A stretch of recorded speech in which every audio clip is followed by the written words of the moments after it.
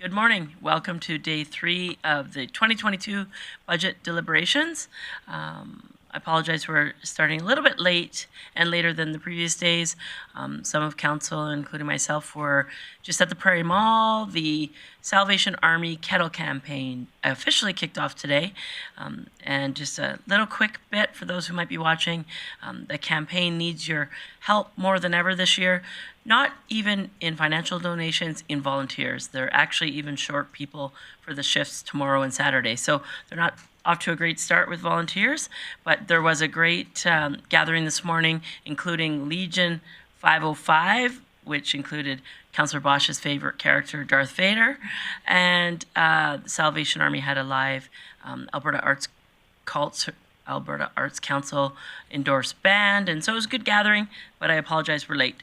We're going to, there's a couple questions from yesterday that I understand. Administration was able to gather the information and wanted to update council. Then I'll look to the CFO to update us on, based on some of the operational decisions yesterday, where we're sitting at. And then we'll get right back on track in our capital discussion, starting on page 22. We are in the Invest GP events and entertainment portfolio. So first, I'm going to turn it over. Am I turning it over to you, Ms. Whiteway? Mr. Lemieux? Mr. Lemieux had some answers from questions that arose yesterday. Mr. Lemieux. Thank you, Mayor Clayton. A couple questions that were raised yesterday. One was around what would be the impact if we allowed free access to recreation facilities for all children 17 and under, and the financial impact would be very significant. We are estimating that we would lose a drop in revenue, but also more significant, there would be a reduction in membership revenue. The total estimate would be a decrease in revenue of over $800,000, so very significant. We also feel there would be an impact on programming, where kids would probably not sign up for as much programming as what they've traditionally signed up for in the past. So very significant change.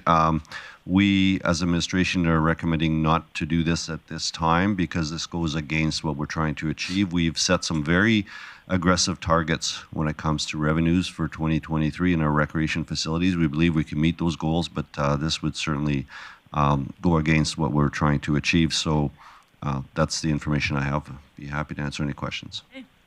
Recognizing Councillor Berg. Thank you, Mayor Clayton. And Mr. Lemieux, did you get numbers on different age categories, say 5 and under? I guess what I'm kind of considering is preschoolers, mom at home with a couple of kids before they head off to kindergarten. So did we do any assessment on, say, 4 and 5-year-olds? Mr. Lemieux? So thank you, Mayor Clayton. So the breakdown that we have is age categories. We don't have what you're looking for. We have 3 to 12 and 13 to 17.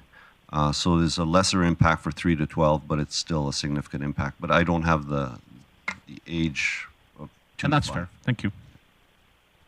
I have a question, and I'll see if anyone else jumps in the queue. Hang on.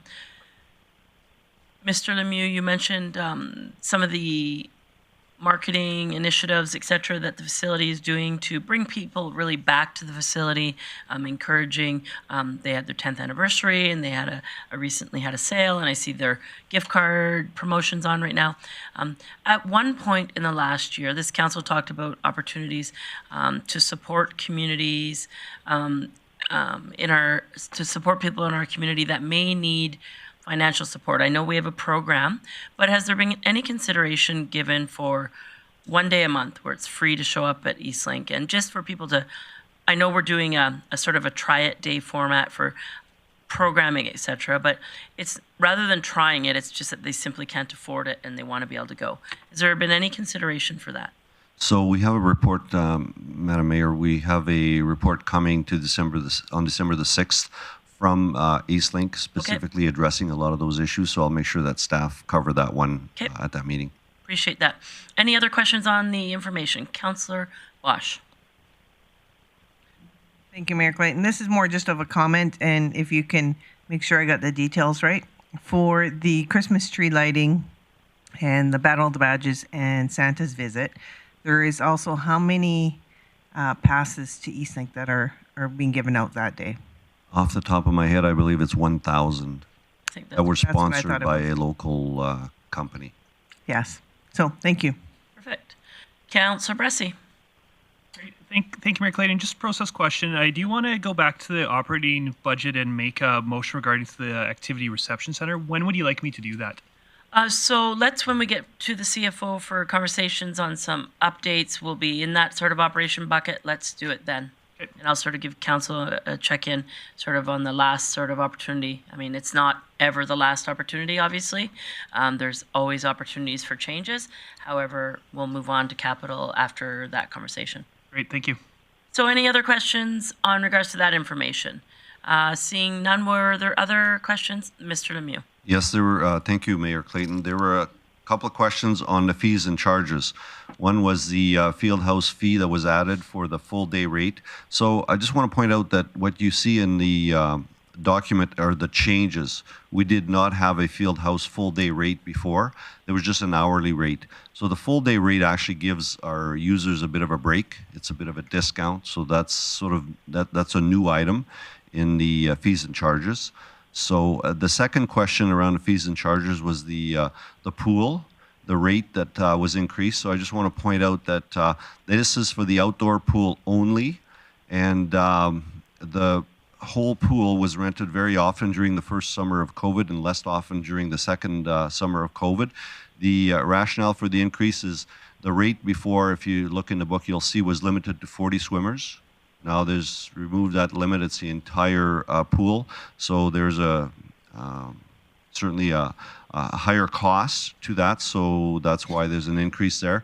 And council then asked if we reduced that rate, would there be a significant revenue loss? And the answer to that is no, because the bookings of the entire pool are only allowed when outside of scheduled programming. So there's limited opportunities to book the entire pool. So the revenue loss would not be significant. Be happy to answer any questions. Thanks for that information. Councillor Bosch. Thank you, Mayor Clayton. Thank you, Mr. Lemieux. The field house one, can you just reiterate what you meant by there was no charge before and with a charge they get a deal? So yes, I'm sorry I wasn't very clear on that. So we have a hourly rate to rent the entire field house. If you were to take that hourly rate and apply that for the entire day, that would be a very high charge. So we're giving people a bit of a discount if they book the entire rate. Does that make sense? That makes total sense. Thank you. Councillor Palat. Thanks, Mayor Gibbon. Can you point out where the pool in the Eastlink Center's charges are then? I just can't seem to find that in the... No, he's saying that's the outdoor pool. I'm asking about the indoor pool for the Eastlink Center. Looking for. I'm just not seeing it anywhere in the fees and charges bylaw. Yeah, I couldn't find it yesterday or the other day. That's sorry, and that was why I thought this was for the indoor pool Yeah, me too. before. Makes sense that it was for the outdoor pool. I can't find that in here. So the bottom of page 97 is the outdoor pool. Is that what you're asking for? Yeah, no, but the indoor pool, like the Eastlink Center pool, I don't see any rates listed for that. If we're not proposing any changes, it wouldn't be on this list. Okay, that was confusing me because there's quite a few items that haven't changed in price. That's why I was a little confused by it. But if it hasn't changed in rate, that's fine. Thanks. Other questions in regards to the information or the fees and charges bylaw changes? Seeing none, was there other questions? Anybody else? Ms. Whiteway. Thank you, Mayor Clayton. For Councillor Berg, I did have an outstanding response for corporate IT initiatives in 25 and 26. So those are a little higher cost due to end of life of 10 of our servers.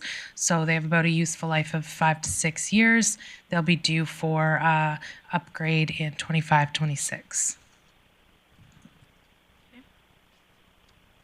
Any other outstanding questions?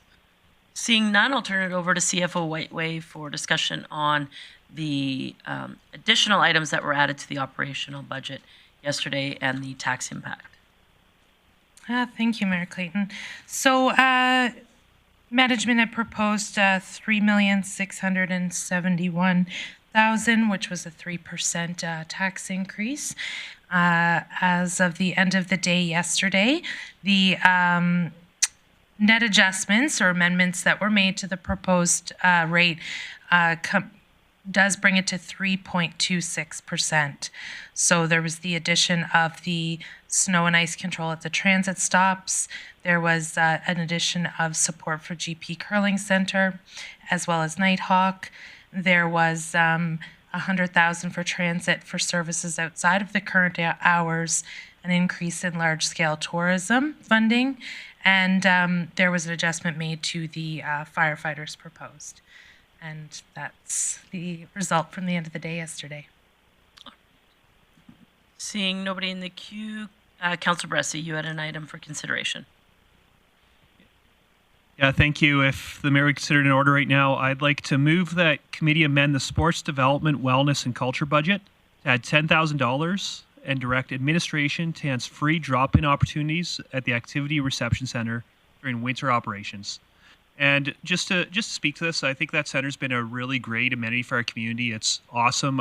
I've been there many times, both for program and drop-ins times, and it really is a different type of drop-in than I've seen in other places of the facility. It's mostly parents with young kids doing very casual play, with everybody running into everybody else's court, and in a very unstructured family that's got families interacting with other families.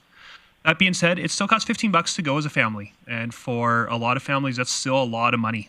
And I also do quite often see a third to half the parents sitting on the bleachers watching their kids play, and I've got to wonder how many of those parents are doing that because they're in a situation where the $5 for them to play too with their kids is a big barrier. I think that we built this facility to have a low-cost recreation opportunity for families in the winter, and I think having more free opportunities for the community to come would be well served. I did ask administration, hey, if we wanted to direct them to do one free evening and one free weekend a month through the winter, how much would that cost? They said that would be about $10,000, so that's where I'm getting the $10,000 amendment from. That being said, I'm not being specific in this motion. Say, hey, do that one free weekday, one free weekend. I'm just saying, hey, we want you to spend $10,000 more creating these free opportunities, and leave it to administration to decide if they're seeing a lot more demand for, maybe they need to do more free weekends, or maybe there is more demand for those free weekdays. I don't know what demand they're seeing as the people that are actually in the facilities, but I do know that I'd like to see more free drop-in of some sort there. Councillor Berg. Thank you, Mayor Clayton. Question for administration. I know that we had received a couple of proposals from service groups to take over that facility and run it. Did we ever come to a conclusion that we were not going to accept either one of them? Mr. Lemieux. Thank you, Mayor Clayton. So we're still working through that process. We had a couple of submissions. However, we need to follow up. We need much more detail than what was submitted from those two potential operators. So we're still following up on that process. Okay, and obviously this would impact them should they take it over, or would this all by the wayside should they take it over? I think there might still be a way to sponsor free access. And if I may add, thank you for the motion, Councillor Bressie. We are doing an analysis of when would be the best time to allow free drop-in, and certainly one area that we're looking at, one time frame we're looking at is right after school. But certainly we'll take if this motion passes, we'll do that analysis. Great, thank you. Councillor Blackmore. Mr. Lemieux actually just answered my question, so I have nothing to add. All right. So that motion is in order. I see no one else in the queue for discussion or debate. I will go to Councillor Bressie to close. Great, thank you. Yeah, I appreciate the questions. And also, I just want to be clear with my intent of this. This is directing administration to do this while we're operating it, but I understand that if an operation model changes, there might be give and take there. We might, if we did have another partner that started running that facility, there might be some things that enhance services there, and that means we might have to give up things. So I sure wouldn't jump down administration's throat or anything like that if there had to be some trade-offs if we did have a substantially different operating model. But as the building is operating today, I really think that there should be more opportunities for parents to get in there free with their kids to play. Okay. I'll call the question.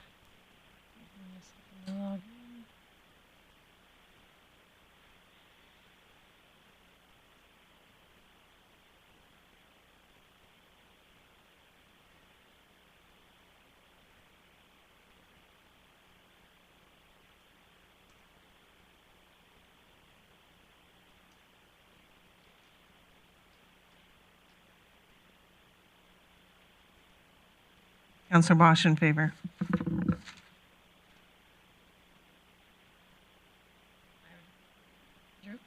Mayor Clayton in favor. And that carries unanimously.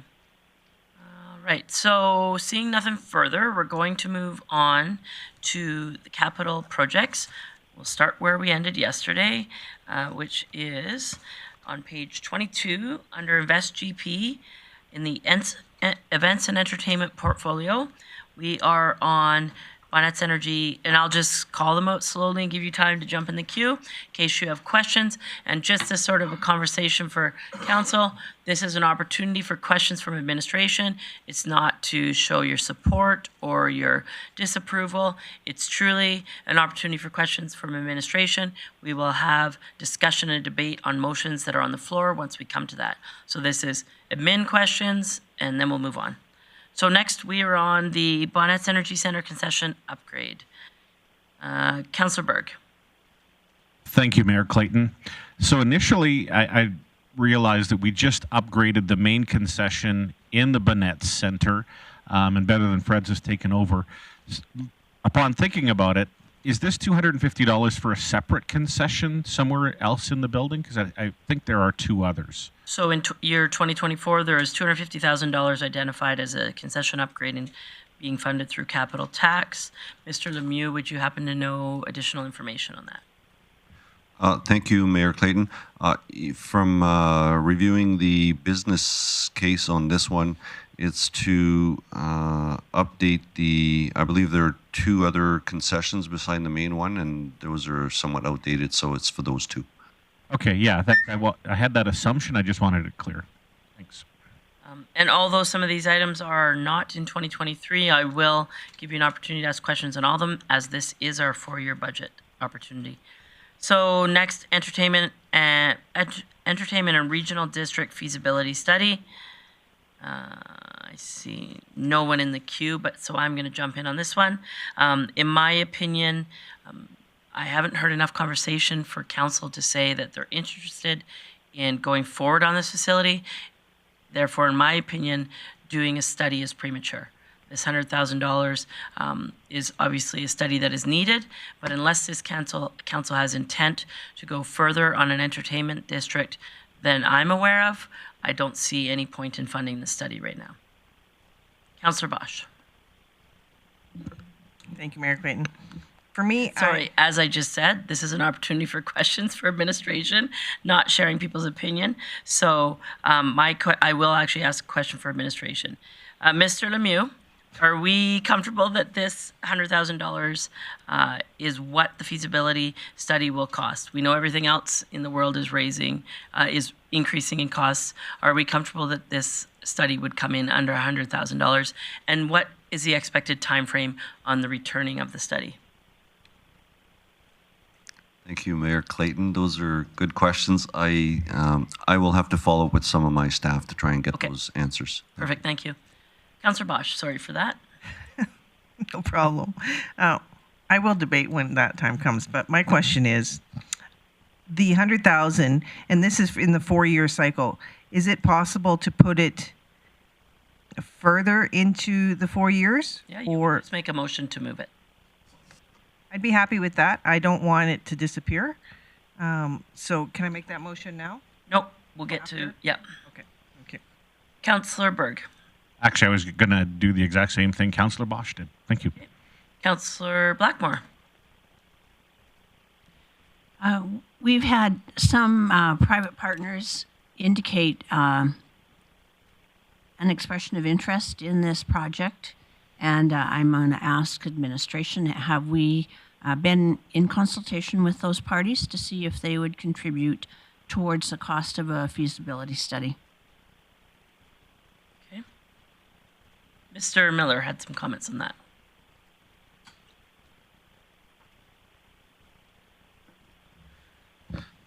Thanks, Mayor Clayton. Unless Mr. Lemieux has other information that I'm not aware of, I don't believe we've had any discussions with any private partners recently. I think that's an opportunity that is flashing bright lights at us, and we need to perhaps move forward on that as part of the feasibility study. I don't think that we need to pay the full cost if we have other partners who are interested in joining us at the table. They're as interested in the results of a feasibility study as we are. All right. Seeing no one else in the queue, opportunity for questions of administration on the event inventory. Councillor Plott. Thanks, Mayor Clayton. I'm just curious why this is a capital tax item and not just an ongoing operational item if it's just regarding inventory. Mr. Lemieux?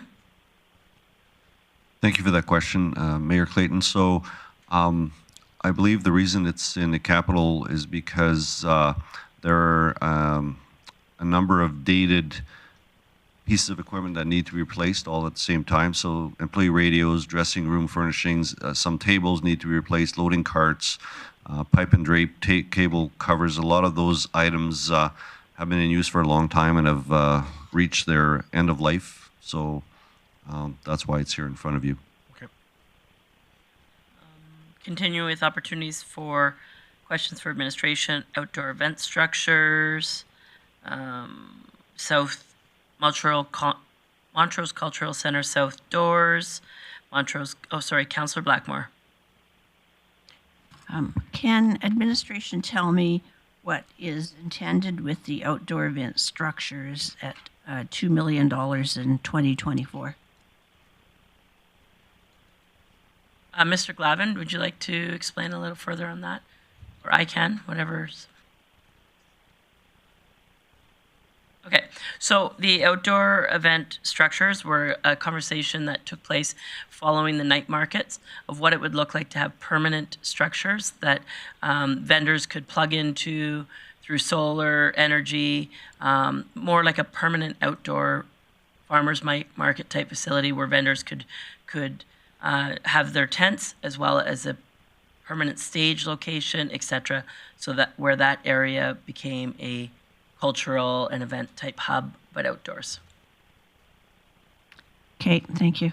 Okay. South Doors Cultural. Sorry, I have more people. Councillor Plott.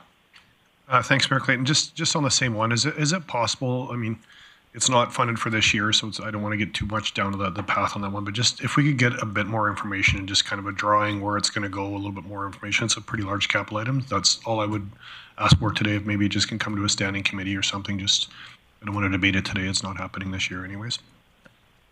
Okay, perfect. I think that's in order. Councillor Thiessen.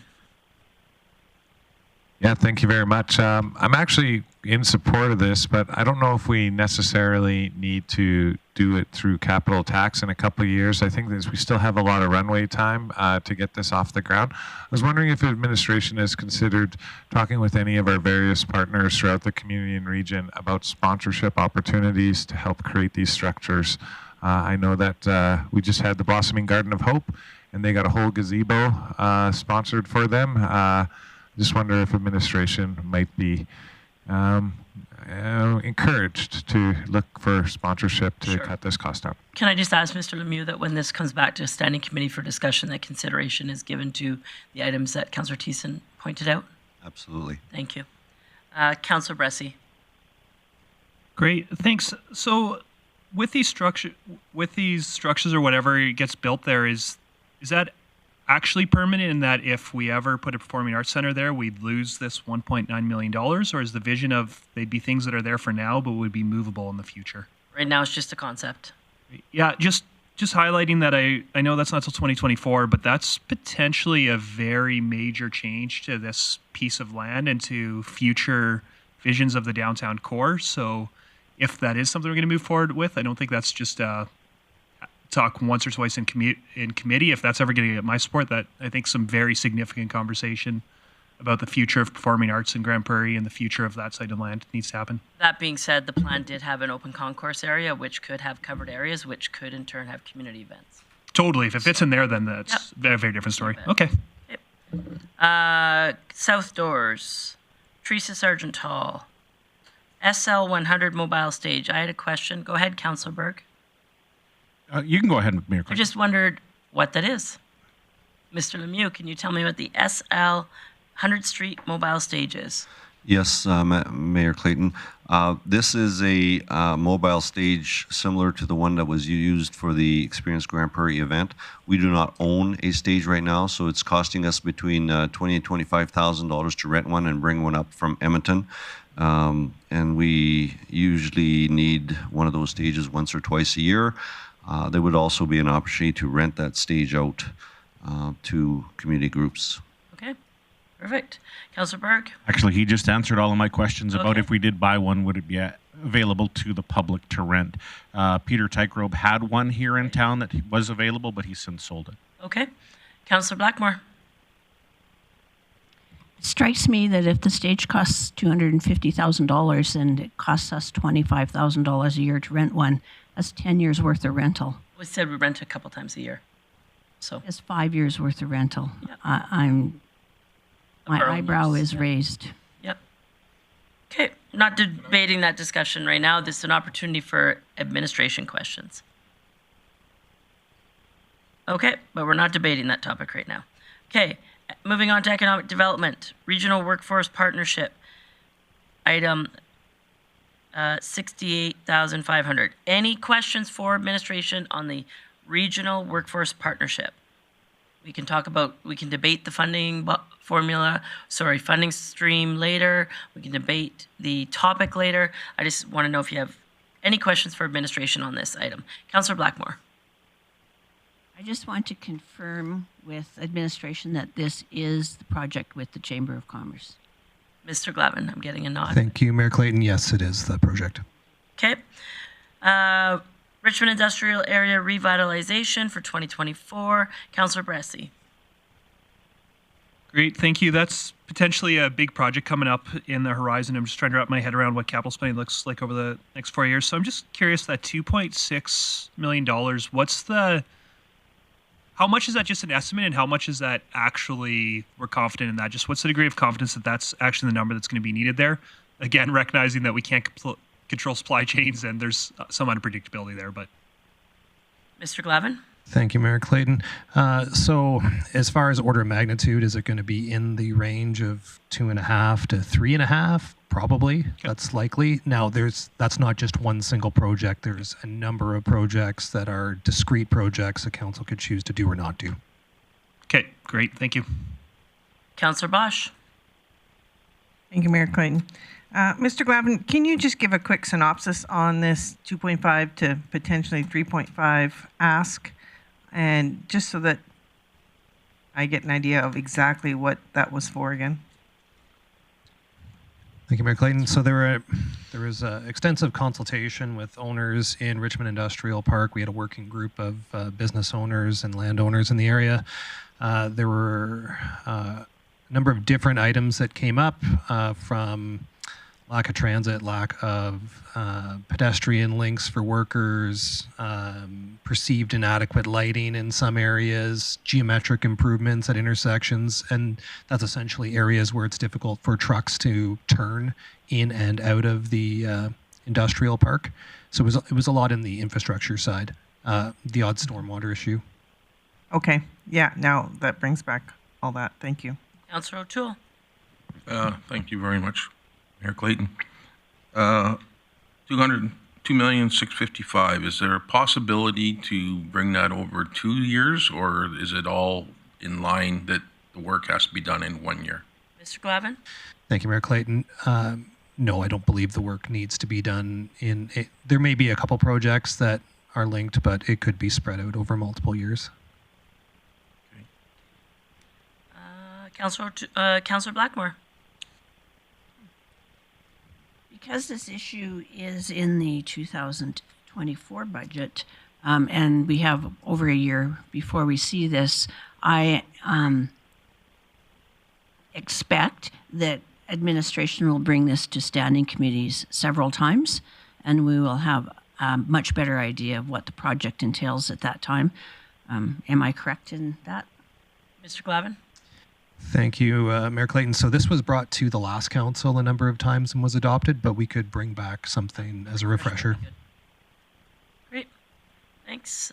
Moving on, we are now in planning and development. Planning documents and supporting tech upgrades for 2024.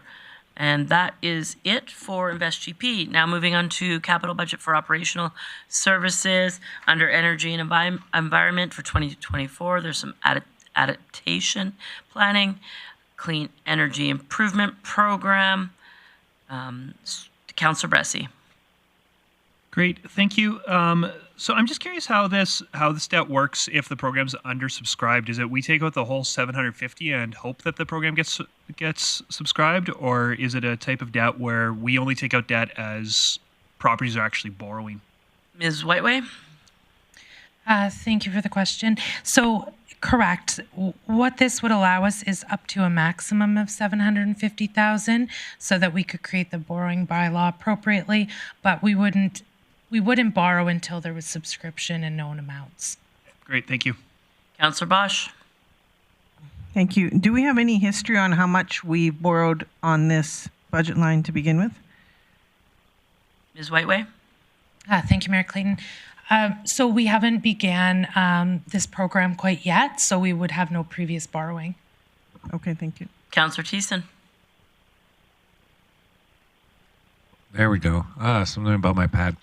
Thanks, Ms. Wayway. I'm not sure if you can answer this, but I have been talking a bit about it over the past couple months. In regards to this program, has administration considered potential strategy around the borrowing? For instance, like it's great that we can give different residents a solar panel here, a solar panel there, but there are also opportunities, I think, to create a bit of more energy, maybe solidarity within neighborhoods. If we were to pick like a pilot neighborhood or something like that, has administration considered any strategies with how we can do the most impact with this fund? Mr. Glavin? Thank you, Mayor Clayton.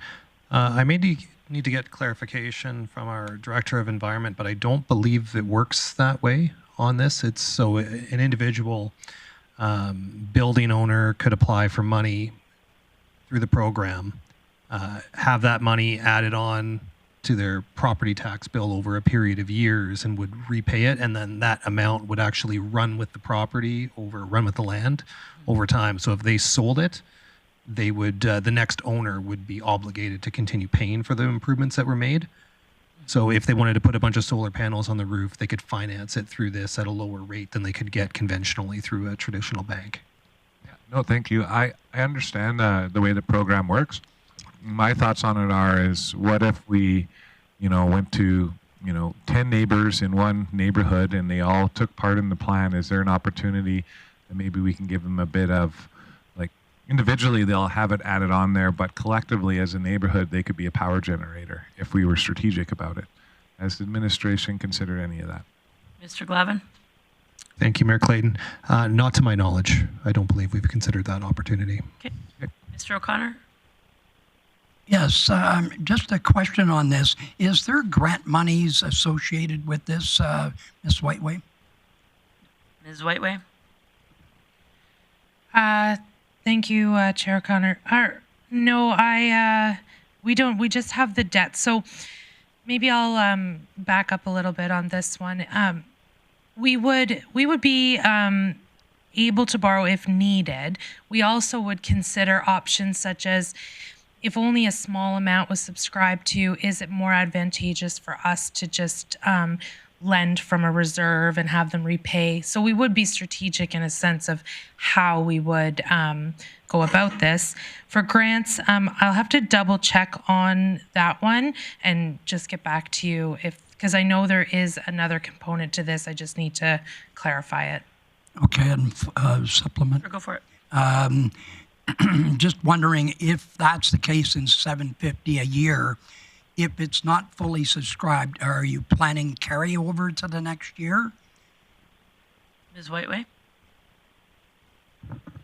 Thank you, Mayor Clayton. Yeah, it would become a annual line item. If it's not fully utilized in 1 year, it would still be available in the next year. Okay, and one more? Sure. I'm just wondering, going off of what Mr. Thiessen has brought up is that is there an opportunity that we could focus in an area, and not just wondering if it's possible that we use a neighborhood as an example of starting a energy efficient area, and we kind of link them all together so there's a feedback. I think that's what you were referring to, Mr. Thiessen. I think Mr. Glavin said he was going to get additional information and bring it back. Do you happen to have that now, Mr. Glavin? If not, we'll come back. Thank you, Mayor Clayton. I don't yet have that, although I don't think that is an opportunity, and it would be very complex to be a power generator where we're aggregating power across multiple properties and feeding it back onto the grid. There'd be AUC applications that would be necessary. Okay. Just wanted to know if that was possible. Thank you. Councillor Bressie.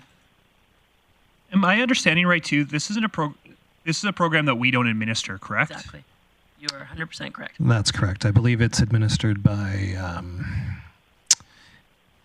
I have to do AB Muni's. AMSC. Yeah. Yeah. Yeah. Go ahead, Ms. Whiteway.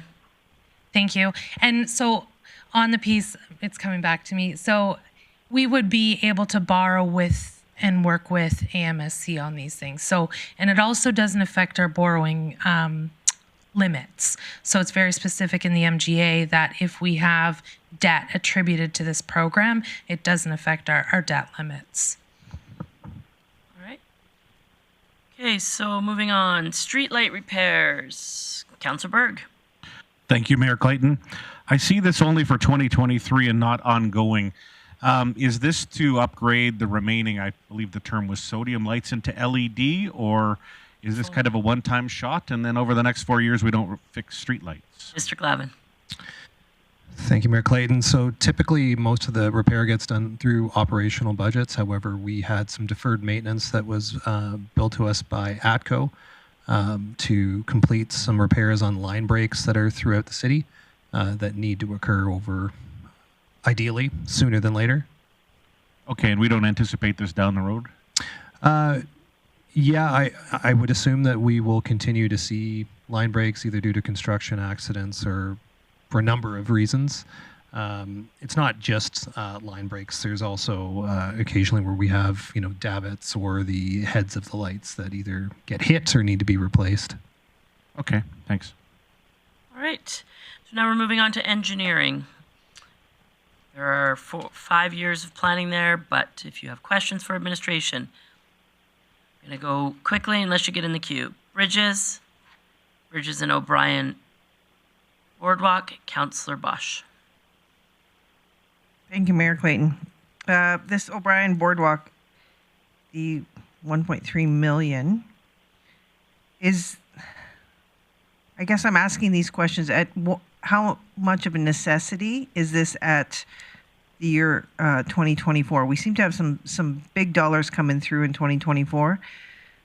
Can we push back some of this engineering budget lines? Just it's a tough year coming back out of COVID. Mr. Glavin. Thank you, Mayor Clayton.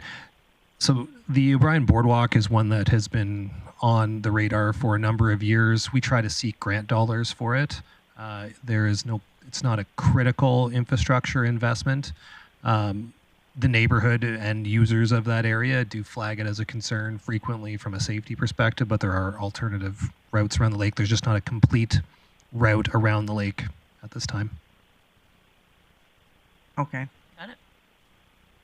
So when we get to budget discussion, deliberation, if you want to bump it a year, find 4 friends and we'll get it done. Okay.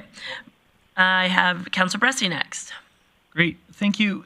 Yeah, that's one that I see the need for it, but I don't know how much use it gets outside of O'Brien. Have we ever broached the conversation with the O'Brien neighbors that wanted there's a process for a neighborhood improvement levy that you could initiate? Well, I guess first of the question, is this the type of project that could be done through a neighborhood improvement levy? And if so, have we ever broached that conversation with the people pushing for this?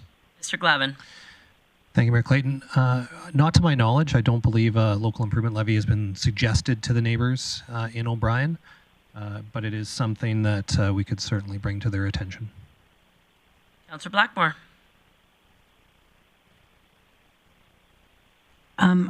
Is this a bridge over a waterway, or is it a boardwalk over a riparian zone? Mr. Glavin? Essentially on the edge of O'Brien Lake, the eastern edge of O'Brien Lake, adjacent to Highway 40, so it's more so on the riparian area.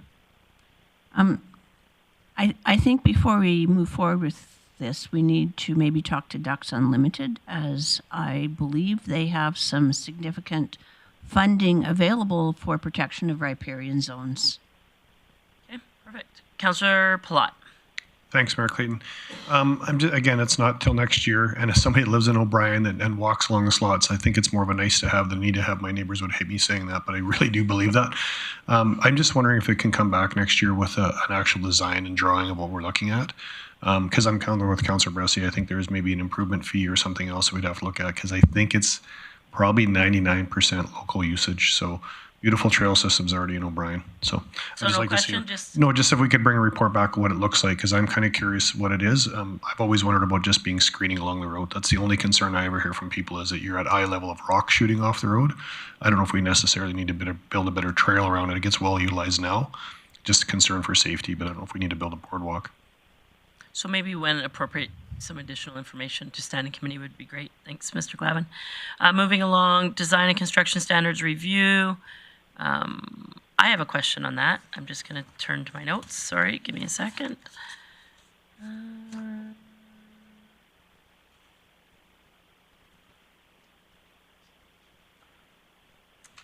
Mr. Glavin, tell me more what this is. This is to hire a consultant? No, it's capital. So it's to actually create a new program that reviews our standards. Can you tell me more what this is? Thank you, Mayor Clayton. So currently we have design and construction manuals that guide what our neighborhoods look like, what we require developers to build to, how we build our roads. So when we're having discussions, like yesterday, we're talking about not putting curb and gutter or decreasing the widths of the road or changing the road cross sections. These are the guiding documents that set those standards.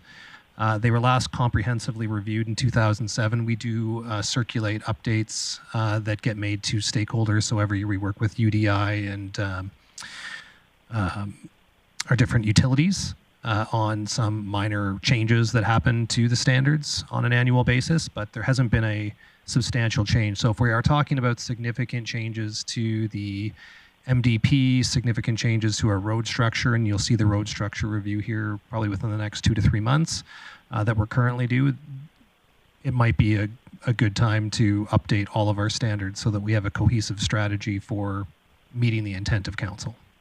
I still don't understand why it's a capital item. It's a planning document. Okay. Councillor Platt. Thanks, Mayor Clayton. I guess what I'm a little bit confused with this one is that it seems like a lot of other reports that we're going to hire as third party, but I would assume probably 99% of the work going into this is going to be done by our local engineering, local planning, and local UDI through conversations, local engineering. So I'm really struggling with why we need to spend $250,000 on externals. If we're talking about making road sections narrower, that's a discussion we have internally and with our local development group. I don't know why a consultant would come from outside of it. So I guess on this one, I would have a hard time supporting it unless I see more information about the nuts and bolts of what we're actually going to get for $250,000, because I just feel it could be a redundancy. But if there's more information that we could see specifically that how we're going to spend $250, that's going to not be able to be something that's off the back of our own planning and engineering, I'd really like to see that, because I'm struggling with that. We did move an engineer to planning. Planning's went up quite a bit in the budget for next year already, and there's not a lot of development going on. So it feels like a great year for us to be able to do most of this stuff in-house. So is that your question, sir? I would just appreciate if there's more, other than we're going to look at design centers. I need to know what design centers we're going to look at that are specifically things that somehow we need to spend a consult money on that can't be done in-house. Mr. Glavin? Thank you, Mayor Clayton. Perhaps it would be useful if I circulated the design and construction manuals to council so you can, if you're not familiar with them, just so you can see exactly what it is that we currently have in place. Councillor O'Connor. Yes, thank you, Mayor Clayton. To Director Glavin, I'm just curious, does this include, possibly with going a deeper base or looking at thicker asphalt, or explain what this is to me? Thank you, Mayor Clayton. So part of that review that we're doing right now with the asphalt design mix and road structure review, that's happening outside of this process is going to come back with recommendations for how we could better extend road life, potentially change some of the practices that we have with construction that would be used to update the design and construction manual. So that work wouldn't have to be done twice. So we would utilize that existing work and we'd fold it into these documents. Okay, so internal expertise is, you don't think that would accomplish that, and that having a consultant come back would do that? Is that what you're saying? Mr. Glavin? Clayton, it's a significant body of work to do it, so it would consume a lot of resources internally. It's not, none of this is impossible to do, but right now we do have like an engineering majority of those people are tasked out with project management on the capital project side. Okay. Councillor Bosch. Thank you, Mayor Clayton.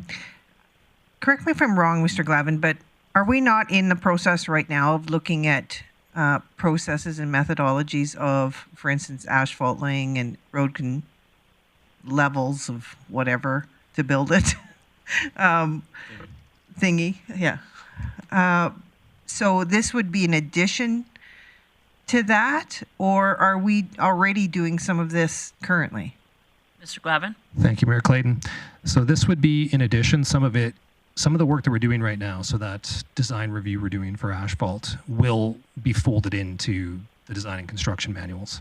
So for construction of roads going forward, if we have better recommendations that come out of the consultant how to get better life out of our roads or build them differently, that will come to council here probably in January, where we'll have the opportunity to fold some of those things into the construction. We won't have to redo that work. We won't need a consultant to tell us how to construct roads differently just because it's a different consultant. So no, it won't be redoing the work that we're doing right now. Perfect, because that's our biggest capital line here anyways, roads. So is it necessary to do this standards review if you're doing already the one that costs us the most throughout the year or years? Mr. Glavin?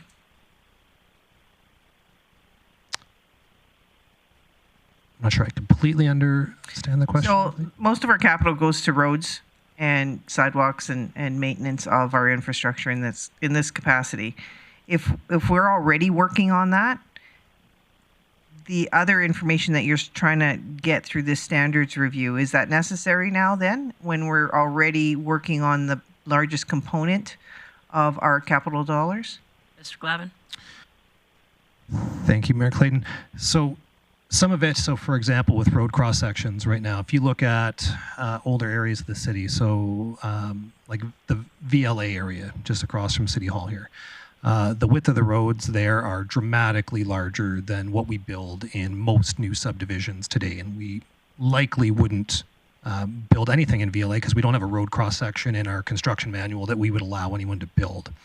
So if there was thought that our roads are too wide right now, we could do that. We could change it. Now, some of that, that component of this isn't going to cost $250,000 to make a decision on changing the road widths. So if, I definitely get the sense that there's probably some education on this that would be useful to make a $250,000 decision that we might not be able to provide council right now. And perhaps if I do circulate those manuals here shortly, might help illustrate what it is that we're discussing doing right now. If this were to get pushed a year, it's not, roads are still going to get built, neighborhoods can still be developed. Perfect, thank you. All right, moving on. Inspection programs. Councillor Blackmore. I need someone to explain to me why this is in capital tax, because it seems to me that inspection programs is when someone walks out of a building and gets in their truck and drives somewhere and looks at someone's wiring in a basement. So I'm not really understanding the capital need or the rather large price tag. Mr. Glavin. Thank you, Mayor Clayton. So these inspection programs are, some of them are from an asset management perspective. So we do have equipment that's used by a third-party consultant that goes out and measures the quality of the road on a 3-year basis. So we do 1/3 of the city every single year. Similar to concrete gets done once every 5 years, we have legally required inspections on bridges that have to occur on a set basis depending on the bridge. The spillway at the in Muscogee Park on Bear Creek has a fairly, I think it's now annual inspections that we have to do that was recently reclassified by the government, that we have to do more frequent inspections on that. So all of that feeds into our current asset management practices to prioritize where capital goes on any given year to try and get better bang for our buck. So if there's a road that needs treatment, that could use treatment this year as opposed to 3 years from now, to help maintain the life or extend the life of that road rather than have to reconstruct it, this is the data that we use to make those decisions. So this is something that's been in the budget year over year for many years? That's correct. Okay. All right. Councillor Platt. Thanks, Mayor Clayton. I'm just curious, similar to what I had my question about inspections, are we doing above and beyond what the MG requires or what the MG requires for inspection process? Thank you, Mayor Clayton. This wouldn't be an MGA requirement, period. This would be asset management. Asset management, and there'd be some regulatory that would be outside of the MGA on this. Okay. So Department of Fisheries and Ocean and Alberta Environment would be spillway. There are other provincial regulations around bridge inspections that we would have to meet. Okay. So I asked this, I tried to defund this last term, and I'll probably make a motion to do similar today. Not entirely, but I'm just curious how often when we've done out and said, this road was inspected 3 years ago, when it's a 5-year-old road, that it really mattered. You know, we spend $18 million on roads a year. Do we need to inspect them in the first 3 years or first 6 years? Like, I'm just kind of curious if the frequency of this could be moved to every 5 years. It seems redundant to me. So I'm just, what's the risk of us going to a 5-year cycle on our roads, and when something's identified as a problem within, that's going to be a problem within 10 years, to re-inspect it more frequently versus just hitting every road every 3 years? Thank you, Mayor Clayton. Essentially on the road side, generally best practice. Now, the significant cost here is actually the storm system. So of the amount that is in front of you, $520,000 of that is storm line flushing and inspection in order to inspect storm lines around the city, and as well as maintain, well, not maintain, but you have to do flushing in order to properly inspect them. It's also part of a maintenance program, so it's kind of, do you put the expense completely here? Do you put the expense somewhere else? But it does form, a significant part of the expense is storm line. Okay, so if we switch to the storm utility model we've talked about, in essence, this would be part of the drop? Correct. About 520,000 would go to that utility. Okay, thank you. All right. Intersection Improvement Grant Program. Councillor Berg. Thank you, Mayor Clayton. So this will probably be the easiest question you answer today. What does CCBF stand for? I looked in the glossary and I don't see it. Mr. Glavin. Thank you, Mayor Clayton. It's the Canada Community Building Fund. I think it's formerly gas tax. Yeah. Great, thank you. Councillor Blackmore. I need someone to tell me if I'm right or not. I think that this is a line item that's in here twice because we pay a portion and the Canadian government pays the bulk. Is that correct? Yep. Thank you very much. Land acquisition is unfunded. We'll keep moving on. Pedestrian links. Councillor Bressie. Great, thank you. Could you just, I don't need the exact numbers, but can you just give me a rough breakdown of how much the pedestrian links money is going towards just maintaining existing links and how much is going towards filling missing links and improving the pedestrian network? Mr. Glavin. Thank you, Mayor Clayton. In the budget we're proposing, it is almost exclusively maintenance of existing trails. There is one project that, if there is budget remaining, that we would try to tender, which is there's a missing link in Masquite Park, so along the bypass. So if you're coming down the new trail from the hospital across the bridge and you're trying to get to the intersection of 108th Street and the bypass, there's no paved link there. There is a unmaintained goat trail, I'll call it, that's there currently, or a desire path is where people would like to see a trail, but that's the only thing we are considering new. Great, thank you. Councillor Berg. Thank you, Mayor Clayton. So are we anticipating, looking long-term on the CCBF, it only goes through to 2025. Are we anticipating that ends at that time, or it's just too far in the future to predict? Mr. Glavin. Thank you, Mayor Clayton. I might toss it over to the CFO. Ms. Whiteway. Thank you, Mayor Clayton. So we do utilize what we know is coming forward. So for CCBF, we may have just really, when we look at the future years, it's harder to predict. But that's not us indicating that we think it's ending or anything of that nature. Okay, thanks. Councillor Bosch. Thank you. Just a quick question. This $3 to $3.5 million, is that typical from year to year? Mr. Whether Glavin. it's out of CCBF or capital tax?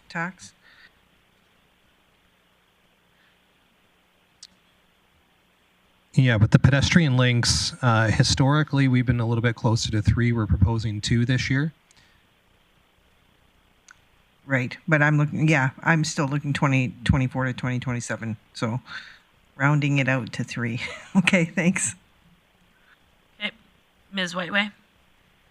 Thank you, Mayor Clayton. Just maybe to add a little more context, we do concentrate most on the funding sources for 2023. Funding sources are reevaluated and reprioritized each year before we come back. So just, keep in mind that what is being proposed now is based on, what we think is going forward for 5 years, but it's absolutely looked at, revisited, and reprioritized before we come back each year. All right. Councillor Plott. Thanks, Mayor Clayton.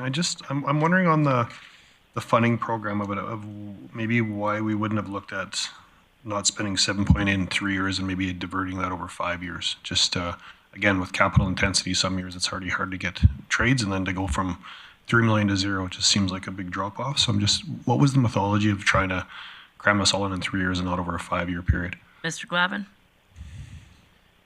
Thank you, Mayor Clayton. I would say that is just an oversight. Honestly, I think that didn't go through. Sorry, it's just pedestrian links is over 3 lines. It's just the way it's shown in the book based on funding source. So yes. Again, we can adjust and reprioritize, but that's kind of where we're at for funding. Okay. Councillor Brassey. Great, thank you. I just want to go back to the last question I asked. So in 2023, you don't anticipate being able to do too much expansion of missing links. But what about when we get up to 3 million in 2024? In future years in this capital plan, do you anticipate being able to do some of our missing links? Mr. Glavin. Thank you, Mayor Clayton.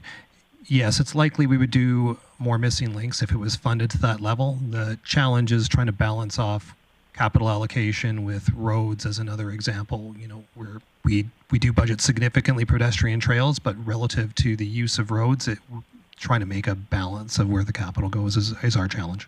Right. So if I'm understanding this 5-year capital plan, it's not that administration's planning recommendation today is to sit and rest on the road network for the whole 5 years. Just for this year, there's different priorities. Mr. Glavin. That's correct. Okay, great. Thank you. Councillor Berg. Thank you, Mayor Clayton. So a question for Ms. Whiteway. So when I discussed the CCBF possibly extending beyond 2 years, the same will come up with MSI in a couple of years.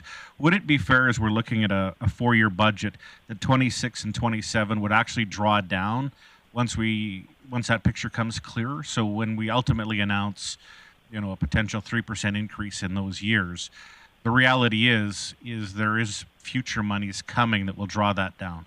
Is that correct to assume? Ms. Whiteway. Thank you, Mayor Clayton. Yeah, we do anticipate at this point, and it is not known, but we do anticipate that funding will continue. Good. Councillor Thiessen. Awesome. This might be a tough question to answer, but this is for Mr. Glavin. Mr. Glavin, when we're talking about connecting our missing links, do we know how many kilometers of trail or sidewalk that we require to make those links? And what are our top priorities of those? You just mentioned Muscote here. I know 92nd has a bit of a gravel pathway before it gets on each side to more of a asphalt standard. Yeah, so the question, how many kilometers missing links, and what are our top priorities? Mr. Glavin? Thanks, Mayor Clayton. I don't have it offhand. I know we do have a map of missing links that we do maintain. 92nd Street, if I can think of where you're probably talking about, would be north of 68th Avenue. That would be developer contribution at some point that would construct that path if my recollection is correct. Now, there is a portion of that paved, but... Okay. Moving on, plans and studies. Mr. Glavin. Oh, go ahead, Councillor Blackmore. Well, I think you're going to ask him the same question I am. You do it then. What plans and studies? Because I assure you, I could study something for half that price. And there appears to be many programs that are, yeah. So, Mr. Glavin, maybe expand on that. Thank you, Mayor Clayton. I do have all of them. I'm just have to get them pulled up here. If we want to continue to the next, Sure. I can bring it back. Railway crossing maintenance, rehab minor resurfacing. Councillor Bressie. Great, thank you. I'm just trying, it's really hard as a councillor to figure out what's the appropriate level for roads. I've got opinions, but they're not really based on much. I know that a while ago work was under... How'd you acknowledge that? Yeah, thank you. Deserved, very much deserved. But I know that administration was some time ago under the process of creating a better fiscal management plan with roads, similar to what we've done with facility conditions, where council could set a service level for roads instead of just arbitrarily picking a number we want to put in them each year. I'm just wondering, is that work still underway? Mr. Glavin. Thank you, Mayor Clayton. So with regard to roads, there is a pavement quality that we do follow regarding arterial roads, collector roads, and local roads that do guide the decision making on where we put our money on an annual basis. So that is actively happening. I'm trying to recall if is there something in addition to that? Well, I know for my understanding is we're not hitting our targets for pavement quality, and I think that where I'd be more comfortable with council wading in isn't, hey, I think that it should be $7 million versus $11 million in roads. The information that I'd like, and if it can't be this year, that's fine, but I thought work was underway to help us have better conversations like this. The place I'd like to get to eventually is council saying, all right, something like council saying, all right, so here's our target we're expecting for roads. Is that the appropriate target? Yes or no for roads? And if we're not hitting that target there, what's it how long will we get there under current investments? What's moving the needle? I'm just trying to figure out. So I think what you're trying to ask Councillor Bressie is, when's the appropriate time for council to have input on pavement quality index?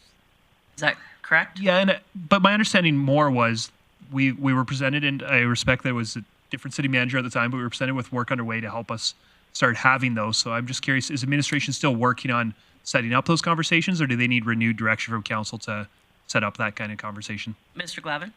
Thank you, Mayor Clayton. Some of the discussion that we had around that was the backlog of projects. So the industry best practice is, in the neighborhood of 25%.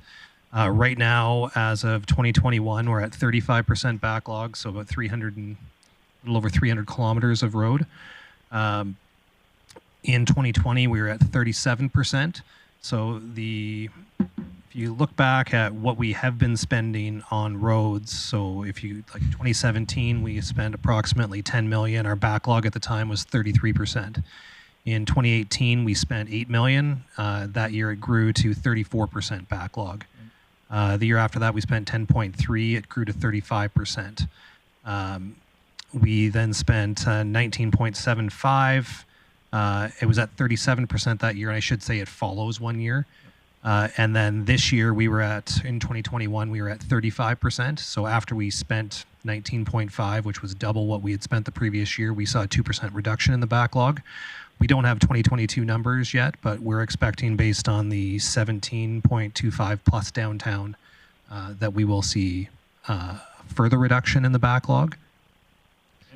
So we're happy to bring forward a report to committee at some point to further illustrate that.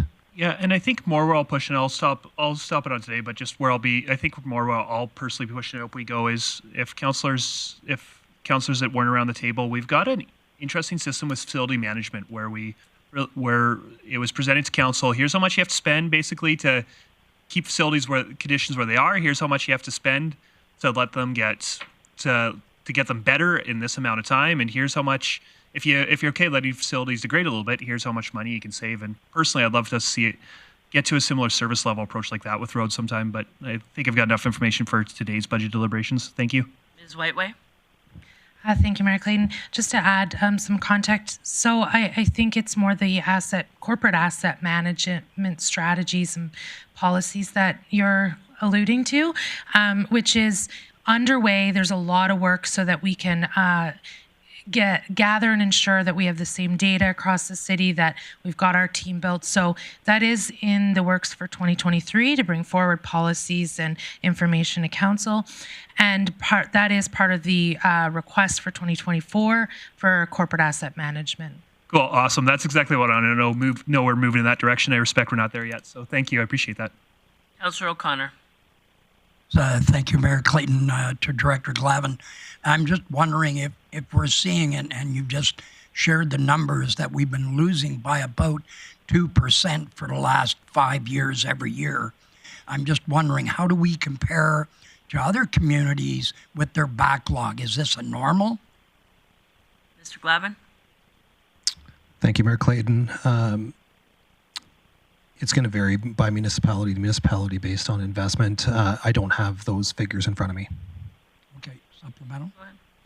So then, is it because of the number of grants we get, or just the physical impossibility to be able to do as many roads as we would like to bring down that backlog?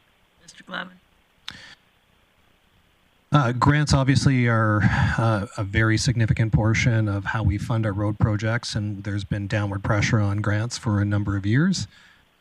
Increased grants, so MSI is the predominant funder as well as CCBF.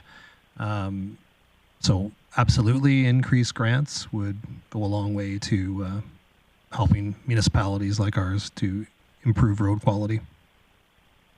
Okay. Moving on.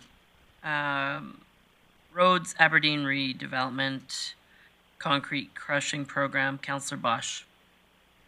Thank you, Mayor Clayton.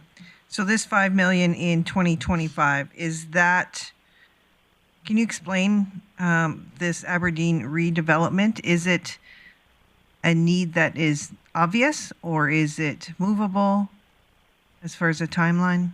Mr. Glavin? Thank you, Mayor Clayton. It's not a time-sensitive project, so the city acquired land for the road couplet project over a decade ago, more or less south of City Hall, or the Aberdeen building. That land, I think there's around 2.5 acres that the city currently owns. It has not been developed. It formerly was residential. The $5 million of this, that is a very rough estimate. That is not by any means a detailed cost estimate of what it could cost. It could be substantially less than that, depending on the vision for the area. But essentially, we'd be constructing roads, potentially installing utilities. It really depends on where we want to be in the development spectrum. But to date, there's no plans of any sort. Thank you, Mayor Clayton. That's essentially correct. This would be creating the plan and implementing the plan. Okay, thank you. Questions for administration, Councillor Palat? Thanks, Mayor Clayton. Just on the road crushing program that I think you mentioned that's where I'm jumping up to that one, but have we worked with industry to see if we can get this more utilized? I think it's a good program, but I've heard from several people in industry that they want to use it and the doors are locked, the gate's locked, and they can't take their material there to be part of the program, so it ends up going out to the landfill. So a fan of the program, I'm just wondering if it may be more of a note of, I just feel like we could better utilize this program if we were working with industry more and actually have less go to the landfill and more actually get utilized. Mr. Glavin? Thank you, Mayor Clayton. That's a good takeaway. I'll take that back to the department. Thank you. Moving on to roads, keeping with roads, there's bunch of line items there, so as you can tell, they all add up to the total expenditure budgeted for this year under different funding sources. Councillor Bosch.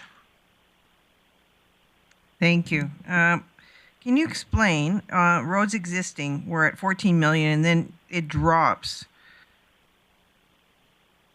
1.4 million? or 1.4 million, oh, to 2 million. Okay, sorry. That was, and then it goes up to 14 and 15 million.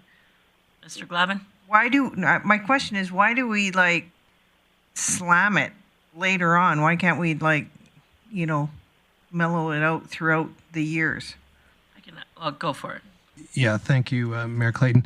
So essentially, it's because in the capital plan you have to approve the funding sources. It's all broken out, so it's actually not 1.4. You have to add up all 5 of the lines there to get to the total for next year, which I think is around $11 million. And so if you add those up, like it gets put there at the 14 because we don't know that which grants will be available, what funding sources are available, so it's just there. Okay, fair enough. Thank you.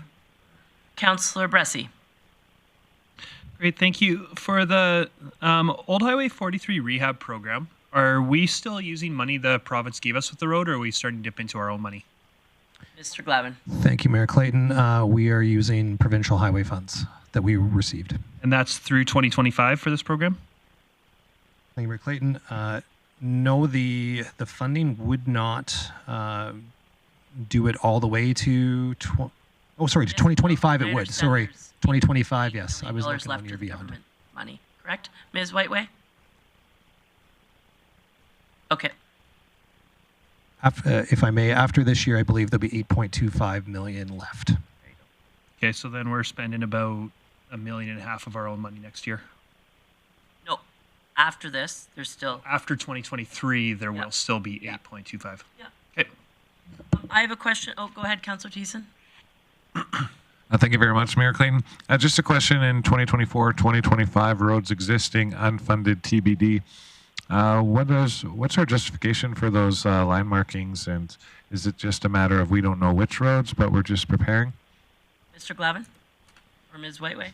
Thank you, Mayor Clayton. It's just that we haven't allocated a funding source for them yet. We're not sure if they would go to the CCBF or where. Ms. Whiteway? Yeah, just to add to that, thank you, Mayor Clayton. What we like to showcase is what would need to be done. Now, when we review it and vet it again next year, know for certain all of our funding sources will place. We'll make sure everything is funded when presented next year, and the dollar amount could then still change based on what's available. Okay, thank you, everyone. Can I jump in? Thanks. Councillor, or Mr. Glavin, if you think appropriate, we could go in camera, but I would like a little bit more breakdown of specifics of some of the projects that aren't Highway 43, as those probably haven't gone to RFP yet. Would you like me to go in camera for that discussion? Sure. Okay, can I get a motion to go in camera, please? All in favor? That's the only thing you said. Withdraw, Mike. Carried unanimously. And so, sorry, before we jump off, we won't come back from in camera till after lunch, so we'll be back at 1 o'clock. Thank you.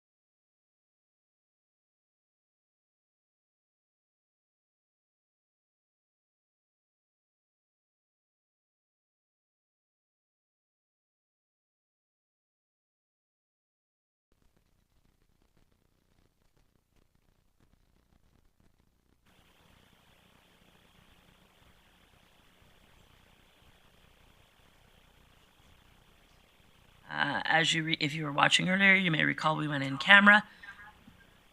Wow, somebody. Okay, we're good. Oh wait, there we go. We're in camera to talk about roads. We are now out of camera and starting up our session. I will just go where I started, or where I left off, rather, Council. Spillway gate automation, Councillor Berg. Thank you, Mayor Clayton. So from what I understand, they're doing active construction on the spillway. And I'm no spillway expert, but would it make sense to automate it now while they're working on it rather than in 2024? Mr. Glavin.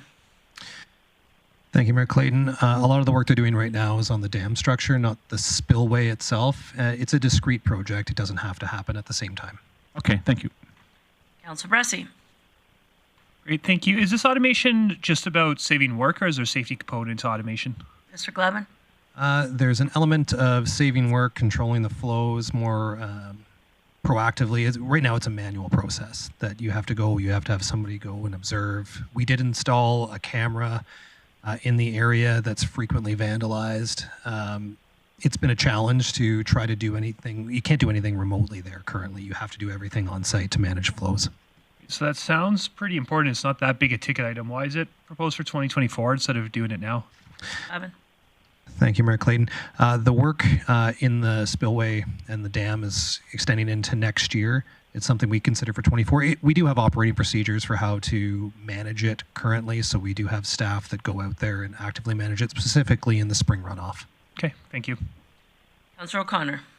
Thank you, Mayor Clayton. Just curious, with the construction of the dam itself or the dam, is that going to take how long into the season, and when will they fill the reservoir again? Mr. Glavin. Thank you, Mayor Clayton. Right now, initially, we had expected this project to be completed this year. The contractor was behind getting started, and obviously it did not get completed this year. I don't have a firm timeline when it'll be done, but once they complete construction, we would allow the water to return to levels that it was previously at. Right, moving along, storm replacement and rehabilitation program. Now we are done we're done engineering, moving into facilities. Under operational services, we are now in facilities, and if you happen to have the budget book in front of you, we are on page 24. Monas Energy Center door access system, currently unfunded for 2024. Bose Event Center flooring replacement, 2024. Center 2000 sundial brick refurbishment, capital tax. I have a question on that one, even though it's 2024. Mr. Glavin, is this we go over and look at it and the paving stones are lifting a bit, or is this like an engineered decision that it needs to be replaced? Is this a nice to have or a need to have? Thank you, Mayor Clayton. This one we'll be looking at in 2023 to see what we can do that would extend the life of it without having to do the full capital reconstruction in 2024. If we can find some acceptable solutions in 23, this might disappear in 2024. Okay, thank you. Council chambers lighting upgrade, 2024. Councillor Bosch. Again, is this a nice to have or need to have? Because these look fun. Mr. Glavin. Thank you, Mayor Clayton. My understanding is that the system is at end of life, and it's become hard to find components to replace anything. It's an obsolete system. This is one that, right now, obviously it's working. We had lights in here, and we've replaced bulbs, but my understanding is that it's nearing end of life. So this is something that might be a run to fail, but if it fails, we could have a challenge at the end of it. And as we maintain it over the course of 2023, and if we have a plan, we may push this into a future year. That might be our recommendation. Maybe just, it's not till 2024, but possibly could you get more council more information on that? For sure. We just want to look better when it's done. Yes, it's filtered lights. It's perfect. Yeah, Moving along. Facility emergency repairs. I had a question on that. We have a facility renewal reserve. What is the emergency repair? Is this just, tell me more about this. Thank you, Mayor Clayton. It is essentially that. It would be unplanned repairs that come out that we don't have capital set aside for. But we have a reserve. And that is the funding source for this. So this is to top up our reserve? Ms. Whiteway. Thank you, Mayor Clayton. In case something was to occur, up to $150,000 allows us access to do an emergency repair up to that amount, funded by the facility renewal reserve, and it's within the approved capital plan. Okay. Library floor. Oh, sorry, Councillor Blackmore. I'm not really understanding the intent of planning for an emergency that hasn't happened yet. Ms. Whiteway? Like, what would be an emergency repair? Maybe Brian could elaborate more after. I think the thought is that if it's of significance and because council does control the reserves and the ability for us to use the reserves, this allows us not to have to come back in an emergency situation. So if I don't know, a boiler went somewhere that we needed to action a replacement right away, we have funds set aside. We don't have to come through for another round of approval. Councillor O'Toole. I think my answer I just got. So thank you for the question. Okay. Library flooring, north fire hall slab and aprons replacement, Councillor Palat. Thanks, Mayor Clayton. I'm just, again, on this one, I'm curious, is this a need or is it like our lights in here that it's kind of maybe more of a nice to have? I'm not sure. It seems like for 400,000, it seems like a lot. Thank you, Mayor Clayton. This one has been identified as a need. There's substantial heaving and potential safety issues now with it. It's been something that's been proposed, I think, for almost 10 years and has been deferred since, I think, 2013. But it's not improved, and it's only gotten worse over that period of years. I know it's a high priority item from the fire department. And just on that, is this kind of a best guess, or has this kind of been quoted out already, or? Mr. Glavin? I believe this has a cost estimate associated with it. All right. North Firehouse stucco replacement, Oscar Blake clock replacement, Service Center, Councillor Blackmore. How important is it to have a clock downtown when everyone uses their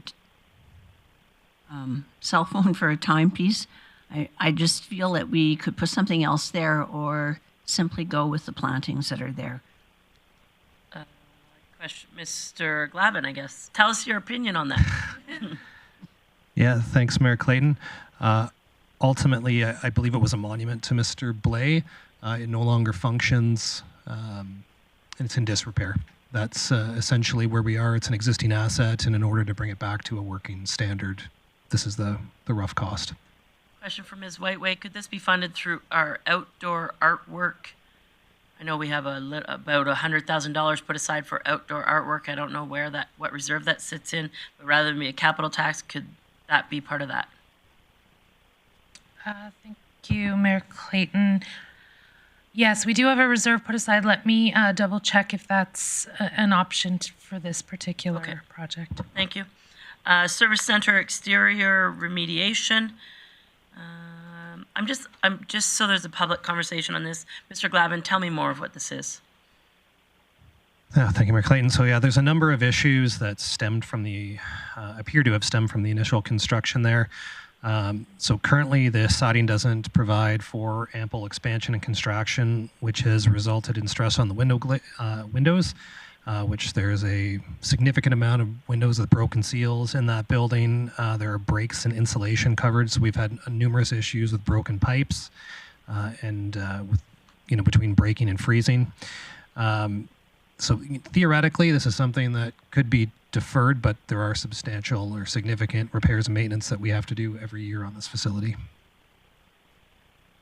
I have another question, and it might be you, it might be Mr. Miller. Remind me, council approved funding for overhead doors at the Bonnet Energy Center. We ended up not doing it because it became more of a significant project.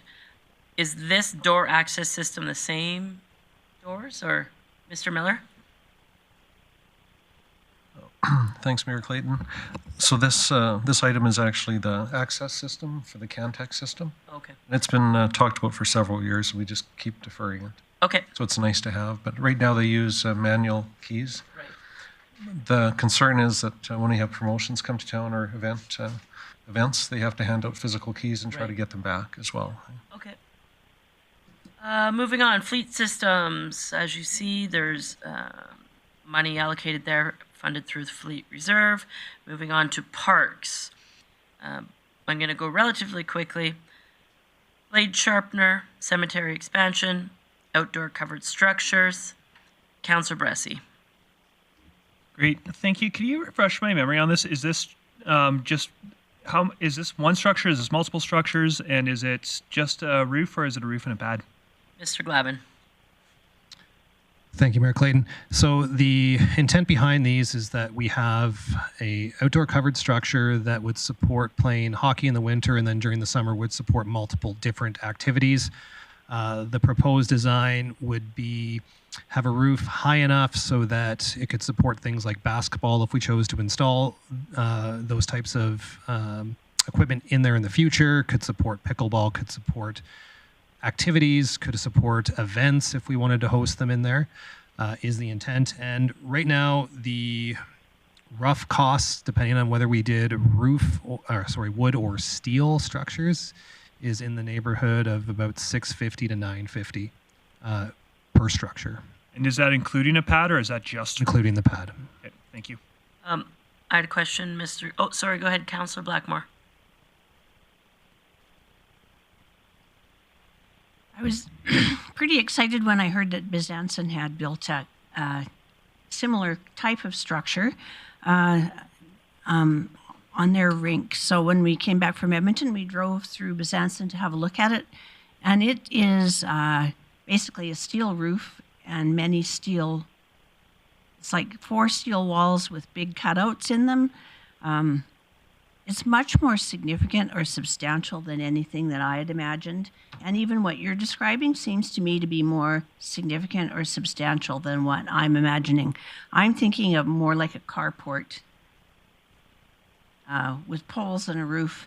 And I feel that the, how much did you say per structure? 600,000 to 900,000? Mr. Glavin. It's in the ballpark of $650 to $950, depending whether you do wood structure or whether you do steel. And I just find that horrendously expensive for a roof on poles. I'm shocked by it. Mr. Glavin. Yeah, so it's beyond just adding that part. So this would be a completely brand new structure. So this would not be putting it over an existing rink. This would be creating a new space. So it would be in a new area. So we're not talking about, for example, like going to Swanhaven at the outdoor rink there and putting a roof over it. The approximate footprint, I think, was 70 by 130 that we were talking. So it's a fairly large structure. And that's approximately the size of the Swanhaven rink. Okay, because I thought that that's what we were talking about, was covering existing spaces. And even though I thought that the construction in Byzantin was quite carried away, I'm pretty sure they said it cost less than $500,000. Mr. Glavin. Thank you, Mayor Clayton. Certainly something we'd be happy to check in and see what how they spec that building. Councillor O'Connor. Thank you, Mayor Clayton. Director Glavin, I'm curious, have we looked at a pole shed type construction rather than go with a lot of steel, very expensive, and it just has to shelter from and it just has a roof. Most of these don't have walls, right? Mr. Glavin?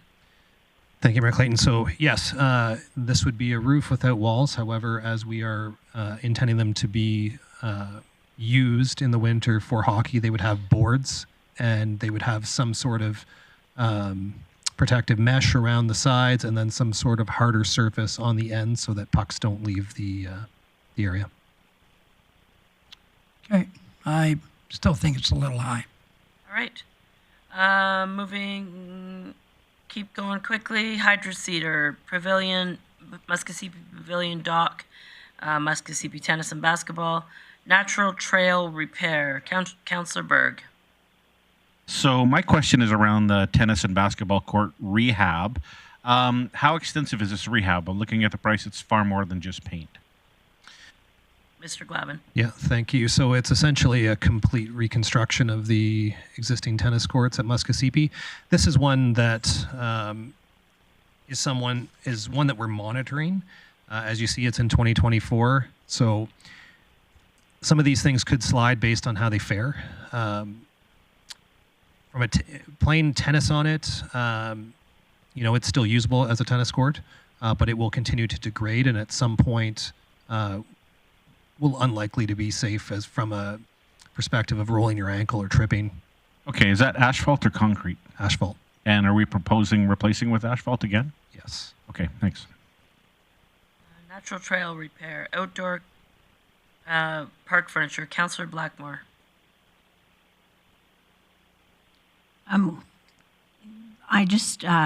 This is not in the budget.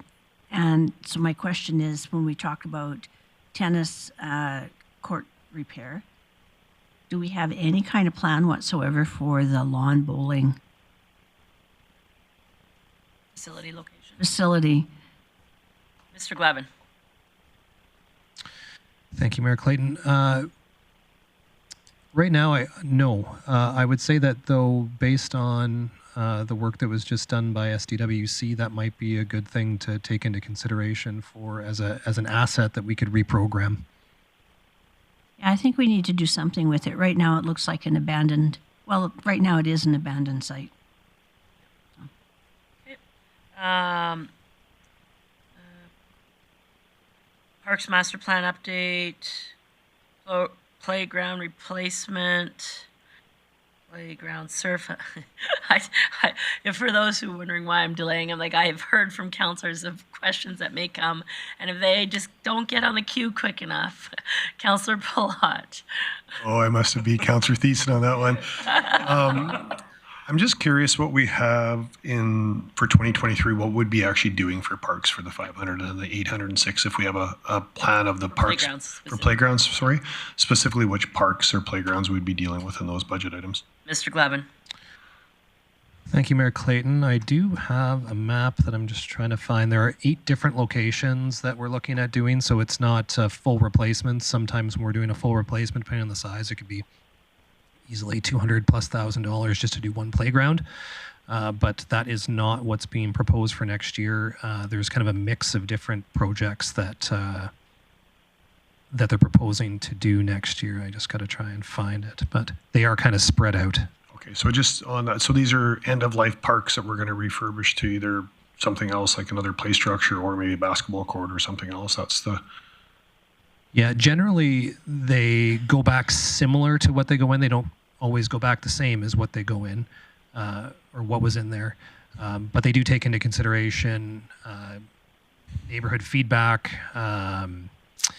diversity in the area. So, if you're in, countryside south where there's a decent amount of parks down there, not having 2 parks that within walking distance have the exact same thing to do, so trying to increase the different activities that are available to people in the neighborhoods.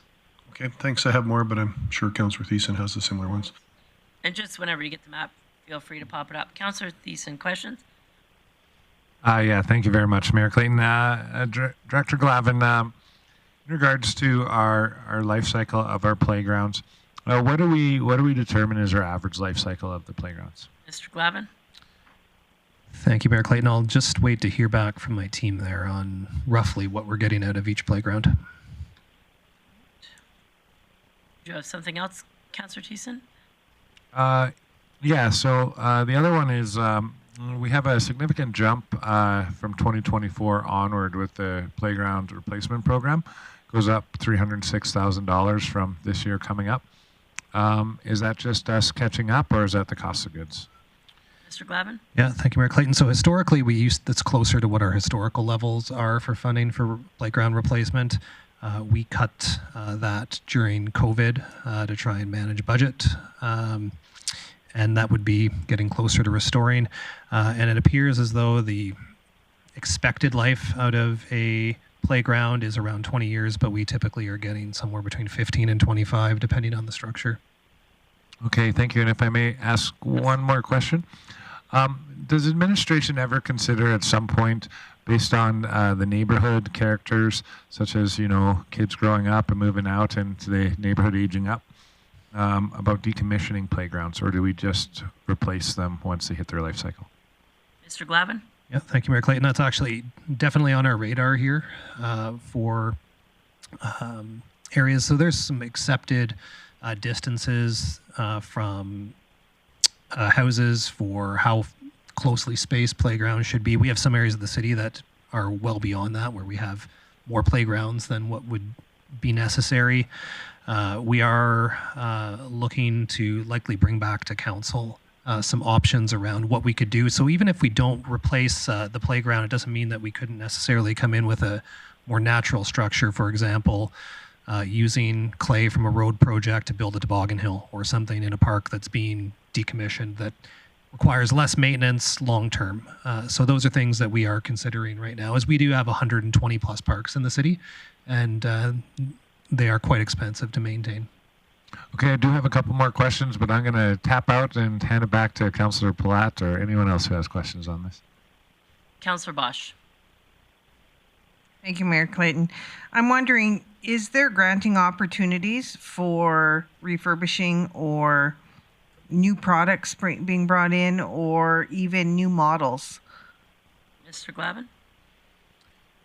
Thank you, Mayor Clayton. So essentially, when we go out for tender for playground structures, we don't prescribe what it has to look like. So there's a certain amount of activities that we ask for. So an activity might be a swing, a slide, whatever. So we might say for a larger park, we need 15 activities. And we'll get submissions from a number of different playground designers, and that will look different. They'll have different features. And so we do see whatever the new things are out there at the time that we put out the tender, we'll see them show up at that point. Right.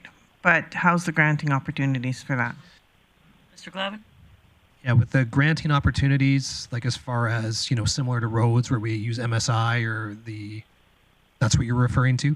Well, I know of other organizations and neighborhoods who have, either done fundraising or applied for grants to build their own parks, and perhaps not here, but in other communities. And is that something that we do as well? Mr. Glavin?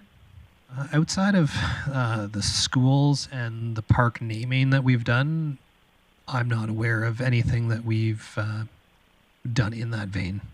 Like, if you're referring, I know I worked on 2 playground fundraising initiatives, and we applied to a industry leader that has a grant that's available for neighborhood rehabilitation.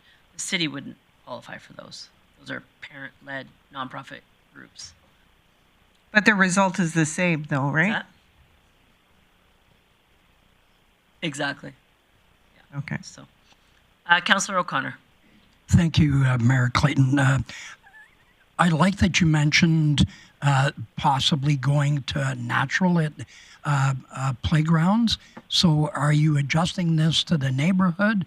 And because it looks like this is a fairly heavy budget item, if we just don't replace the equipment and put something totally different because the community is aged, can we take a look at that model? Mr. Glavin? Yeah, thank you, Mayor Clayton. So it's something that we've done some work on as far as neighborhoods transition. So you'll have a young neighborhood now. 40 years from now, it'll be an older neighborhood. 40 years from then, it'll be a younger neighborhood. So you know, with the life cycle of being, 20-ish years on average. There's a lot of opportunity to tweak to the neighborhood as you go. Anytime that we've tried to remove playground equipment, we get a lot of neighborhood pushback. So it is a significant decision when we go to make those, as far as what we put back and what that looks like, and especially if we're contemplating removing structures from a neighborhood.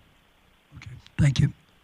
Just on that vein, Councillor Thiessen, or Councillor Bressie and I years ago attended a conference in Calgary. I don't remember what it was called. Municipal Innovators Conference. And at that, there was a session that was led by the City of Calgary, who had a program where they assessed 11 different neighborhoods over the city to see, this used to be a jungle gym, and now when they assessed that neighborhood through door-to-door, going to engage with people, they determined that the neighborhood was older now, and all they wanted was a basketball hoop. Or, there was some that they said, our kids are tired of regular playgrounds. They want a bunch of logs and climbing on natural activities. It was this extensive and expensive process that the City of Calgary went through. So I think, Mr. Glavin's comments are great that we're thinking that way. I just think if council has different initiatives, then maybe we should have a discussion at an appropriate standing committee. Councillor Thiessen. Ooh, Councillor Platt is holding back. Oh, he couldn't get there in quick. All right. So just a couple questions. So if we were to choose to decommission it, let's say administration said, hey, we don't need to build this park here. What's the cost of decommissioning a park? Mr. Glavin.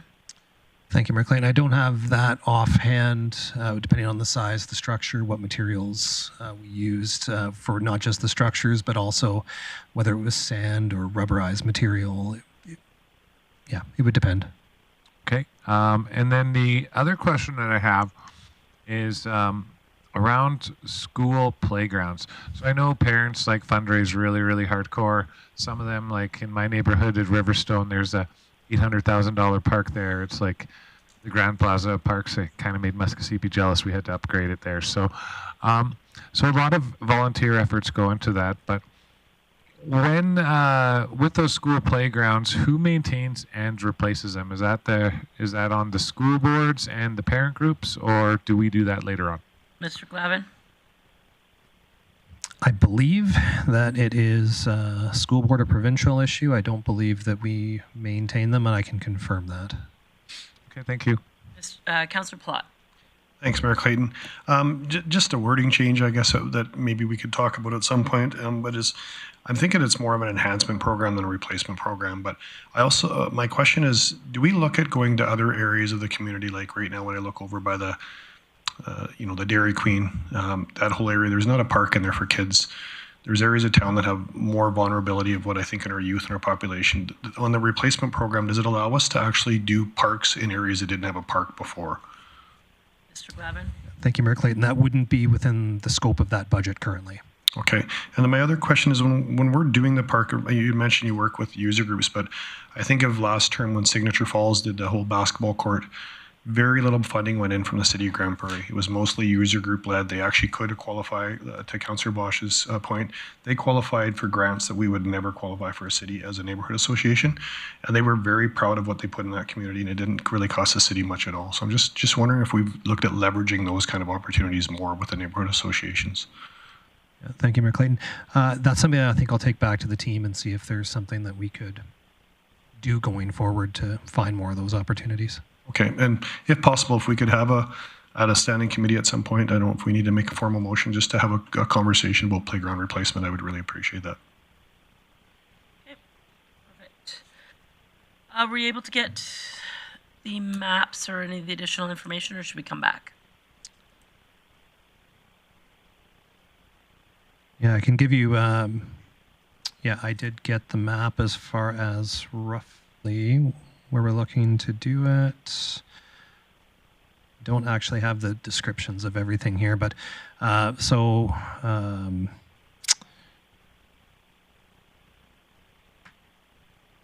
looks like we're doing some over in Countryside South, Country Club, O'Brien.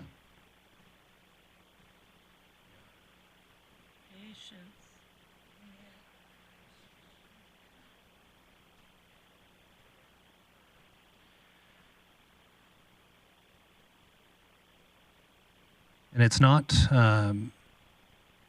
certain that all of these will be done. It is a function of budget. So as we go out, there's some that may or may not be done depending on whether they fall into budget or not. But these are the areas that we're looking to make some improvements or replacements to. Councillor O'Toole. I was just wondering if we were to decommission a park and possibly put in like a bike skills park, just the small aspect, like they have on the south side by the ball diamonds, just for the little tykes. If that would fit in, and then maybe put some dirt in there for the kids to roll on the grass in the summertime or toboggan in the wintertime. If that would be something in your appetite in proposals. Yeah, thank you, Mayor Clayton. I think as user preferences have changed over the years, kind of similar to where lawn bowling is, doesn't have the following that it used to have. Tennis doesn't have the same traction as perhaps pickleball does. As those preferences change, we need to change with it. So I think it's certainly something we could consider, and we have experience building two in the last few years, so we do understand how they're used and how much they cost to do. Fair enough, thank you. Sorry, Mr. Glavin, I missed your answer. I see the blue ones are swings. What are the red playgrounds that are identified? What work's being done there? I do have it. I'll just wait for that to get refreshed here on exactly what the red ones are. Okay, we can come back. Just give me an indication when you have it. I am on public utility lot tree clearing. Councillor Berg. Yeah, thank you, Mayor Clayton. So a couple of lines down, we're talking about adding trees, and in this one, we're talking about clearing trees. Are these public utility lots actively being used? Is it a safety issue, or what's the thought behind eliminating trees? Mr. Glavin? Yeah, thank you, Mayor Clayton. So these would be areas where that we need to maintain utility access for, or there's potential interference with the vegetation there with the utilities. So we own the utility lots. ATCO, Aquaterra, a lot of the other shallow utilities like Eastlink have their lines in there, and we need to make sure that the trees don't have roots compromising the lines. So this would be maintaining a lot of those areas. Okay, thanks. All right. South Bear Creek Diamond Renewal. South Bear Creek Natural Playground. Councillor Bressie. Great, thank you. Can you give me a bit of a vision for this natural playground? What are we talking about there? Thank you, Mayor Clayton. So this would be, so we have a number of constraints in South Bear Creek as the landfill cells on what we can do, how deeply we can drill down. This would be utilizing either some of the existing topography of the area to create, could be, adding boulders to climb up, could be adding a slide or something integrated into the existing topography, or perhaps adding more material to create something. It would be, or adding timbers, mostly utilizing more natural materials to create a recreation opportunity. It's something that we do hear frequently from the ball associations, especially they're holding tournaments. What are the kids supposed to do in the area? There's not a lot of opportunities for kids to play or keep themselves occupied while their parents are playing baseball.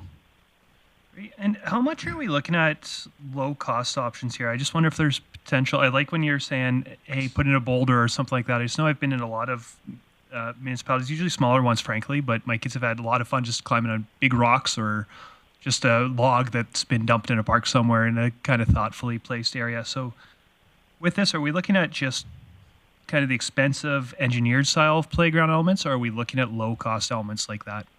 Mr. Glavin? I would say, generally speaking, it's going to be more so on the likely professionally installed engineered solution is likely where we would go. I mean, it's a year out, so maybe it's not that big a deal, or maybe it's not too worth getting into now. But I just think there are opportunities there where we don't have to spend a lot of money. I don't think you'd need the risk is that maybe kids don't play with it, but I don't think there's a lot of physical risk doing a boulder that's 2.5 feet off the ground. But it's amazing how much fun kids can have on things like that. And I wonder if opportunities like that in South Bear might generate what we're getting. I mean, frankly, I see how much fun kids have just climbing on a disc golf basket in the park, and it would be a lot safer and preferable for them to climb on a boulder. And so I just encourage us to be thinking outside the box. Again, that's coming from that same conference that Mayor Clayton was mentioning, where we got to hear presentations from other municipalities that have had success with that kind of thinking. So question, Mr. Glavin, before administration goes too far down a path, and I don't hear that the design itself would come back to council, would you like some input? I mean, I'm on the same page as Councillor Bressie. I think some rocks and a cool ladder and you know what I mean, that climbing stuff that just entertains children in an outdoor surrounding is a great space that doesn't need to take $200,000. I also know that it's not significant, so it probably won't come back with design to council. So where would you like to have a conversation on council's sort of thought and intent on that?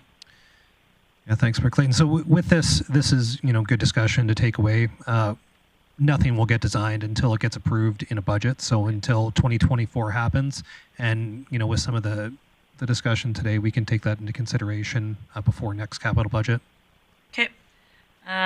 Tree placement program. And seeing nothing else, do you have any information you'd like to share yet, Mr. Glavin?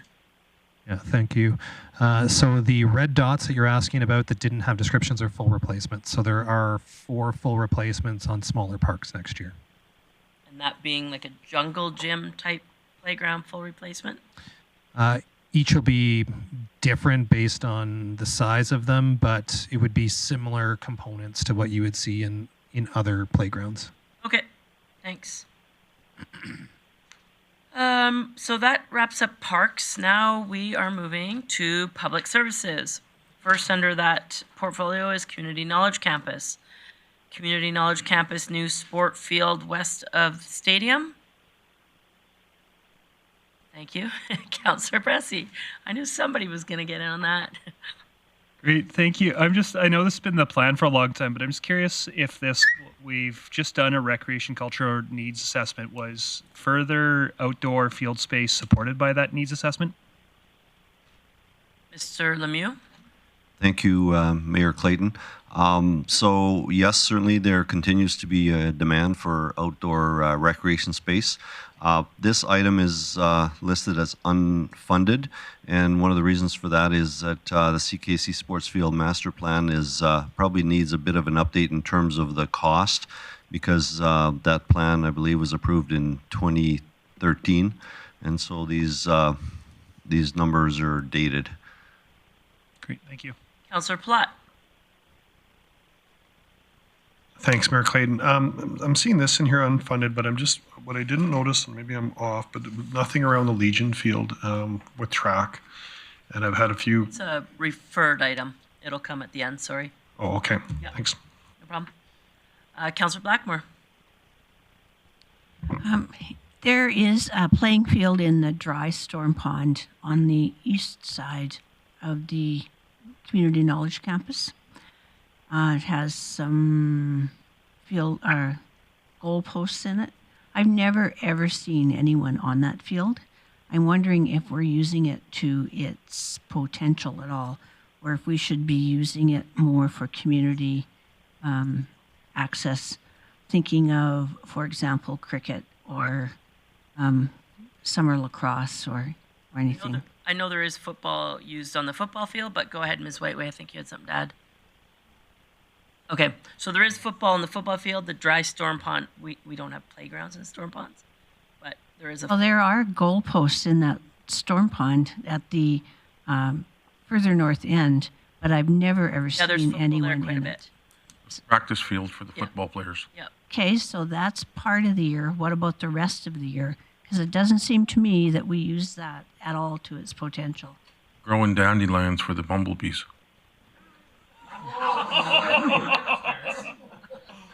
Well, what I do see on that field a lot is mowers, so I think that we're at odds there. I'm just curious, though, Councillor Blackmore, what would you think a grass turf area would be used for in a in a winter time? Yeah, but it's not being used in the summer or spring either. Mr. Glavin? Thank you, Mayor Clayton. Just for a little extra context, so that is a dry storm pond, as was noted.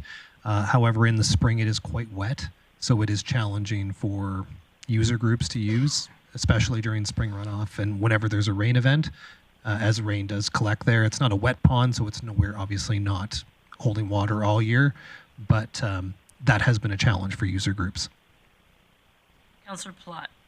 Thanks, Mayor Clayton. Just on the top line item, I'm just curious on the west of the stadium there. It looks like all the grading work was originally done on putting a second pitch in at some point over there. I'm wondering how hard it would be or how far we are when funding that from just making that a full soccer pitch or could be cricket. It looks like it's pretty close to being ready to go.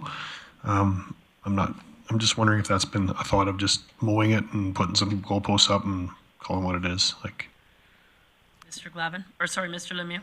Thank you, Mayor Clayton. Certainly, as we continue our work with some of our community groups, including cricket, that's something we'll be looking at. Okay. All right, moving along. Community Knowledge Campus Synthetic Field Players Shelter. Eastlink Center Aquatic Sound Baffles. Councillor Thiessen. Yeah, thank you very much, Mayor Clayton. Director Lemieux, correct me if I'm wrong, but haven't we already made this investment for the Eastlink Center, or has this project been deferred? And if we have already made investment, is this a top-up? Mr. Lemieux. Thank you, Mayor Clayton. So the answer is yes, this is a top-up. So the total estimated cost of this project was $550,000 to $600,000, and I believe that Council already approved $340,000 or so. So this is a top-up to continue with that project. Okay, thank you. Questions for administration, not debate. Councillor Bressie. Great, thank you. Is there a safety component to this? Is there a need for this for hosting competition, or is it just a preference and comfort thing? Mr. Lemieux. I think there are two aspects. Number one is customer complaints. Certainly, we're hearing quite a few complaints, and safety somewhat for the lifeguards. So it's both. Councillor Palat.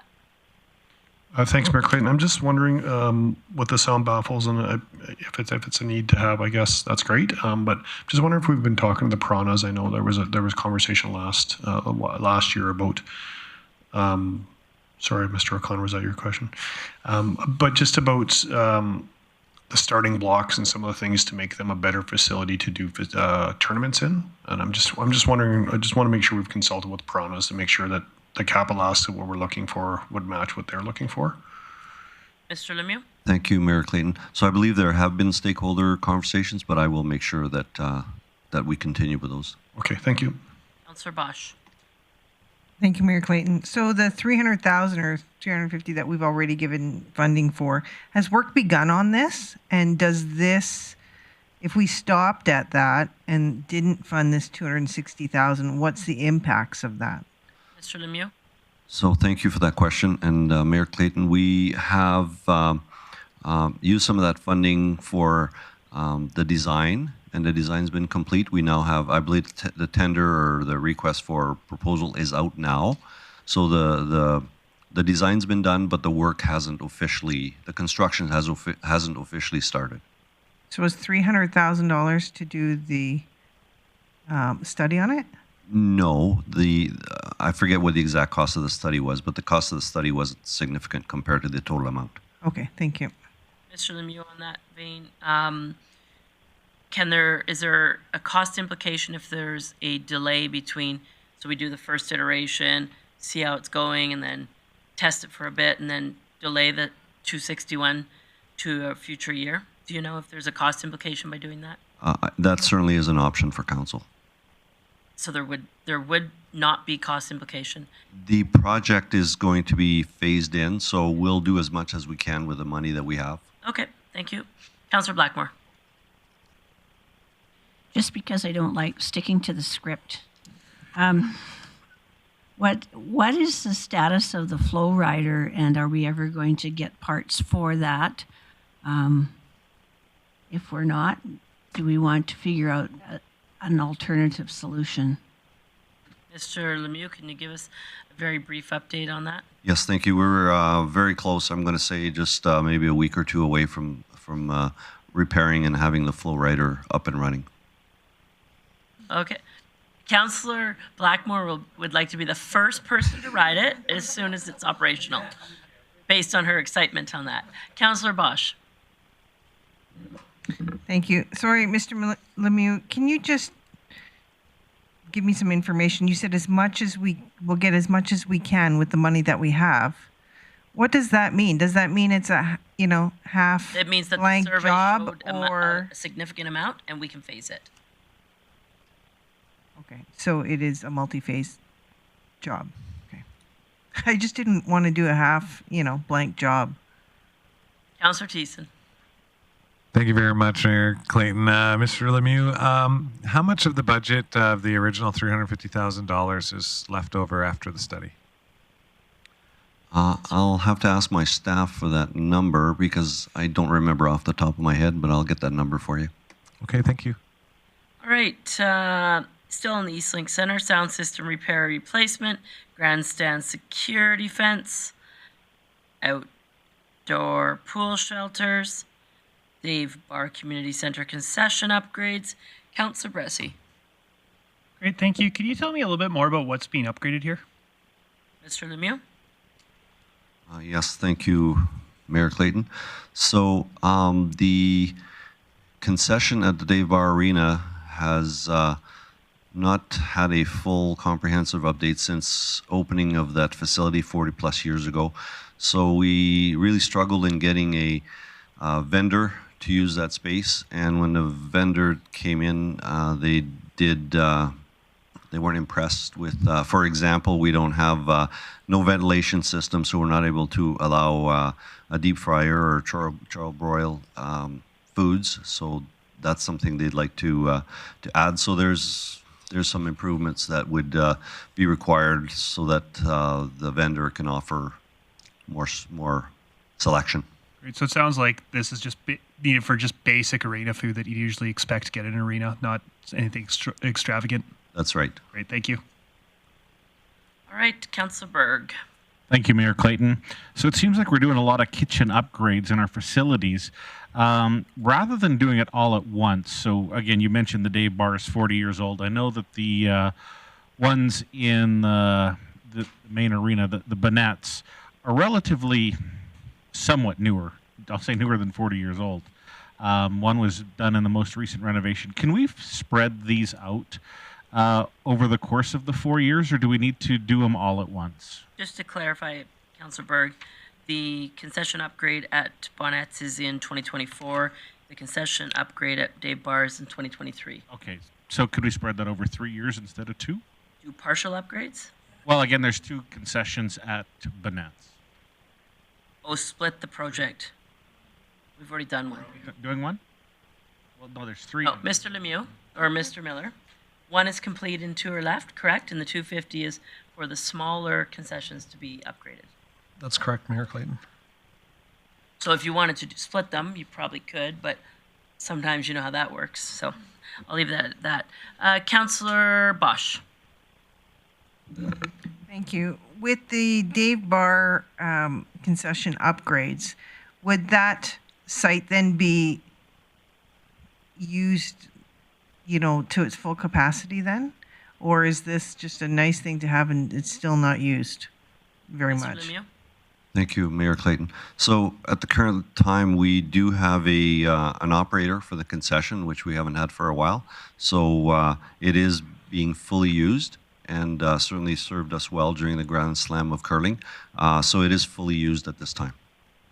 So throughout the year, though, what's the use of it? Is it 80% use through the year? Because Grand Slam curling is great for a weekend, but a week, sorry. How long? Yeah. I'd like to see this facility used constantly if we're going to put money into it. Yeah, so I'll ask my staff for that answer. I can't tell you the percentage of time it's used during the year. I would presume probably more frequently in the winter than the summer, but I'll try and get a number for you. Thank you. Councillor Palat. Thanks, Mayor Clayton. Yeah, I'm struggling with this one too. Just $200,000 is a fairly extensive kitchen upgrade, and from knowing the previous manager, that there just wasn't the volume in this building to justify staying open. So I'm not necessarily convinced spending $200,000 is going to change that. And so Is there a question, Councillor? I guess my question in this is it the city's responsibility in every facility to make sure we have a really good kitchen for people to come and eat at? I guess that would be a question for your colleagues, not necessarily administration. Well, they're bringing it forward, I guess. We can debate on whether I want to. Yeah. But they brought it forward as a capital ask, so I'm wondering why. I guess I'm really questioning why. So then I guess the question, Mr. Lemieux, is this an initiative brought forward from administration or a council-led initiative?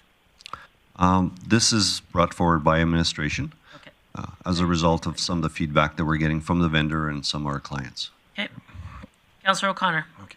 Yes, so on that note, usually when you put in a kitchen-type facility, you have to put the appropriate air evacuation and a fire system that goes along with it.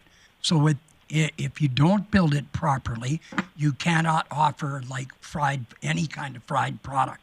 So you're limited to sandwich. So I think it enhances it. And is that what you're hearing, Mr. Lemieux? That's correct. Thank you.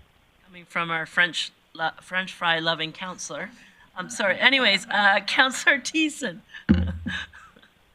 From the French fry lover to the French fry himself. Mr. Lemieux, in a similar vein, I do question whether or not there's a lot of demand coming out of the concession at Dave Bar. Do we have a business case, or is this just a matter of hearing from the concession people or whatnot? What's our business case here? Mr. Lemieux. So we have prepared a business case. Have we done a survey of a formal survey of our customers? No, we have not done that. And the usage, certainly at these concessions, it's not like it's a full-fledged restaurant. It's certainly seasonal and sometimes hit and miss. You're correct. Okay. Just a follow-up, if I may. Sure. Yeah. So with our current concession operator there, not to get too much into the financials of their business, but can it be profitable for them at this where it is right now, or are we just hoping we can make it profitable for him or the future owners of this concession spot? Thank you, Mayor Clayton. So they're a relatively new operator. I mean, we think they will be profitable, but because they're so new, we don't know how much of a long-term lease this will become. Okay, thank you. Great. Councillor Blackmore.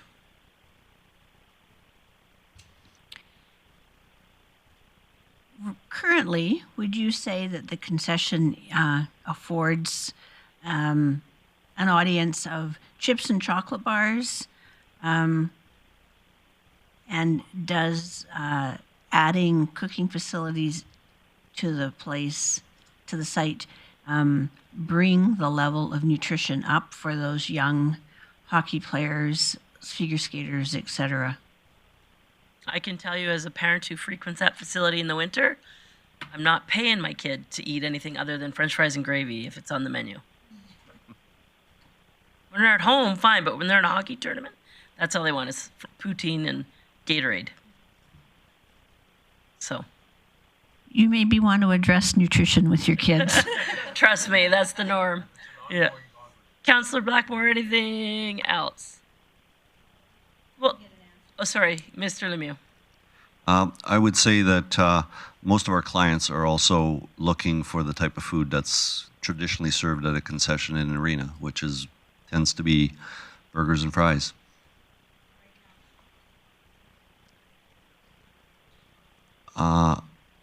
I can't speak to the exact menu, but I think there's a combination of hot and cold foods from what I've seen recently. Okay, I got two more on this. Can we just debate it maybe when we get to that point, or is there information you need to know in order to go into debate? Looked into it. You have more specifics than that, I hope. Councillor Bosch, go for it. So $200,000, and you had talked about, air vents and all this stuff. Has anybody looked at like simpler methods? Has there been any research on like countertop Air fryers. fryers Are you and stuff. buying them air fryers, or do you have to put in the ventilation to have? Is this a $50,000 fix or is it a $200,000 fix?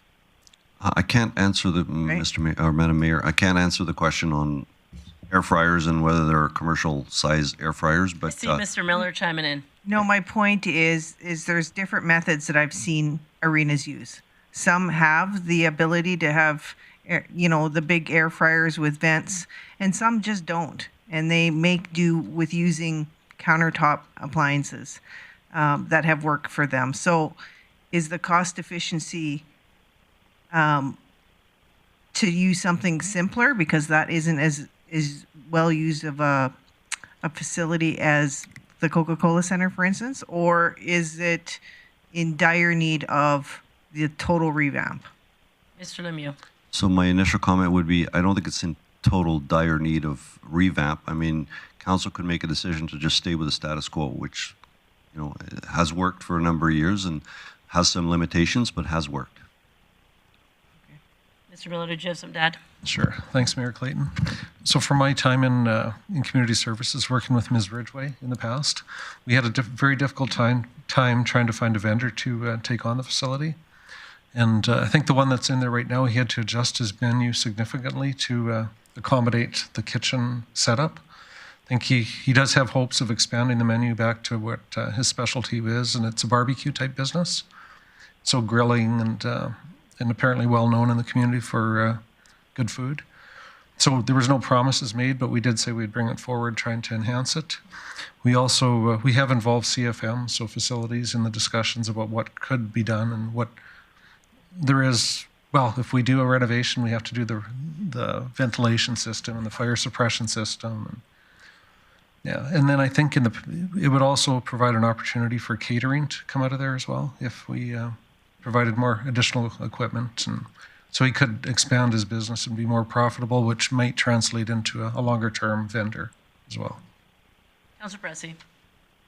Great. Thanks. I'm not a hockey parent at all, so don't have a lot of experience in the facility. Could somebody remind me, do we get a lot of out of town teams that this arena would be their first experience for Grande Prairie, or do those teams typically just end up at the Design Works? No, absolutely. It's in the regular rotation of a tournament, which includes 50-50 out of town and in-town teams. And by out of town, we mean significantly out of town, not like Grovedale? Yep. Okay, thank you.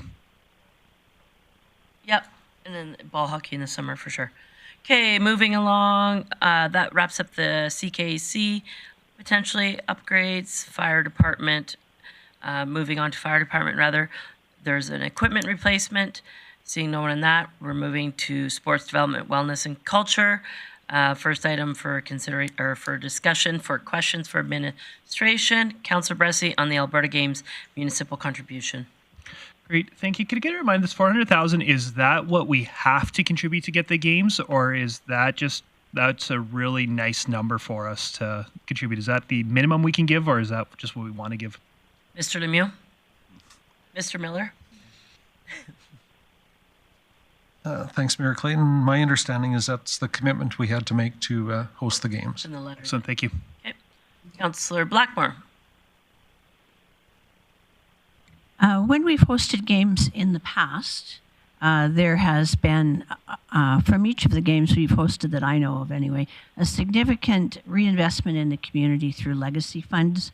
And I'm wondering what the balance might be that we would expect between putting in the $400,000 as an upfront investment and the legacy funds that may result at the end of the games. If anyone wants to give me like a shot in the dark ballpark figure about that, that would be what we've gotten maybe in the past. I think for the Canada Winter Games, for example, it was a very large number. So. Yeah, it was very significant for the Canada Winter Games, the Arctic Winter Games. I do know that from the Alberta Summer Games, there was a legacy as well. The most recent legacy being the Summer Games, I understand, was $75,000 was put into our beach courts, and approximately $120,000 legacy was left over from facility upgrades and grants. And then was there anything more reinvested in Pursuit of Excellence sports funding? No, because we wrapped that all into community advisory committee funding. It's all in there now. It's not broken out as much. Okay. Yeah. So the reality is, while we might put in $400,000 at the front end, we know we're going to get a good chunk of change at the back end. Maybe not 400,000, but certainly that's going to reduce our overall investment. Yeah, and even if there are communities that don't have legacies, the investment into your facilities in order to host the game is traditionally significant. Seeing no one else in the queue, I'm going to move on. Activity and Reception Center, sound, attenuation, community group funding, Nighthawk, year-round adventure park, community group funding, stars, cross-country ski equipment, Councillor Berg. Yeah, I think I brought this up last year because we pushed it back into this year. How is that administered? Like, who's renting it out? You mean the ski equipment? Yeah. Okay. And are we competing against other business here in town by doing that? Mr. Lemieux. Thank you for the question, and through the chair. Basically, the expenditure here is to purchase a special snowmobile with cross-country groomer attachment. So we're not renting ski equipment or anything. We're just basically grooming trails so that people could use the natural trails in South Bear Creek. I much prefer that answer than my question. Also, to clarify, the equipment is for creating trails. Okay, awesome. That's correct. It's a groomer. Oh, excellent. Councillor Thiessen. Thank you very much, Mayor Clayton. Just in regards to community group funding for STARS, I know we can change this, but I just wanted to know what administration's thoughts were on it coming out of the future expenditure reserves rather than capital tax. Ms. Whiteway. Thank you, Mayor Clayton. So these were amounts previously approved. So that was at that time the funding source that was identified when STARS made the request. So we had left it with what was previously approved by council. Okay, thank you. All right. Councillor Blackmore. It seems to me that even though that this is a one-time 2023 price item, that it's really an annual gift to STARS. And if it is, why would we not just put it into the budget as an annual gift? Go ahead, Ms. Whiteway. Sure. Thank you, Mayor Clayton.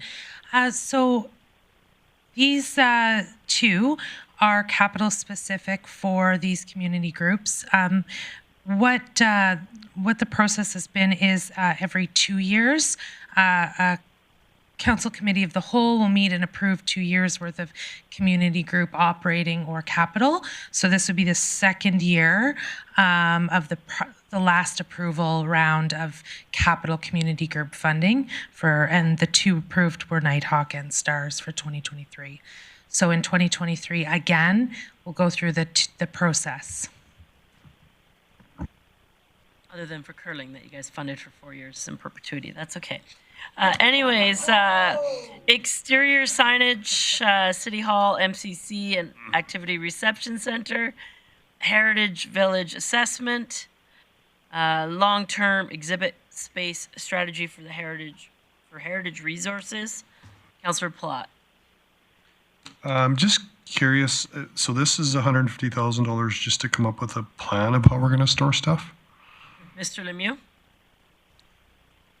Yes, thank you, through the mayor. Yeah, looking at the business case, it's to hire a consultant to create a long-term exhibit plan for the Grande Prairie Museum. Okay. Sorry, Mr. Lemieux, that qualifies as capital? Ms. Whiteway? I can answer that one. Thank you, Mayor Clayton. So capital, when we plan a capital budget, it may not always result in a physical asset. What we do try to capture is items that are one-time, larger in nature. So in this scenario, putting it through operating would just do a one-time increase to operating. So we tend to flow these sorts of things through the capital plan. Can, Mr. Lemieux, if I ask you a question on specifics of that Are you aware of the program? I'm just curious. Now that some of the archives people have moved to the basement of Center 2000, I thought I understood there was better cooperative management between the Heritage Museum people and the archives people, and this program strategy is still significantly needed, to your knowledge? Yeah, so my background information indicates that there's already been approval for some structural changes or addition to the museum, and that this would help with the planning in terms of how do we design that and what goes where. So Okay. I'm not sure if that makes sense. Sure, yeah. And Madam Mayor, if you'll allow me to answer a couple of questions Sure, that were go for asked it. earlier. So with regards to the Mr. or Councillor Thiessen's question on the baffling and the sound study, so the sound study only cost $5,000, and there are $339,000 left for the actual work on the sound baffling. That was one question. The other question was a question around the legacy for the games, and we're expecting $150,000 or so for legacy. Perfect, thanks. Councillor Berg, you had a question still on the Heritage Resources strategy? Yeah, and then into the next two, if that's Okay. all right. Perfect. So with that, again, I think what they want to do is restudy the footprint of what the museum is, because I brought it up a few times that I find the museum here is quite narrow in scope, and I know that they want to do some additions. So with that, I could see why they would want to reevaluate the space and the usage and the exhibition. So I admit I chuckled when you said to store stuff, but it's actually exhibition from what I can see. If I can move on then? Yeah, so blacksmith roof, shop roof, and fire hall replacement, both at the museum. Yeah, thank you. So heritage has been something that I've been actively involved with for quite some time. And one of the things, I know we discussed the fire hall replacement last year and we pushed it back. I could see that being valuable if it's actually being storage, but right now it's simply a facade, a facade of a replica, I guess. And it's not the actual building that has been preserved. It's a replica of a building that we're now rebuilding. And in historic context, that holds almost no weight other than aesthetics. So we're not preserving any heritage. We're not preserving anything of cultural value that can't be replaced in a photograph. But if they're using it to store antique vehicles, then I could see some value in it. So I guess I would just like some clarification on usage of that particular space. And that's the blacksmith shop? Or the Sorry, fire hall? that's the fire hall. Again, I'm not concerned with a roof replacement on a blacksmith shop. But again, the old fire hall, before I was to invest any money in that, as a historical nerd, I would want to see some value in it. Mr. Lemieux, do you have some background on that? So limited background. So I will follow up with my staff. That is in the budget for 2024. So based on your comments, we'll certainly be exploring that. Thank you. Can just some information come back to council at an appropriate time? Yeah, we'll put it on our list. Thank you. Councillor Blackmore. Just to build on what Councillor Berg said, the reality is the original fire hall burnt. Mr. Miller has some actual stuff to add that may be valuable. And it is, in fact, a replica. Okay, Mr. Miller, go ahead. Thanks, Mayor Clayton. So the one that's existing right now does have some water issues from time to time. So when there's heavy rains and it leaks water, but it's used as a workshop as well for one of our staff members, and he does some restorations inside and other repair work as well for the facility. So if we built this new fire hall, it'll be the replica plus a workshop as well for staff. Yes. Yes. Okay. Skate Park Master Plan Implementation Skate Dots. Mr. Lemieux, can you tell me what these are? I was heavily engaged in the skate park master plan, but I don't know what skate dots are, and I'm curious. Yeah, so thank you. That was a learning for me also in terms of skate dots. So skate dots basically offer the smallest scale of skate park opportunities. They're usually just 500 square feet or a little bit more, and they are a feature that's built in a park with sort of natural ledges and stuff. So it's Oh, okay. yeah, and the amount budgeted is for one skate dot to be Okay. built in 2024. Okay. Council, I know, I'll just get a nod. Do people have questions on transit? Yeah, so that's what I assumed. So I'm going to take a break now for 15, rather than waiting till we come to the referred items. So we'll take a break for 15, then we'll do transit, then we'll do the referred items. 15 minutes.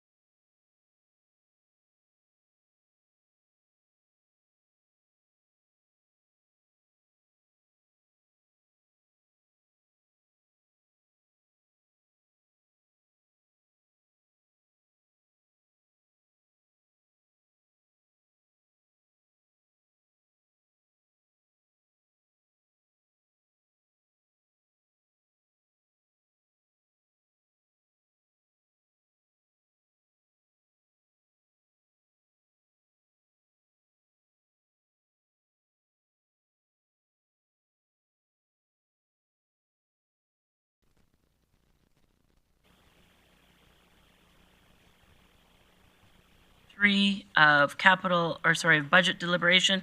We are currently in the capital budget discussions. Under public services, the last item of discussion, questions for administration under transit. In your capital budget, it identifies transit accessible shelters and bus stops with funding for 2024. Any questions before we move on? Councillor O'Connor. Yes, Mayor Clayton. My question is around the town center mall. Is there anything that administration is doing to put some temporary shelters at the town center mall? So this question isn't in regard to the discussion today? It's a general question? Can we talk about that at appropriate standing committee? Because we're talking about the budget that's in front of us right now. Okay, that's fine. I thought we'd have to put some money in the budget. Sorry, I mean, we're at day 3 and I'd like to get done by noon tomorrow. All right, there are counts. Ms. Whiteway, CFO Whiteway, now can we move to the capital referred items? I'm sure you have a beautifully prepared list well, as you see them there, I'll read through them slowly. If you have questions for administration that will help you in debate, let's take those questions now. Richmond Industrial Areas Revitalization, Councillor Blackmore. I'm certainly not opposed to this, as I think that it is something that definitely needs to take place, as this is the oldest industrial park in Grande Prairie. I do, however, think that we might want to look at pushing it out over 2 years rather than just in the 2024 budget.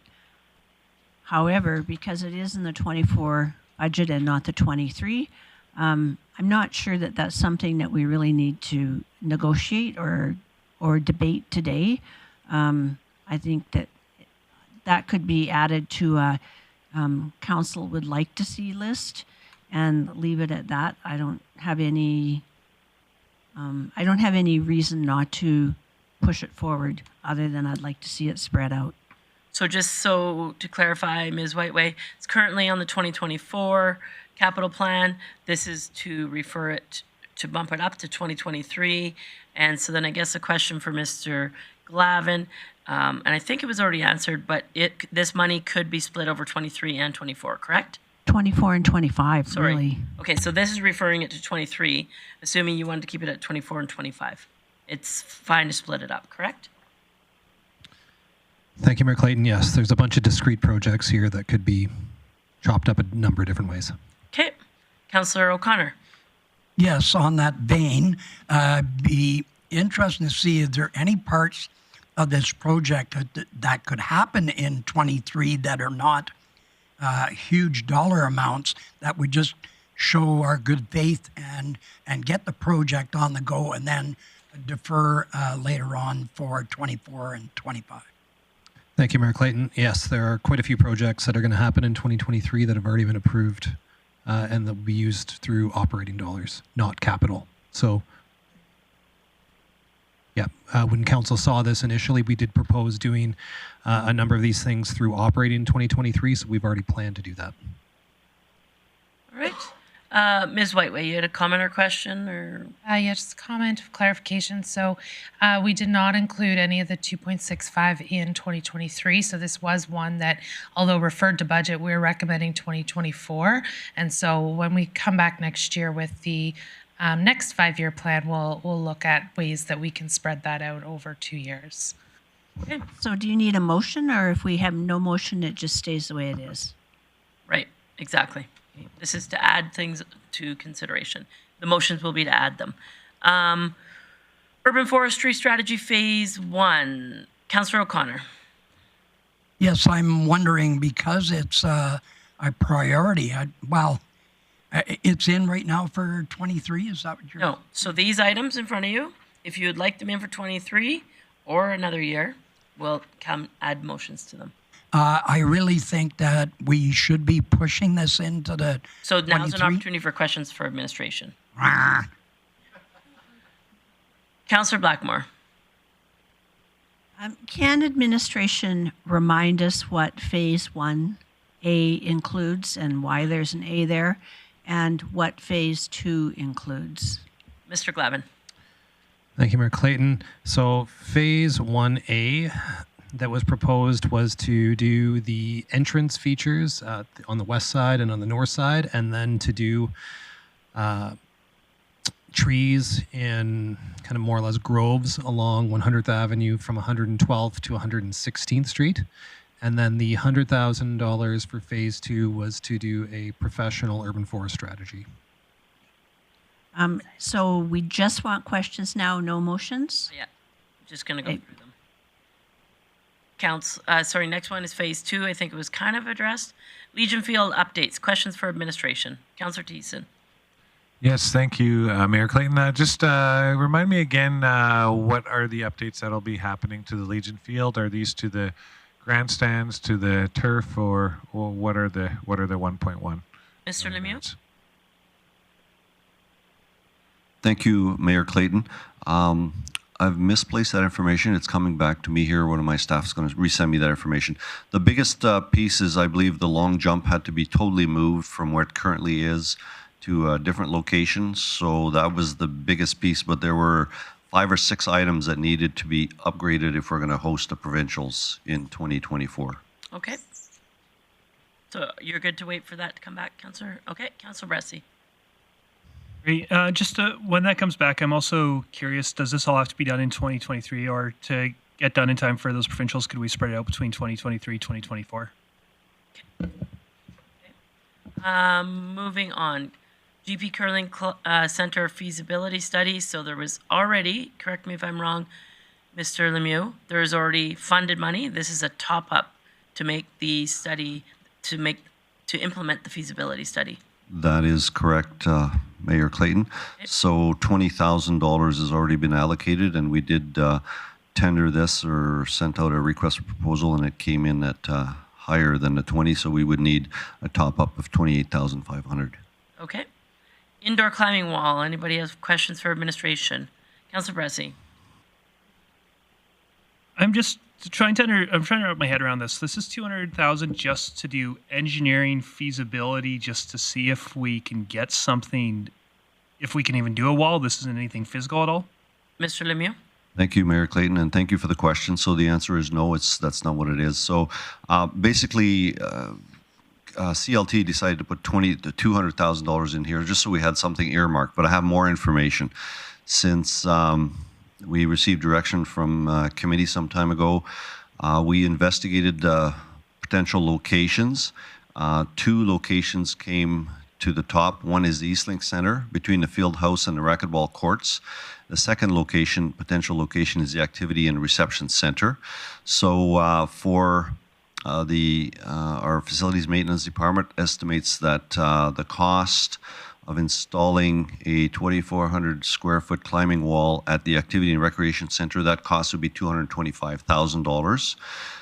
And the cost to install a smaller structure of 896 square feet at the Eastlink Center would be $84,000. Based on the height of the buildings, none of these 2 city facilities are suitable for top roping. However, both locations could support some lead rope climbing and a bouldering wall. So those are the 2 options and the costs that corporate facility maintenance has come up with. Excellent. Thank you. Can you just give me those 2 numbers one more time? Yes. So for the Eastlink Center, it would be an 896 square foot wall, and the cost would be $84,000. Okay. The Activity and Recreation Center, it would be a 2,400 square foot wall, and the cost would be $225,000. Excellent. Thank you. All right. Councillor Blackmore. And Director Lemieux, would we be utilizing the no longer required climbing wall from the college? I know that they were donating it to the community as they were taking it out of their facility. So would this be utilizing those climbing pieces, or would it be a combination of new and old, or is that yet to be determined?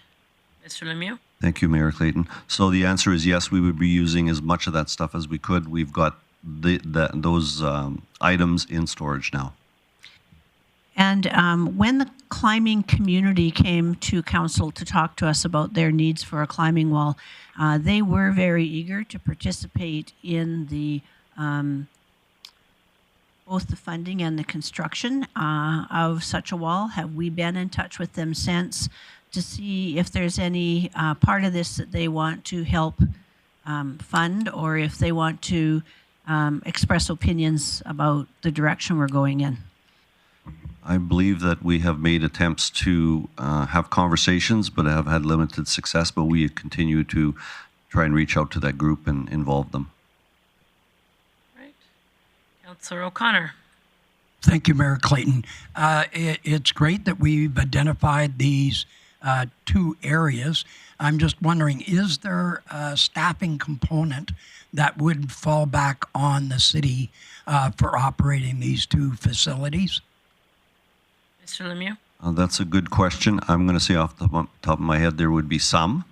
Not significant, but there would be some. All right. So moving on, you just put your hand up when you hear back on any of the other stuff, Mr. Lemieux. Fire training grounds, Salvation Army funding request, Vital Signs funding request. What did I say? Sorry, Councillor Blackmore?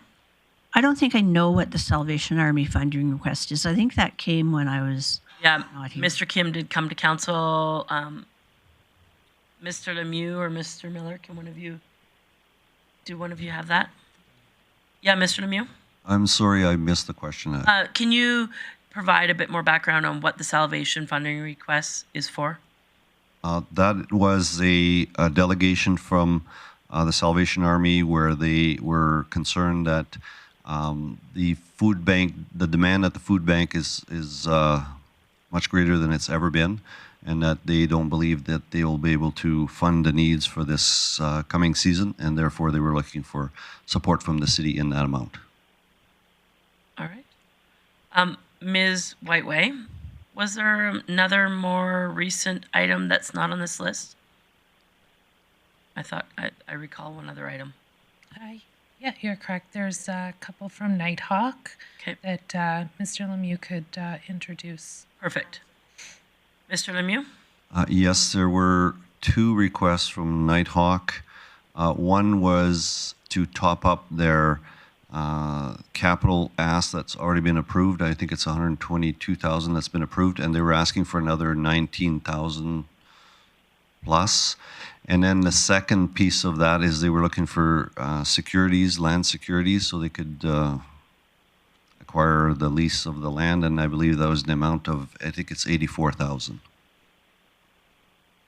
And I'll confirm the exact amounts in a minute.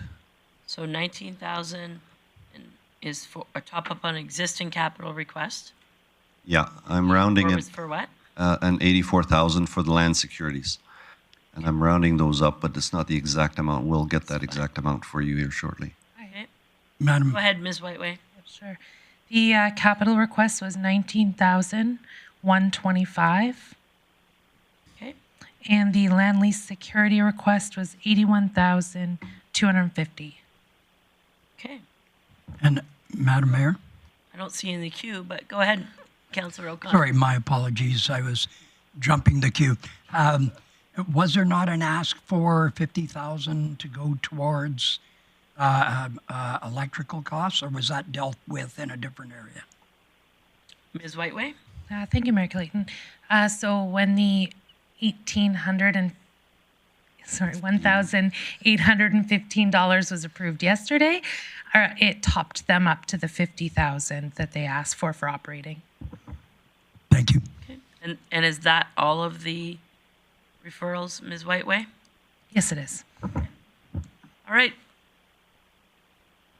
Mr. Lemieux. Thank you, Mayor Clayton. I have an answer on the Legion field upgrades. So the cost breakdown is $135,900 for engineering, $118,000 for site work, $102,000 for contracting, and $584,000 for construction supply, and $100,000 for decommissioning and disposal of material, for a total of just over $1 million. And the athletics clubs have applied for a CFEP grant in the amount of $125,000. So, yeah, so it's $1 million project with a potential of $125,000 CFEP grant. Okay. Was there other answers we are waiting to hear? Councillor Thiessen, you had something I don't recall. Did you get your questions answered? Okay. So go ahead, Councillor Bressie. Yeah, thank you. And did you get an answer on whether that all has to be done in 2023 or if there's work we could do in 2024? Mr. Lemieux? Thank you, Mayor Clayton. Yes, I did get an answer, and the work would all have to be done in 2023. Excellent. Thank you. Okay. So we're going to go to the beginning of our capital budget. Ms. Whiteway, do you have any introductions or anything before we start debate and deliberation? Debate, motions and debate, business arising. So just as like operating, it'd be great if we could go sort of through the buckets. I'll just do a high level sort of name for the bucket, get in the queue, and we can debate. First, we're going to start on page 22 under Financial and Administration Services, Geographical and Information Technology Services. So if we could get a motion on the floor first out of the gate, then let's debate it, okay?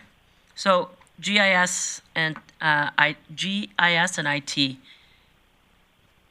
Going once, going twice, nothing. Financial management.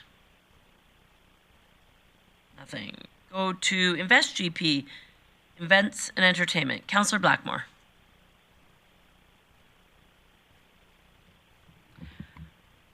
Although this is not a horrendous amount of money, I'm really struggling with the idea of putting $100,000 into box office accessibility, particularly at a time when there's a lot of other things that need to take place in the Burnett Centre.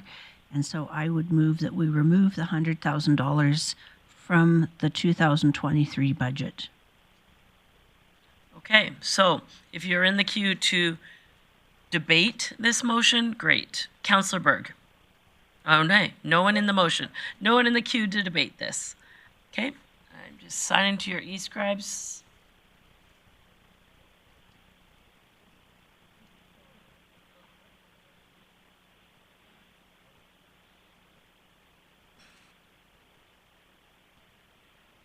So first motion is to amend the Events and Entertainment capital budget to remove the box office accessibility line item. No comments or questions. Call a question. Bressie in favor. Bressie. O'Connor in favor. O'Connor. All right. That carries unanimously. Moving on. Councillor Thiessen, still under Events and Entertainment? Yeah. Great. Thank you very much, Mayor Clayton. I would move that Council defer funding of the Entertainment and Recreation District feasibility study to 2025. Okay. Comments or questions on that motion? Councillor Bosch. Okay. I think I'm okay with that, 2025. As long as we start looking at this, it's something that we have to look at in the future anyway. And I don't want to push things off so that, we don't, look at the vision of what we're going to do for an entertainment center. So I'll support this motion. Councillor Berg. Yes, I support this as well. Councillor Blackmore. I don't know if I support this motion yet or not, but what I would like to see is I would really like to see us reach out to those 3P partnerships that have raised the issue to begin with, to see if they would be willing to put some cash towards a feasibility study. And in that case, I would love to see it take place sooner rather than later. I don't know if we need to deal with this motion and then add another motion. I don't know how you would like to look at that. Yeah, I think that that's an appropriate message for administration to take away. Is that good for you? Yep. That's good for me. Okay. I'm actually going to try to amend this. I think that moving it to 2024, and only because we know that in the fall of this year, we'll look at 2024. Then we got to RFP a feasibility study. Then we got to get the information. Then we get the information back to see if it's even feasible. Then there's a ton of work. So if there's consideration in our community that an events and entertainment district should take place in the next 7 to 10 years, then I think 2024 is a good year to look at the feasibility study. But at that time, we can also bump it to 2025. So I would like to amend it, make a motion to amend the year to 2024. So I'll take comments, I'll take debate on the amendment. Councillor Blackmore. I thought that was the motion to move it to 20. He said 2025, and I'm amending it to 2024. Oh, okay. Yes, I support that. Definitely, I think 2025 is too far in the future. Okay. Councillor O'Connor. Yes, I will support that to 2024. Thank you. Okay. No other debate on the amendment. I'll call the question on the amendment.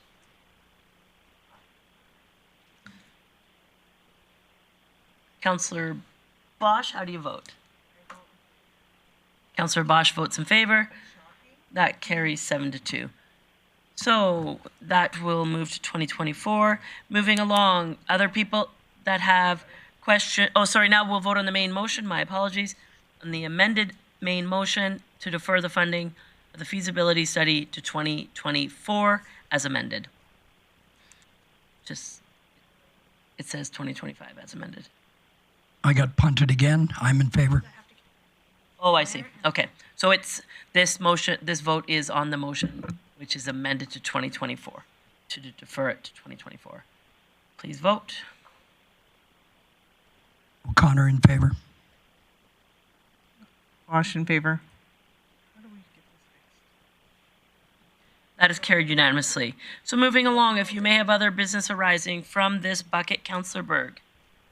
Yes, around the concession upgrade, if I can ask a simple yes or no question before I make a motion. Absolute. Well, I shouldn't say absolutely. So my simple yes or no question, is there a cost penalty by doing this one concession 1 year and one the next? Mr. Lemieux. This is in reference to the 2 concessions on the mezzanine level at the Bonnets Energy Center. If we were to split those projects, I would assume, but do we know? Yeah, potentially there would be a slight increase in cost because instead of doing both projects at the same time. So I can't tell you what the impact of that would be, but probably not that significant. Okay, then I won't make. Okay. Sorry, Mr. Miller, did you have some to add? Just be 1 second.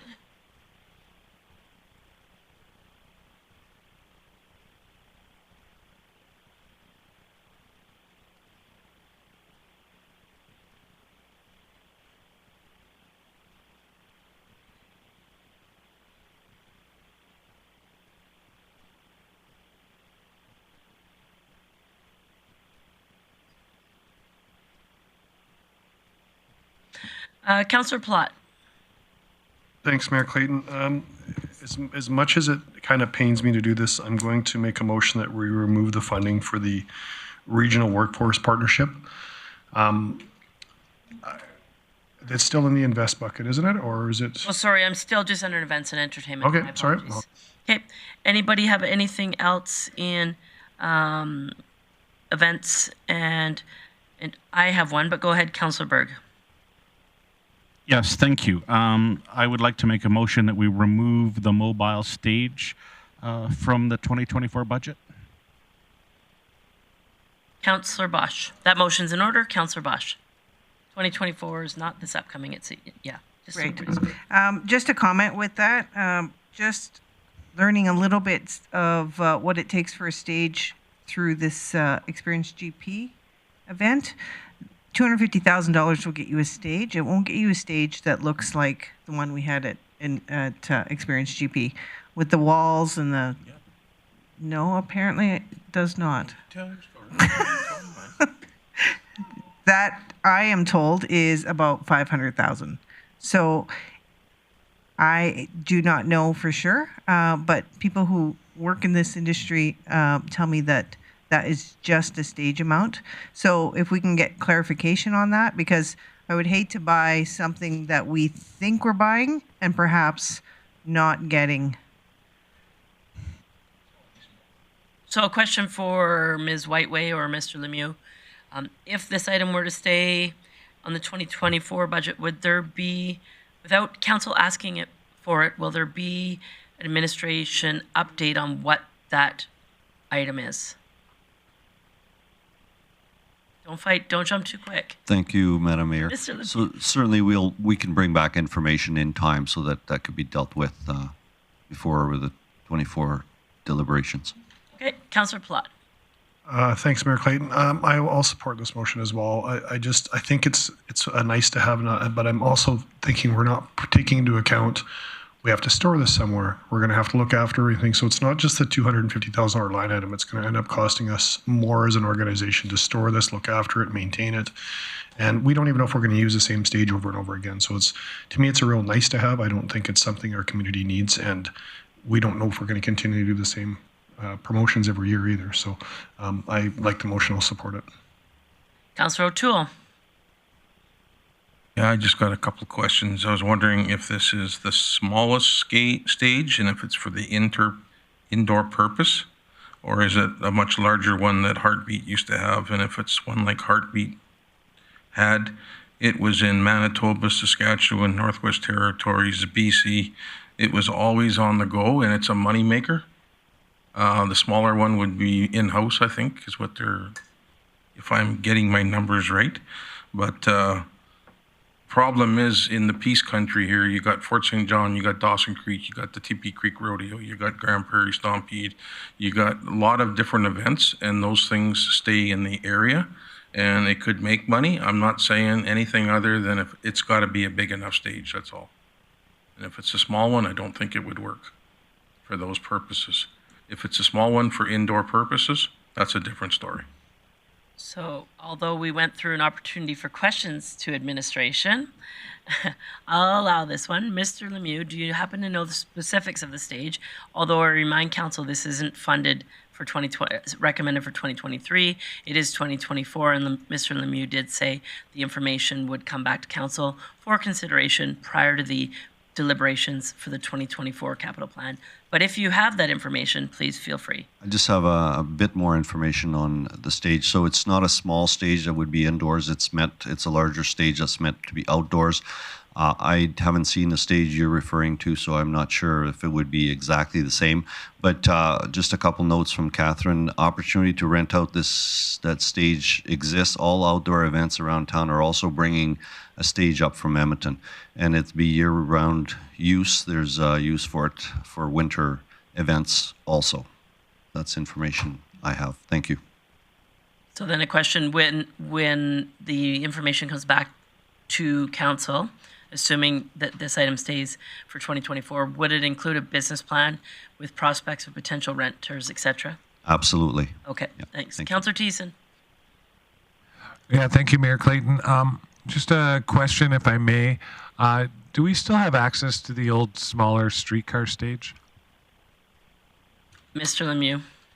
So. Minuscule, yeah. Okay. Okay, so Councillor Bosch. Okay, so I'll just speak to this then. Yeah, you know, surprisingly enough, I'm going to support this motion. I know with the city, a lot of times we get asked for gift in kind and stuff, and as much as I want to believe that this is going to be a money maker, a revenue maker, I believe the only time we're going to make money off of it is if we're loaning it outside of our community, which comes with its own level of risk.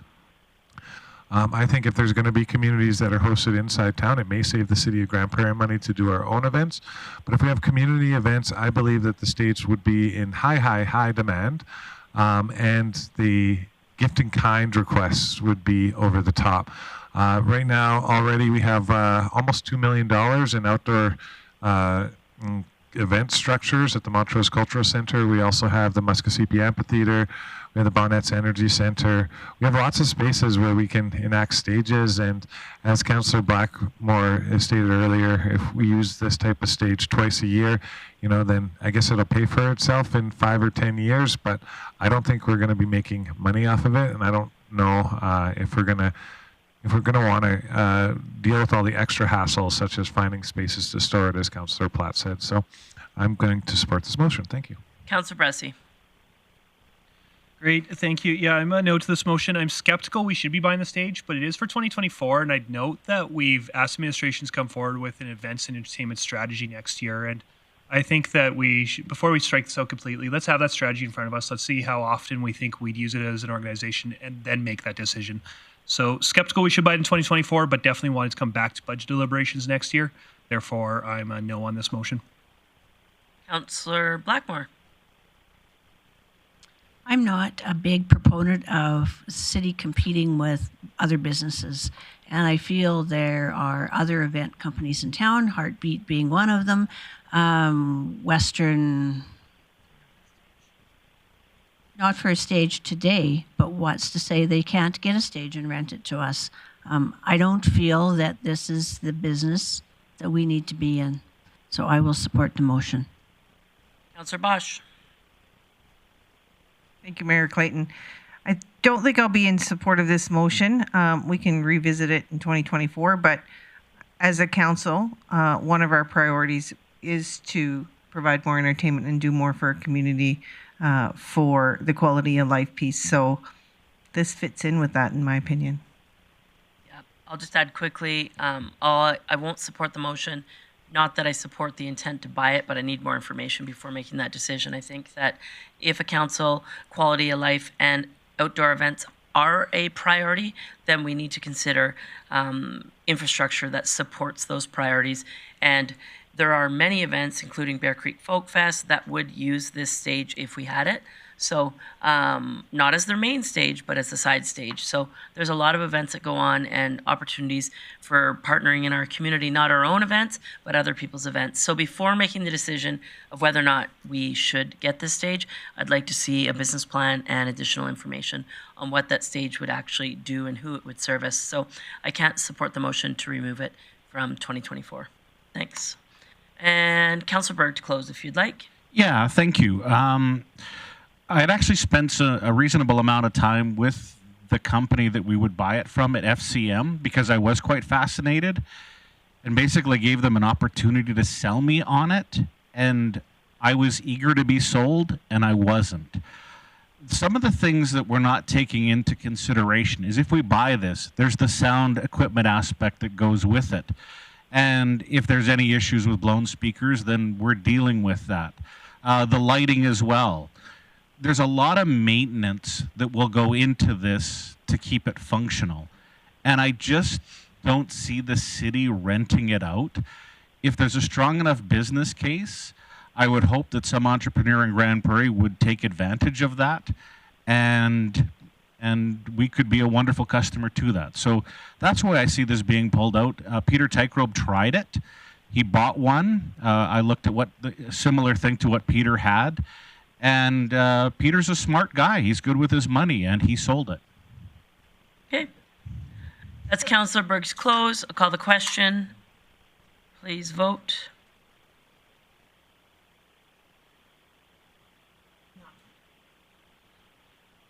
Councillor Bosch indicates she's not in favor. Can we reset the queue, please? Vote again. Call the question. Now I revoted. Now I misvoted. Okay, we're going to try this again. Call the question. Please vote. It's a charm. Defeated 5-4. All right, so Councillor Thiessen, is this in events and entertainment? Go for it. Yeah, thank you very much, Mayor Clayton. I'm not going to make a motion to remove anything, but I am going to make a motion for council's consideration under the Montrose Cultural Center outdoor event structures, and I would move that administration endeavor to find sponsorships to help alleviate some of the costs towards this. Now, this isn't a motion that's just coming out of the blue. We have had this motion in regards to the grandstands in the past. Obviously, it didn't come as successfully, but it did happen at budget table. My hope on this is that we'll be able to find community partners to help take some of this cost down so it doesn't all come out of our capital tax to the tune of $2 million.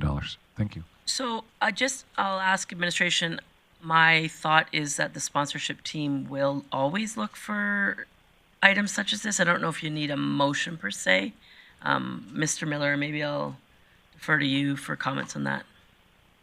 Thanks, Mayor Clayton. I think you are correct. It would be a priority. Well, one of the things that our team would be doing is looking for sponsorship. And they do that for all our facilities that are appropriate for sponsorship. So, I mean, go ahead, pass your motion, but it's kind of not needed. Okay, I can withdraw the motion, but I just like to have that like heads up in front, because I know in the past when we were talking the grandstands, that was supposed to come with some sponsorship, perhaps even a conversation with the County of Grande Prairie, that since we would be able to host regional events through there.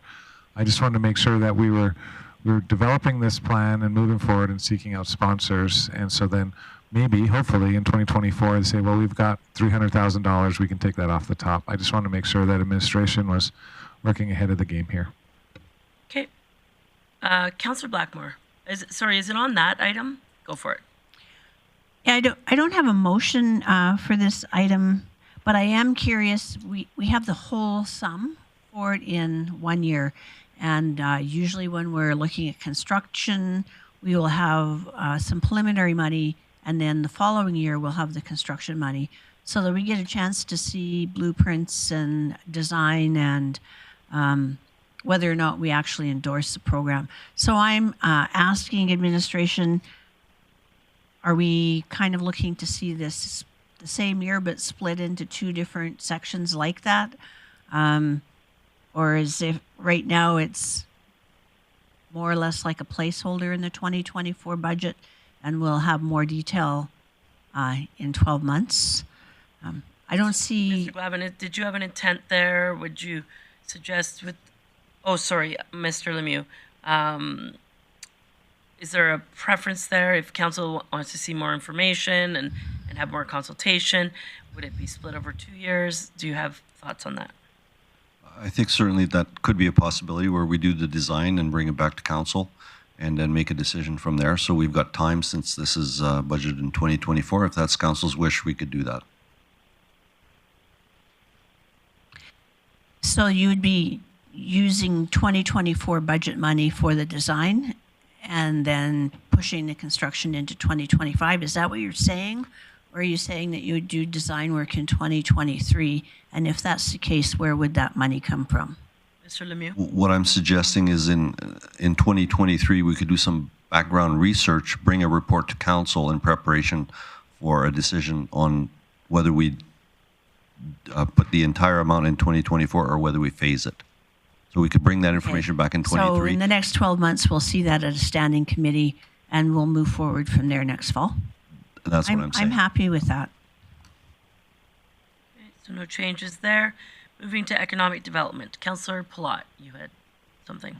Thanks, Mayor Clayton. I just want to ask administration before I make this motion was one thing. If my concern with this is that I feel like our economic development is going to be doing a lot of the lifting on this, and I want to know if we could change, if it would be possible to say we do a gift in kind for this amount, not a straight I think up money. we need to go in camera. So I would move that we go in camera. All right, the motion's in order. Fair enough, yeah. Call the question to go in camera.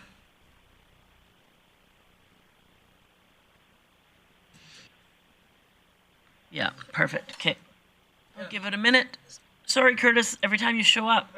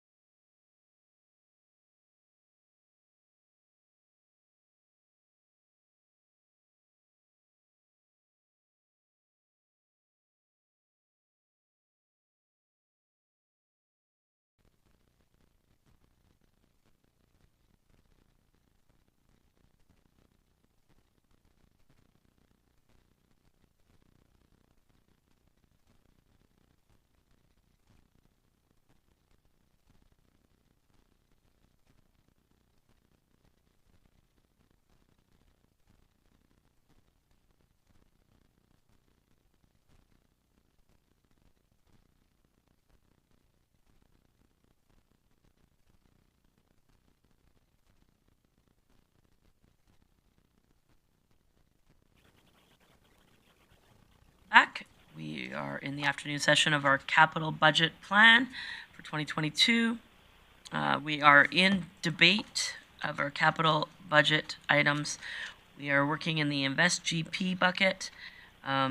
Currently, I'm checking with council if there's any business arising from planning and development.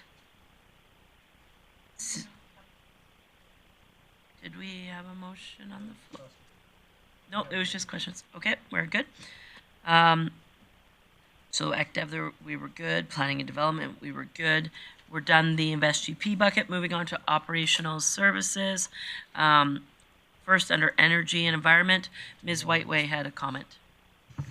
Thank you, Mayor Clayton. Just before we get into all the operations, there is one referral that management's discovered in between preparation of the capital plan and deliberations. So there is a requirement for some sound attenuation at for the CHP located at the Eastlink Center. So management has determined a high-level estimate of $500,000 to be able to bring the sound to the levels that were required. And so we just wanted to add that into the list today. The most appropriate funding source for items such as that would likely be capital tax, simply because the project was submitted with one scope to MSI, and so to extend the scope fully may not be possible. So we're looking at likely capital tax as a funding source for that. So that will go under energy and environment is why you're bringing it up now. Okay. Just a question, then we haven't discussed this, so I'll allow council questions for administration. Could a financial stabilization be an option for funding? Yeah, it is an option available. Okay. Yeah. Okay. Councilor Bressie. Great, thank you. It's been a while since council looked at the numbers. Can you remind me, are we still on track to have a good business case for this in terms of, well, it's still over its life, be a good return on investment? Mr. Glavin? Thank you, Mayor Clayton. Absolutely, it still is a good investment. So at the time we were of installation, the estimations were around $350,000 per year in savings. The project itself was approximately $2.44 million. $750,000 of that was grant, so the payback period was less than 5 years. To install the mitigation would extend that payback period by approximately 1.5 years. Even with that, it's still an economic investment. It does have long-term savings to the city, as we expect the CHP turbines to have a useful life of around 25 years or more with proper maintenance. Great, excellent, thank you. Further questions for administration on this addition to energy and environment? All right, so Councillor Thiessen. Yeah, just a question, since this came in as a referral, would we have to make a motion to include it into the budget? Ms. Whiteway? Thank you, Mayor Clayton. Yes, that would be the preference if a motion could be made. Right. So we'll just add it to the referral list. For sure. Mr. Glavin? Thank you, Mayor Clayton. And some additional context is that as part of the regulatory requirements from the Alberta Utilities Commission, we need to have this installed by May 1st of 2023. And we have requested some additional time from the Commission to do so, but that is the current timeline we are working with, so it is urgent. Seeing no further comments or questions, just in the energy and environment, any other business arising? Moving to engineering. Councillor O'Toole. Yeah, bridges under O'Brien Boardwalk. I'd like to move that to 2025. All right, so a motion to move bridges on the O'Brien Boardwalk to 2025. Opportunity for discussion and debate. Councillor Blackmore. I'm not going to debate the motion particularly, but I would like to add to administration to check out the possibility of grants, particularly Ducks Unlimited. Okay, so yeah, I mean that there's time in there, right? Perfect. Okay, any other discussion or debate on the motion to move this project to 2025? Seeing none, I'll call the question.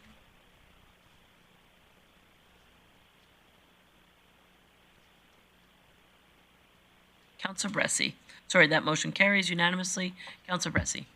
Great, thank you. I'd also move the council amend the Bridges O'Brien Boardwalk project to be $1.5 million from capital tax 2025 and $1.5 million unfunded in 2025. And just to speak to this, I'm doing my math wrong. Did you just? Sorry. You just more than doubled it and added some.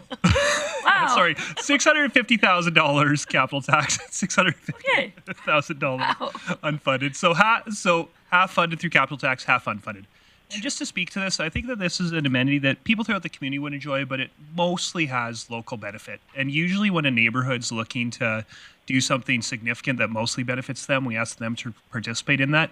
So I think Councillor Blackmore discussed there might be some grants available. I think that a neighborhood levy might be a way to finance part of this. I think that if the local people who will benefit most from it want to see it, I'm happy to help them do that, but I'd like to see them step up and start figuring out how to bring some money to the table. So, yeah, I hope the council will support this motion. All right. Comments or questions, debate on the motion? Seeing none, call the question.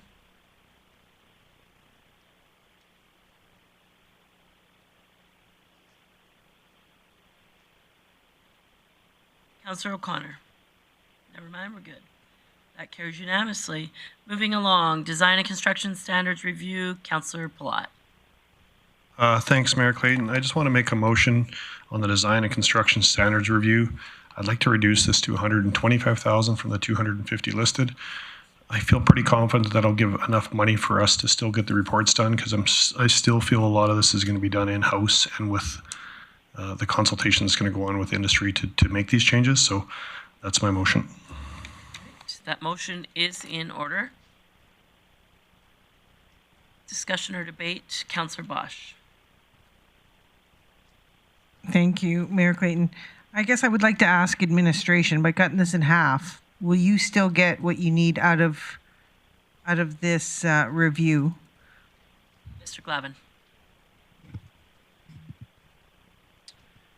Thank you, Mayor Clayton. It's something that ultimately we would deal with the resources that we have. So if we had $125,000, we'd figure out how to most efficiently do that. It could extend timelines if we need to, if we do need to put more internal resources to it, as a lot of this is labor. It's, there's not anything tangible like building a bridge on it. It's time. All right. Seeing no one else, call the question.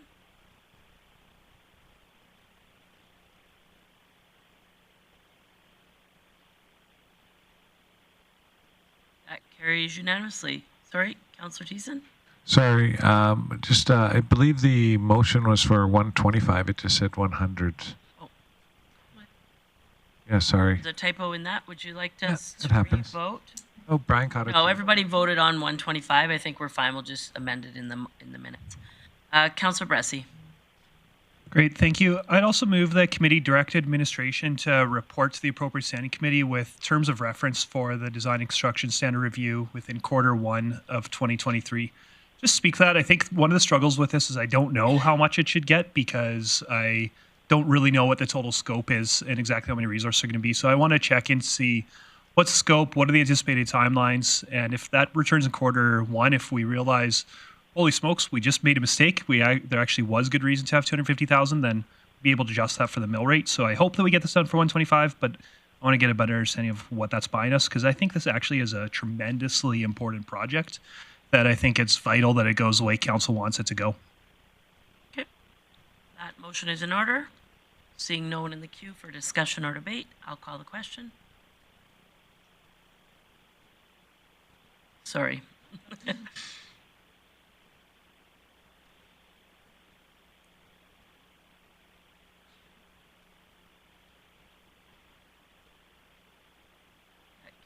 Honestly. Moving along, inspection programs. Councillor Palat. Nope, sorry. Intersection improvement program. Land acquisitions. Pedestrian links. Councillor O'Toole. Pick one of them. Under land acquisition, it's unfunded for $1 million. I would like to fund it this year. Yeah, that'd be great. Thanks, Ms. Whiteway.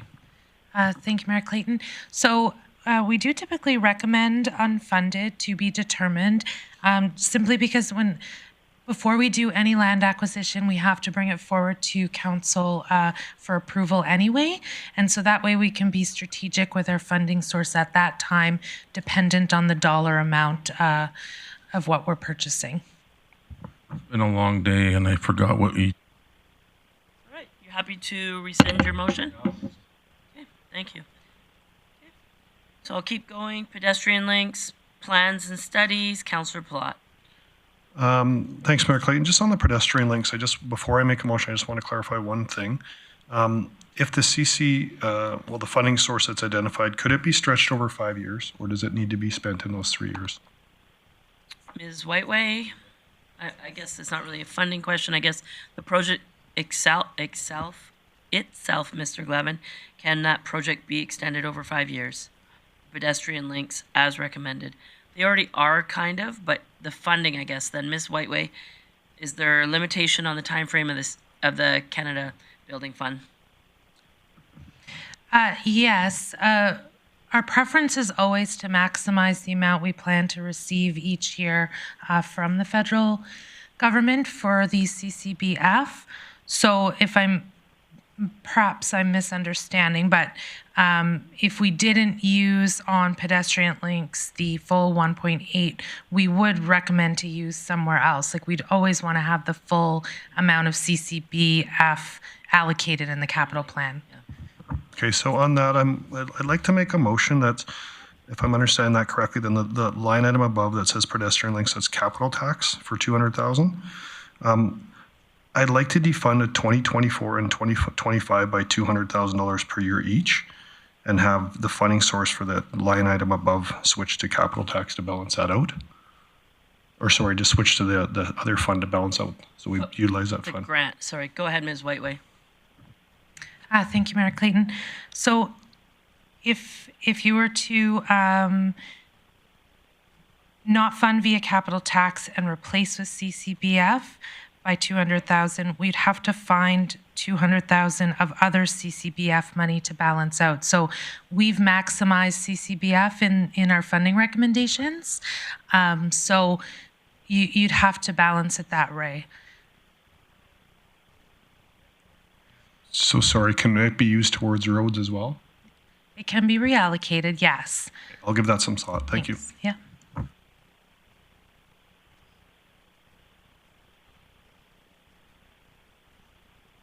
Rehab minor resurfacing, roads in Aberdeen development.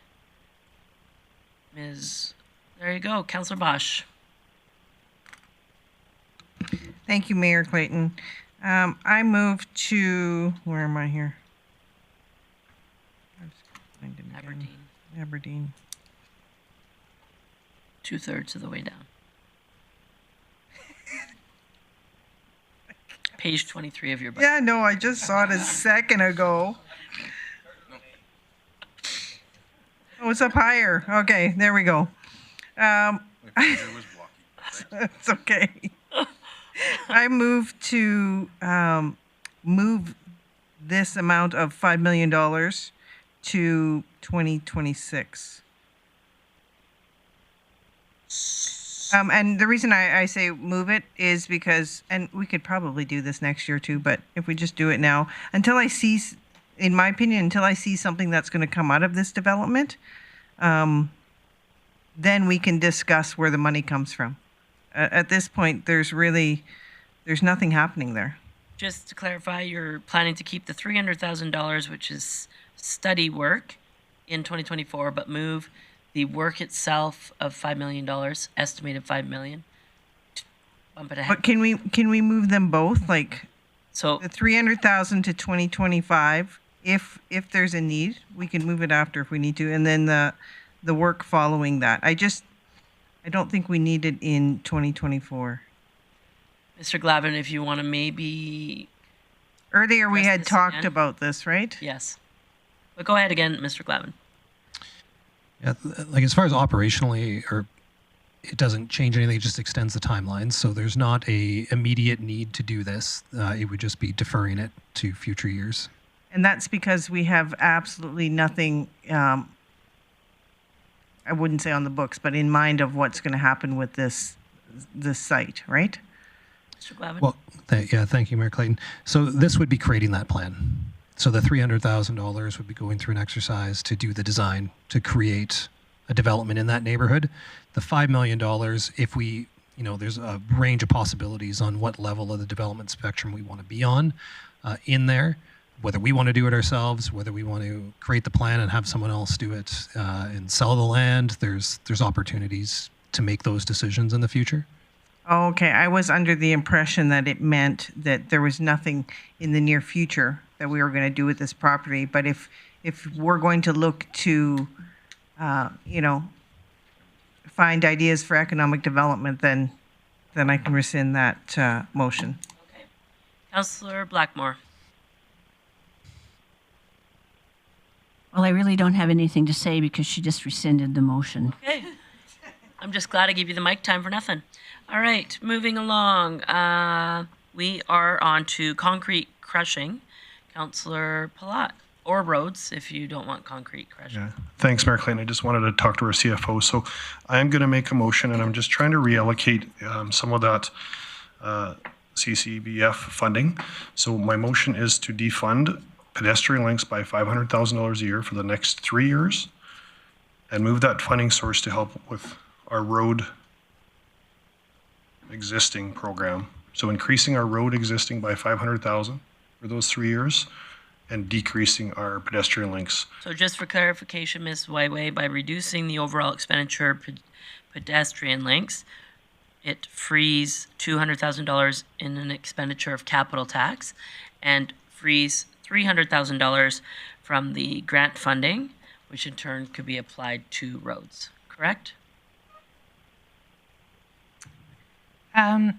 Correct. Perhaps for ease, could we reduce pedestrian links 500 each year on that CCBF line and then just make it reduce capital tax of roads, replace it?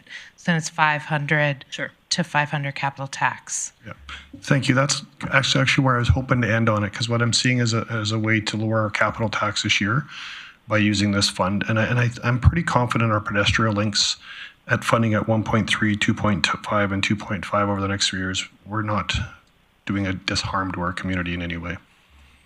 All right, so the debate is on the overall concept of reducing funding to pedestrian links. Councillor Blackmore. Sorry, I wanted to talk about concrete. Okay, I'll come back. So, I'll let you be the first out of the gate on that one, okay? Perfect. Okay, great. Councillor Bressie. Great, thank you. Yeah, I'm opposed. We've got residents where pedestrian links are the way that they get around. For some of us, pedestrian links are a nice way to get exercise, get out in the family, and they're nice to have. But for some people, they are their primary means of transportation. And I think that maintaining transportation infrastructure for those people is every bit as important as maintaining transportation infrastructure for people who are on four wheels. We're already in the proposed budget reducing the amount of money we spend on pedestrian links by $1 million this year over what we traditionally spend on them. And we've heard that that's enough money just to keep them in about the condition they are today. So if we take away more money, then that means that we're saying we want our pedestrian infrastructure to get worse in the city. And that's something that I understand money's tight, but that's something that I just personally can't support. Okay. Councillor Thiessen. Yeah, thank you very much, Mayor Clayton. I, unlike Councillor Bressie, am going to support this. And as an avid pedestrian myself, I know there's lots of ways in and around the community that we can make our pedestrian links, whether that's going through the trails like down in Muskogee Park through South Bear Creek or otherwise. where my interest really lies with our pedestrian links is making the connections that don't exist right now. So that's important to me, and if I can express that now so our administration hears, that's great. One thing I asked years ago, because this used to be an old favorite of mine to try to chip away at and achieve capital tax like Councillor Platt is attempting to do right now, is in the fact that we'll never catch up to our sidewalks. Literally, even if we chunk $3 or $4 million into it, the percentage of sidewalks that we actually get to reclaim and recover, including the cost of goods, is always shrinking. So unless we find a better, cheaper way to do sidewalks, we're always going to be chipping in this money, and we're never going to catch up to. We're never going to get to the finish line over the lifespan of each sidewalk. And I understand where Councillor Bressy's coming from here, but we're also in a time where we're trying to tighten our belt in certain areas. We're trying to add in certain areas to services and otherwise. And I think we can make a sacrifice on our trails and pathways over this time in order to, save the buck or two and improve services where we really need them. Thank you. I'll come to you to close, okay? Councillor Berg. Yeah, thank you, Mayor Clayton. As I see this, even at Councillor Palat's proposal, it is still a $700,000 increase. Am I correct? No, it's no. I guess I'm looking 2 years down the road. Right. And so, what was the motion then? Because I see 1.8. So do you want me to I was just trying to use the funding difference. So I was reducing the amount of pedestrian links by $500,000 and using that funder to offset some roads and using the capital tax. Okay, so as I add the two then, so you're taking it from 2 million to 1.5. Is that and then from 3 million to 2.5. Yeah. Okay. Okay. Councillor Palat to close. And I don't think the roads part of your conversation is really relevant at this point. The discussion is whether or not council supports reducing the expenditure to pedestrian links. Absolutely, and to speak to that specifically, I'm all with Councillor Thiessen. If we're talking about specific linkage, 100%, and I think within those dollar amounts, we can provide the linkage we need. I also kind of hope this forces us to start talking about more naturalized trails. We don't have to pave every single trail in our community. I appreciate that there's certain trails that need connectivity for that sort of environment. But for the people that want to run and do other types of things in our community, they don't all have to be paved. And so I think this defunding maybe forces us to have to look a little bit more at naturalizing, but I don't think it hurts us on our linkage moving forward. So I hope you can support this motion. Okay, that was Councillor Palat's close, so I will call the question. Please vote.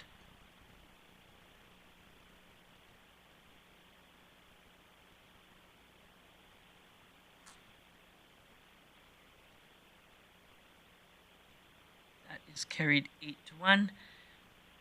Okay, Councillor Bressy, is it on trails still? Links, sorry. Go ahead, Councillor Bressy. Thank you. Director, sorry, I've got a question for administration coming out of that. Could you refresh my memory? You mentioned that depending on what happened with that budget, now tenders came out, there was one connection to Masquate Park that might happen, and now it sounds like that almost certainly won't happen. Could you remind me exactly where that is again, and also you know offhand how much that project is worth? Mr. Glavin? Thank you, Mayor Clayton. Yeah, so what you're referring to would be a linkage from the intersection of 108th Street at the bypass to the existing pathway in Masquate, connecting on to the new bridge, the new pedestrian bridge that we just constructed there.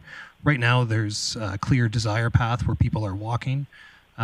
The other way around unpaved takes you a decent amount off course, so the most direct route is what we'd be proposing to pave this year. However, our priorities when we're looking at our assets is to maintain them before we build new, so in the coming year we would likely focus on maintenance. So could you tell me what that one specific linkage would cost? And if you don't have it right now, that's okay, but I'd like to know by the end of budget. Thank you, Mayor Clayton. Yeah, I can get you a kind of a rough estimate. A couple of years ago, it was in the ballpark of about $500 per meter of trail for brand new trail. So, sorry, I'm going to make a specific motion to fund that linkage. So and again, if it's not now, that's okay, but I'd like to get that information eventually so I can make a specific motion. Okay. Yeah, we'll try and get that. Thank you. Councillor Blackmore, you had business arising from concrete crushing. If I could just ask Director Glavin one question first about trails. It's quite possible to widen that path and use a material like chips on it at a significant reduced cost, is it not? Mr. Glavin.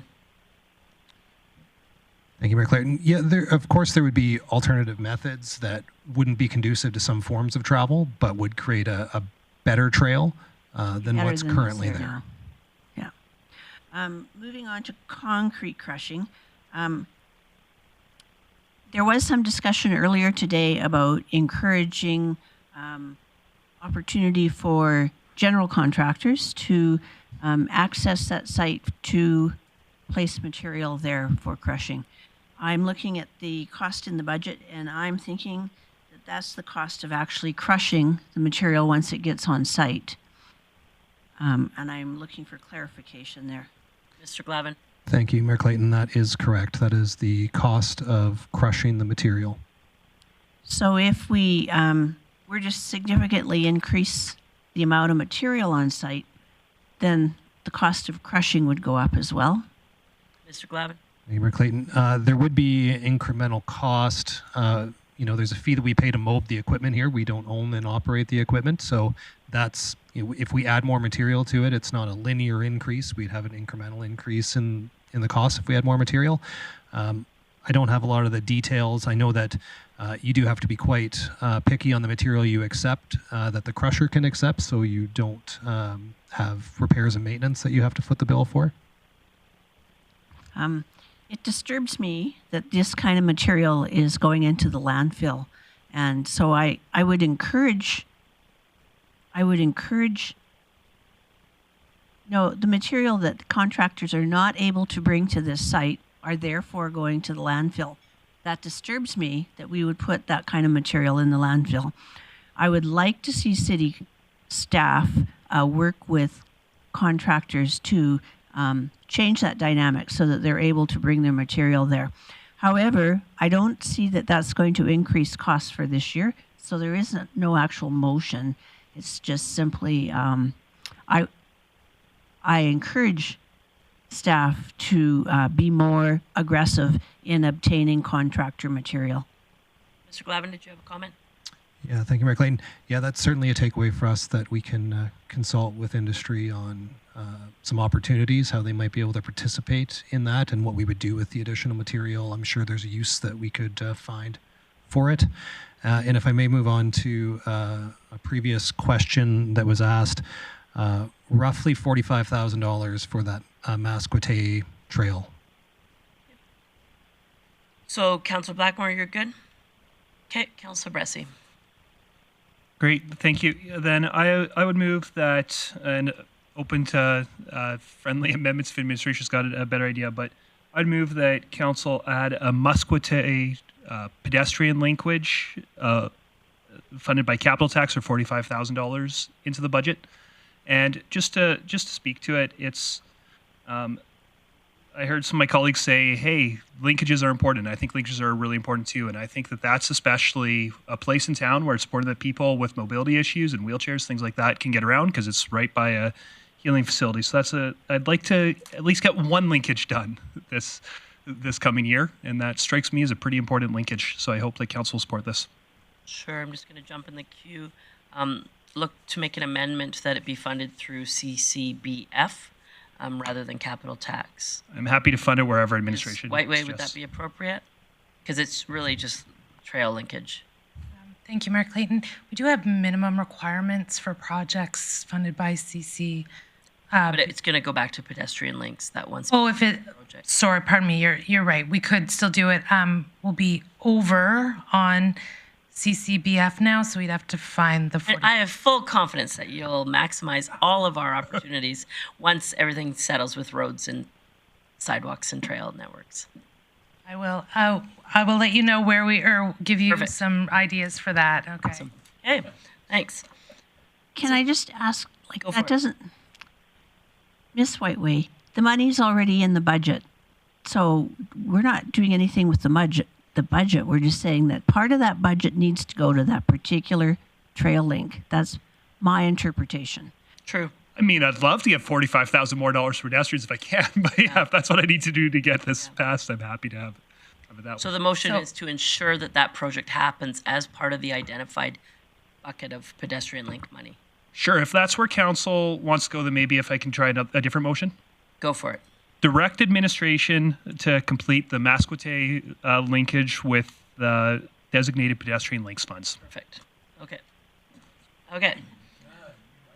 Discussion or debate on that motion. Councillor Thiessen. Yeah, thank you very much, Mayor Clayton. I'm glad that Councillor Bressie changed his motion because I always hate it when I have to speak against the mayor. But I will support this 100%. I like that, council and especially Councillor Bressie showing tenacity in making the linkages where we need them. And the hospital is very important to our community, not just in Masquote Park.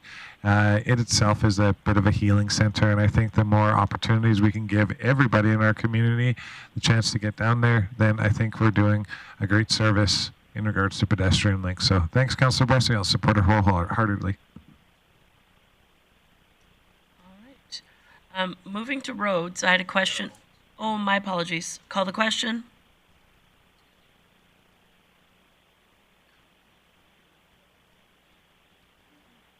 Because you're 73 and cantankerous? Okay. That carries unanimously. Oh, I lied. We're moving on to roads, and I had a question for Ms. Whiteway.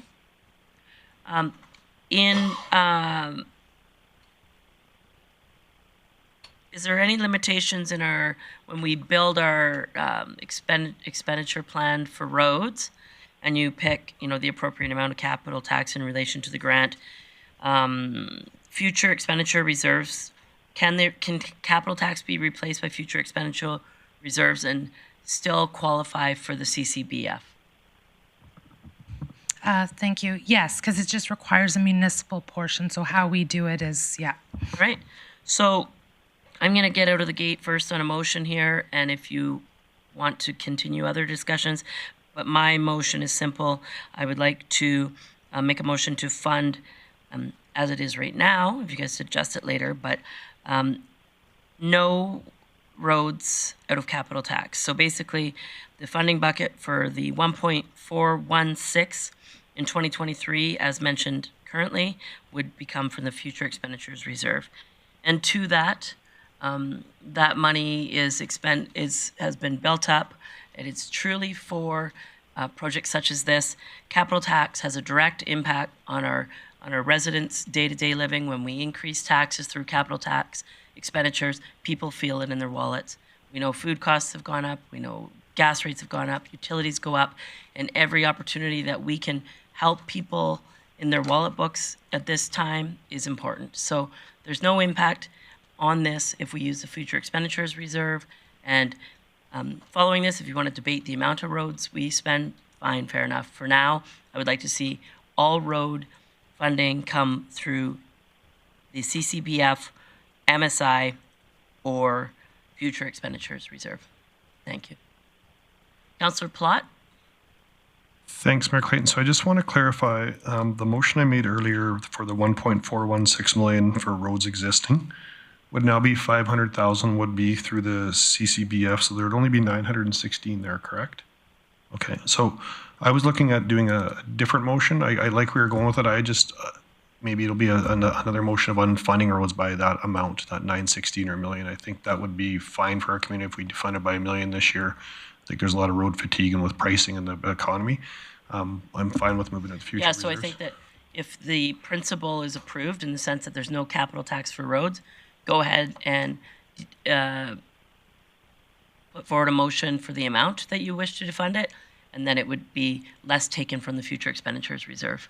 So I guess I'm just trying to, I just want to clarify with our CFO, like, so is this about $2 million we'd be moving from, I'm seeing a line item of 700, 250, and the 916 that are capital tax requirements currently? Thank you, through the mayor. So if you just catch me up, roads existing, we would have 916. Yep. And the 700 for minor resurfacing. Is that the two amounts? No. I'm just trying to find the second one. So roads haven't been reduced as of yet? No. Change funding sources. on part of it. Yeah, we did. On pedestrian links. But it ended up making the roads existing go from 1.416 to 916 capital and 500 through the CCBF grant. But I'm just looking at your motion to use this funding to reduce capital tax. Okay, so now the total bucket is still the same amount of money, and 916 is coming from capital tax. My motion is just the principle in the sense that there's no capital tax. So if you want to reduce the bucket overall expenditure of the amount of roads we do, that's a different motion, and then we would take less from the FER. Okay. So, sorry. Ms. Whiteway? I would just like to clarify to make sure that we have it. So my understanding is based on your motion being no capital tax funding of roads, we will use future expenditures reserve. What that would mean, what that would entail is just simply that line, and which was reduced by Councillor Palat to 916, would now be funded by future expenditures. Absolutely. Okay. And there's already a future expenditure reserve of 640, so add the 916 and the 640, and you have your total expenditure from FER. Yep, that's what we are. Yep, that's what we're doing. So discussion or debate on my motion, which is to have no road expenditures come from capital tax. Councillor Bosch. Thank you. Just a question of clarification. Is this just for 2023 or Yes. ongoing? 2023. Just 2023. Okay. Councillor Bressie. Thank you. Just a question for CFO Whiteway. If I'm understanding the future expenditures reserve correctly, we've got some specific. I think we've got specific projects that have money sitting aside in it, and we've got unallocated, unplanned for money in the future expenditures reserve. First, am I understanding that correctly? And if so, how much unplanned money do we have in it right now? Ms. Whiteway. Thank you. We have 1.5 million available. And I will want to just run through to double check what other items are being proposed to come from that. And then I could give you what the difference would be. So 1.5 million's what is unallocated right now. So the 916 currently would come from that 1.5 million. Great, thank you. Yeah, Mayor Clayton, I don't think I can support this motion just because it's drawing that reserve down to a place where I'm probably not comfortable with. That being said, I think that we've had record spending money on roads the last couple of years, and I also think we're going to be adding more things to this program. So I'm open to reducing how much total we spend on roads, but I don't think I'm comfortable with a motion that might lead us spending more out of this reserve on roads, if that makes sense. However, as mentioned, if there's any discussion or motions passed to spend less, then it would be back in FER because we can't spend less. Like, do you know what I mean? Yeah.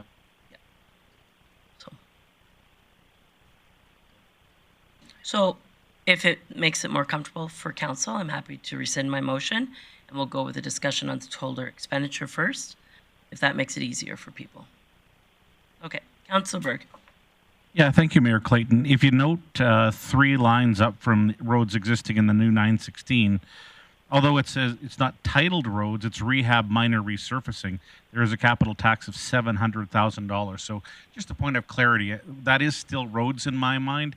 Does that fit under your umbrella or not? It doesn't. It's more of community parking lots, etc. But I'll pass it over to Mr. Glavin for clarification. Thank you, Mayor Clayton. So you're correct. It is for city-owned parking lots as well as some minor resurfacings that we plan to do on some local roads that will otherwise not see capital reconstruction dollars for a number of years. So yeah, my intent was not to include it in the roads because it's identified as rehab. All right, Councillor Bressie. Thank you. If the challenge is finding matching, just another strategy, I'm wondering if it might work out. Is my understanding, could we use we're using some of our cash for the old Highway 43 rehab program. So is there a potential strategy? Well, we're using future expenditure reserve, and I think it's from a grant that didn't have strings attached, if I'm remembering correctly. Go ahead, Ms. Whiteway. Thank you. Yeah, the province did give us a grant when they transferred the old Highway 43, so that lives in future expenditures reserve. So that's the funding source identified there. Now, it was the intention behind it was for Highway 43. However, it's not.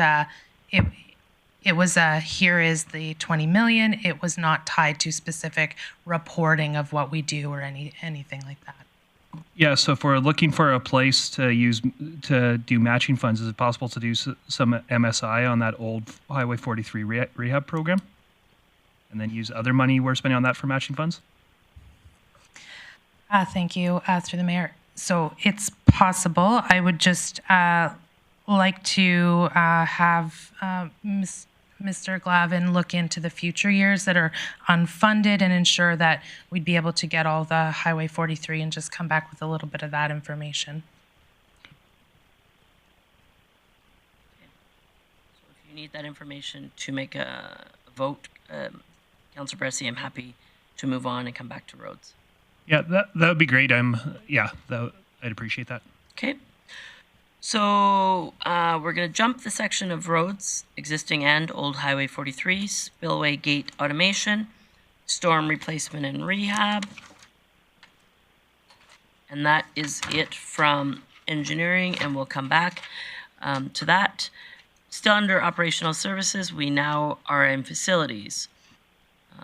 The first items are not in 2023, but I'll just quickly give you an opportunity. Bonnet's Energy Center door access, O's Event Center flooring, Center 2000 and Sundial brick refurbishment, Council Chamber lighting upgrade, facility emergency repairs. Does everybody know where we're at? We're good still? Library flooring, North Fire Hall slab and aprons replacement, North Fire Hall stucco replacement, Oscar Blay clock replacement. So I did have a question, Ms. White, were you able to find out for me if that could be funded through the outdoor artwork fund that we have? Yeah, thank you, Mayor Clayton. Just let me look. I got a message on that one.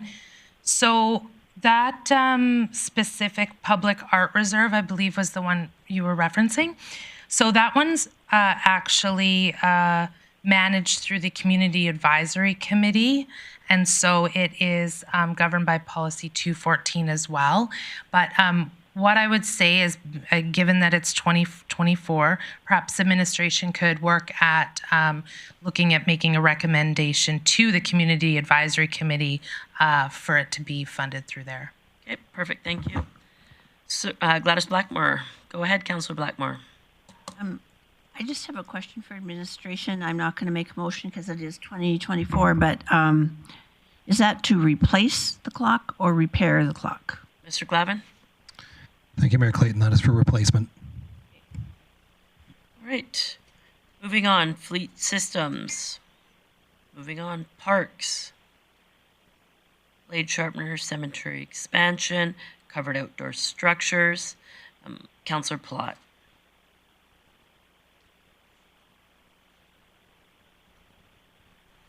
I'm just wondering, when we did the covered outdoor structures, it's got council strategic initiatives, if there was another funding source for that one. There are multiple options, one being capital tax, but Ms. Whiteway, what would you suggest? Thank you. Yeah, no, capital tax would have been what my other recommendation would have been. Okay. Councillor Bosch. Just a question. Did we not just talk about the amount of money that we were concerned about in building these? Like, are we going to look at other options? We talked about that this morning. Well, steel versus wood. And most people couldn't believe the cost of, $960,000 for one or $650,000 for, I'm guessing, wood. Is wood still cheaper than steel? I don't even know anymore. So, Mr. Glavin, what would be your intent if this is funded today? Do you want to hear a motion where it's a set dollar amount and you go away, find a way to build it? Or do you want to come back with a more accurate estimation. Yeah, thanks, Mayor Clayton. So part of the cost will come back with where the actual location is. There's no location picked for this, so this will be one that we would need to decide a location on with some input of council where the city needs this and the new strategy that just came out from Sports Development, Wellness and Culture. As far as the long-term life of one of these facilities, a steel structure will last longer and require less maintenance than a wood facility, less susceptible to vandalism theoretically.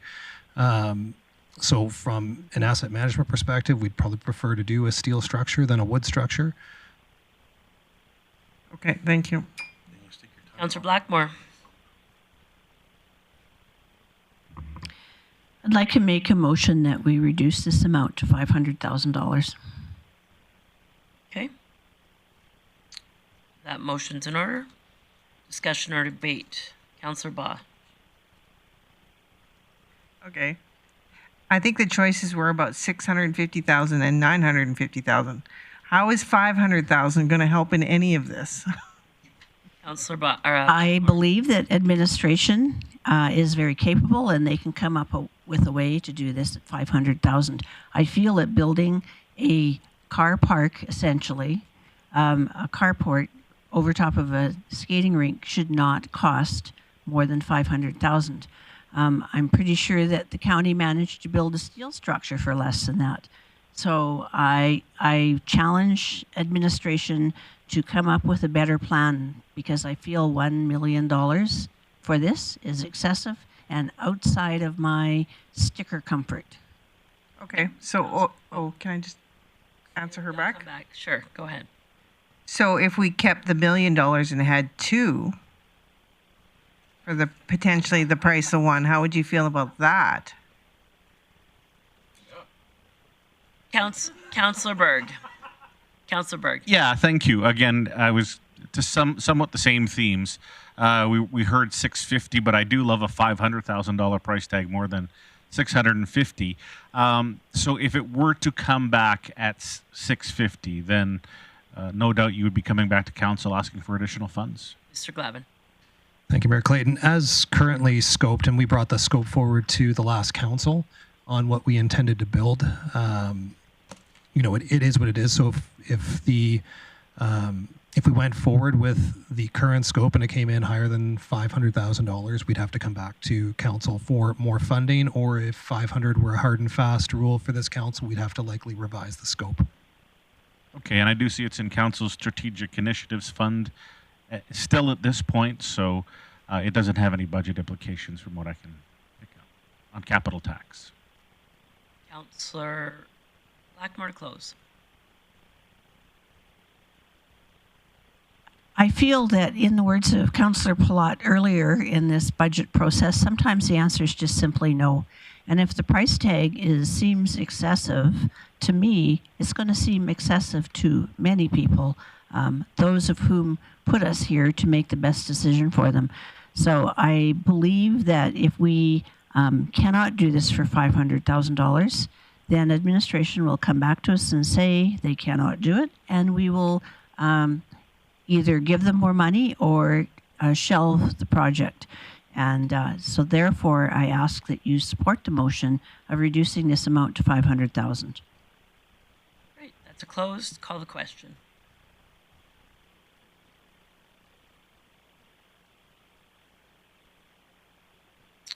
That is carried 8-1. I'd like to make a motion on the same budget or same capital budget line items. I would like to see $500,000 added to 2024 and 2025 as well. I think that these amenities in our community, there are significant locations that were identified in our previous conversations. This doesn't mean to say they're going to happen, but I think that it builds confidence in our community, strengthening neighborhoods, and these are an amenity that people will appreciate. They're great for free recreation, year-round recreation, community gathering, and by identifying that we want to see one per year, builds strength that it's not in our, and faith in our community that it's not just identified for one area. Covered outdoor structures, putting one in each of the next 24 and 25. Councillor Berg. Thank you, Mayor Clayton. Did you identify a funding source in that? Well, it's currently CSI. That's going to be my next motion. Okay, I'll wait then. But if approved as it is, it would be CSI. Councillor Thiessen. Yeah, thank you, Mayor Clayton. I actually like this. I also like Councillor Blackmore's motion as well. Perhaps my memory's shady, but I recall when these first started becoming part of our conversation, the cost was about a quarter of what we were presented with here today. And so the initial idea was we could get 4 of these for $1 million and it would be a great addition to our community. The fact that they're coming in a bit higher priced, I like the challenge that Councillor Blackmore has issued. I also don't think we should let this go either. And if we can get it down to that 250, I'm so excited because we won't need it for the next couple of years. So I can be behind this motion, support it wholeheartedly. Thank you. Great. Councillor Bosch. I can support this motion for sure because I do want to see this for our community. This just tells me that when we're going shopping, we need to tell them that, you know, this is essentially for 3 years and get a better deal. Isn't that how we do this? Get a better deal. Thank you. All right. I'll call the question on that motion.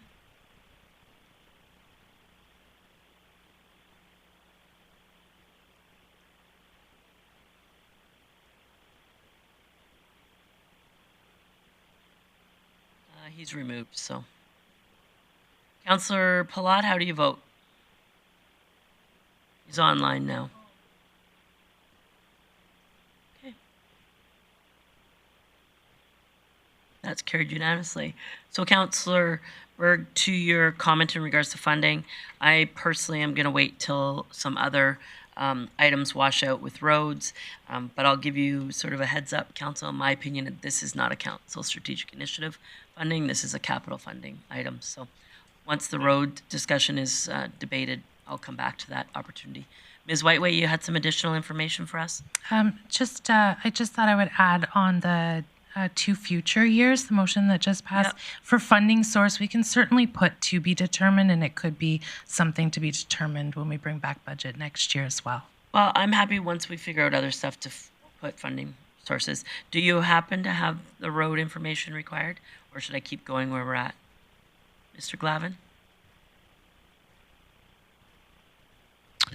Thank you. That was with respect to future phases of the old Highway 43 rehab? Yes. Yep. So the additional years of funding for roads for years 2024, 5, and 6, there are the going west of the airport towards Range Road 71 is likely earmarked for an overlay in that area. There are a number of other items that have been flagged for geometric and safety improvements that are items that may be able to get pushed into the future. So in the future years that are currently identified in here, there's no designs done. Does that answer your question, Councillor Bressie? Not really. What I'm trying to figure out is I don't want to deplete the future expenditures reserve unallocated funding in order to fund roads. But my understanding is, but I also respect the idea of, hey, we don't want to spend capital tax on roads. My understanding, if I'm understanding the conversation correctly, is the problem with that is if we just defund the capital tax and we don't replace with future expenditures reserve money, then that means that we won't be able to fully use grants that require a matching component. Am I understanding that correctly so far? Ms. Whiteway. Yeah, just to add on the matching component, we assign capital tax or a municipal portion to the parts of the projects that they won't fund. So just there's certain aspects of the project that won't qualify under MSI, for example. So that's what the capital tax portion is used for. But future expenditures as well will allow for that because that'll be the municipal portion. But it's not, I guess, 80-20 all the time, just to put it into perspective. And just, Councilor Brescia, I see that your concern is decreasing in the amount of unallocated future expenditure reserves. I have a feeling that there is potentially other discussions coming on the amount of roads being spent. Therefore, we'd be taking less out of future expenditure reserves. Yeah. So. Yeah. Okay. So I'm comfortable. Sorry, I just got a text from Councillor Plot, who's joining us virtually. He can't get sound. But he can't hear us. Anyways, he'll text me back. Actually, because he asked if he wanted to discuss roads, I'm going to keep going on the path. We'll come back to roads. All right, so we are under parks on page 24. And I'll go, we're now on Hydro Cedar, the Muskasippi Pavilion Dock fence replacement, Muskasippi Tennis and Basketball Court rehab, Natural Trail repair, outdoor park furniture, Parks Master Plan update, playground replacement program. Councillor Thiessen. This comes as no surprise to anyone who sat on council for a term or longer. I would move that we unfund the 2023 portion of the playground replacement program of $500,000. Now speaking to this motion, it is a capital tax item, but sometimes I think we baby our playgrounds. We got a lot of them all over the place. We have a lot of equipment, and if we're replacing them every 15 to 25 years, that's probably within their shelf life. But I recall in 1990 when I moved to Patterson as a 12-year-old boy, playing on the entire playground structures that existed until last year in the back of St. Patrick's School. That was a minimum of, 12 to 44, 32 years that playground structure stood the test of time, and about 400 kids jumping on it 3/4 of the year. I also look at the playground structure at Parkside School. That one's been around since I was a 9-year-old boy. I know because I was really excited. It was one of the few parks in town that actually had a twirly slide. And it was really exciting, but it hasn't been updated or upgraded in time. So I find that perhaps it's a safety thing, or perhaps it's just what we do. But I don't know if it's the wisest use of money to replace a playground unless it absolutely positively needs to be torn down as a structure. If it doesn't absolutely positively need to be torn down, then I think we're just creating more waste in the world, thereby having a negative environmental impact. And at the same time, we're still not having a discussion of when we decommission parks due to usage. So my hope is we still got $806,000 year over year over year over the next 4 years. I think we can skip it this year. Thank you very much. Councillor Berg.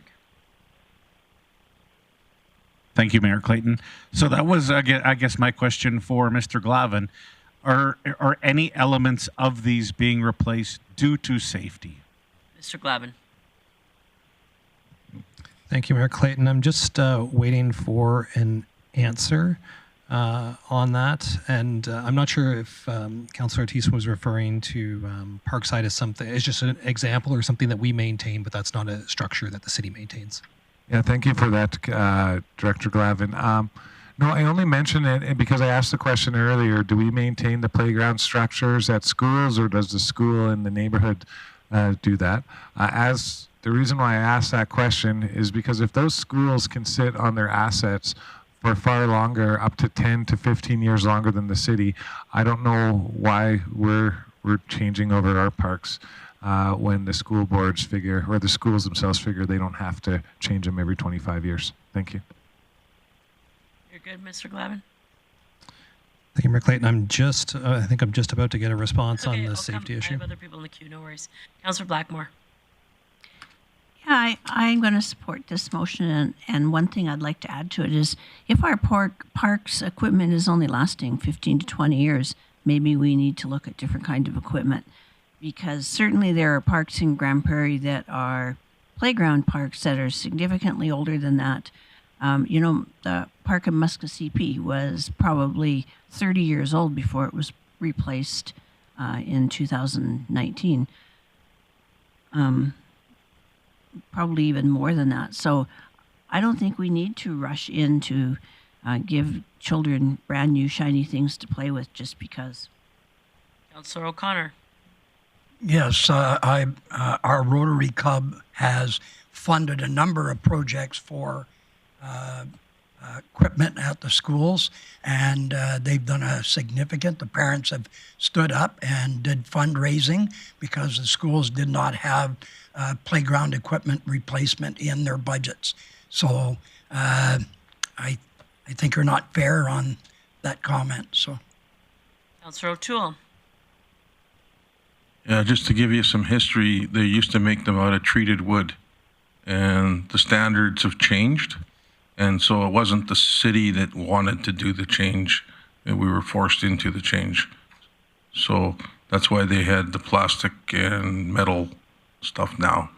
And anyhow, I have a hard time spending a large amount of money on something that is simple, but it comes with guaranteed insurance, that whatever liability stuff. So it's a hard decision, but we can defund them, but we have to build them to standards. Councillor Bosch. Thank you, Mayor Clayton. In light of our earlier discussion, if we did pull this $500,000 for this year, would the city or administration be able to look into the parks that aren't used or well used and decommission sites that were not appropriate for who's living in that area now? Demographically, you mean? Demographically, yeah. Mr. Glavin?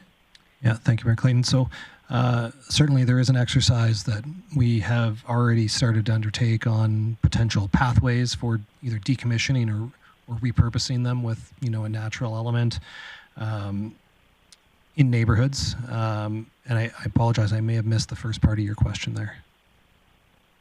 That was good. Okay. Mr. Glavin? I do have an answer on the safety side. No, it does not appear as any of these will cause significant safety issues. A lot of the times what happens within the life cycle is they become maintenance problems when manufacturers stop manufacturing the components that are required when they break or wear out. So there's some individual components that you can't put back on because they don't exist anymore, or a manufacturer's gone bankrupt. So we do get a bit of that as we go over the years. Sometimes we're able to just find something that fits and we make our own piece to fit in where manufacturers can't supply it, but it just becomes more of a maintenance burden over time. I'm just going to jump in the queue. I'm looking forward to hearing your close, Councillor Teese, and at this point I can't support your motion. If you would have come forward and said that you wanted to cut the amount spent in half, I could have supported that. But to completely unfund it, I struggle a bit. Our priorities talking about an inclusive and caring community and strengthening the quality of life. I believe that community playgrounds and neighborhoods are exactly that. We know people are spending time in smaller groups of people. This touches the bucket from youth to seniors in regards to, getting young families out, getting seniors out. We know that the demographics of our community has changed, and therefore seniors are staying around longer. That means they're spending more time with their grandchildren. And I think that having an active lifestyle in our community has already been identified as a priority, and playgrounds do just this. I totally appreciate your intent that maybe we don't need to be spend as much money as we're spending, but to unfund it for 1 year. I don't know if I can support, but I look forward to your close. Councillor Berg.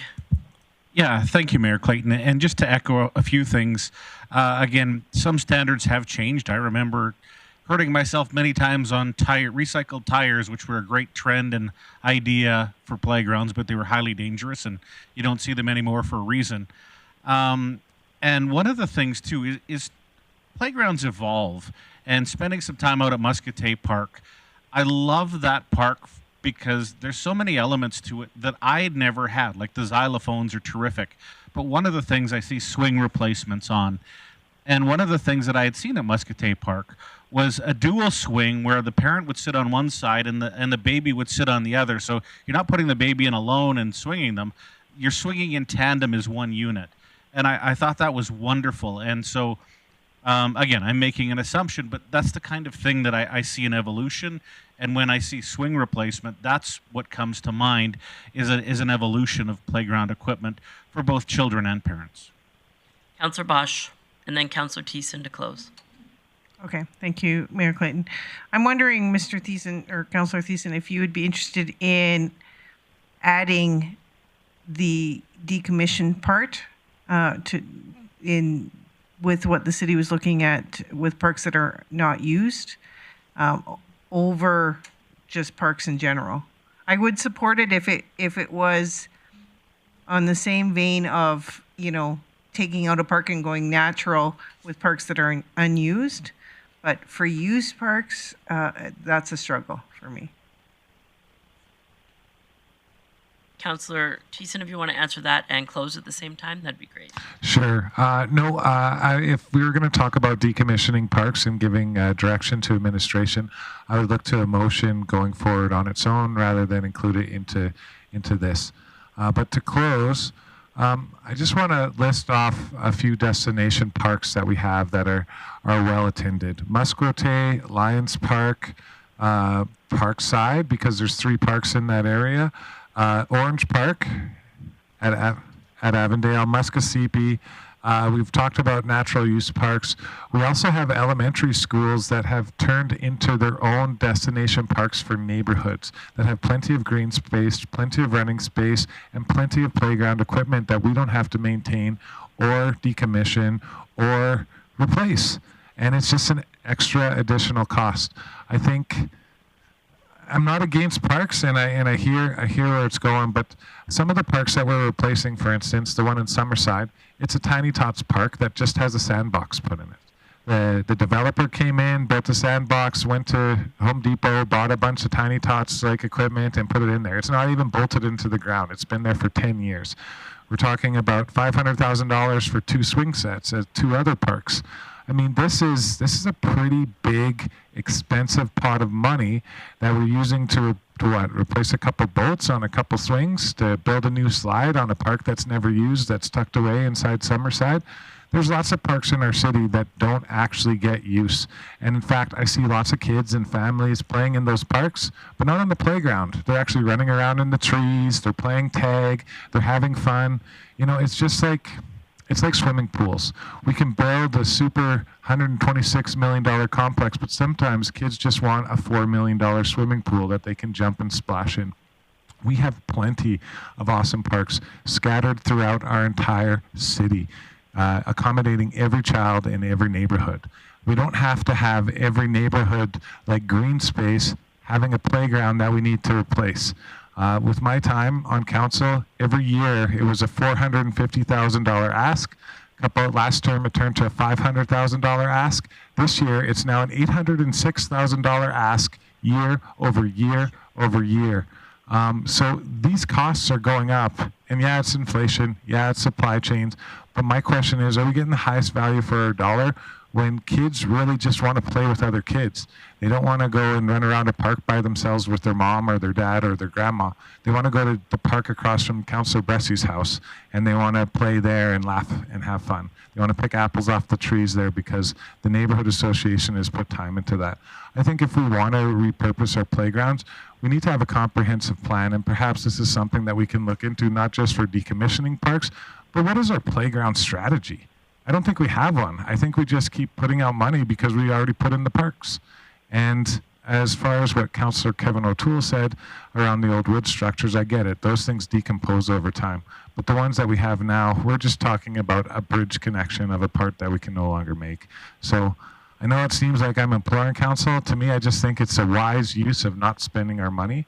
And $500,000 here today is not going to get us a lot over the course of this year. So I would encourage you all to support this motion. Thank you. Okay, call the question.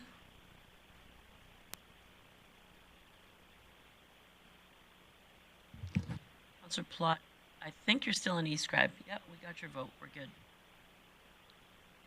Councillor O'Connor. Not in favor. Okay.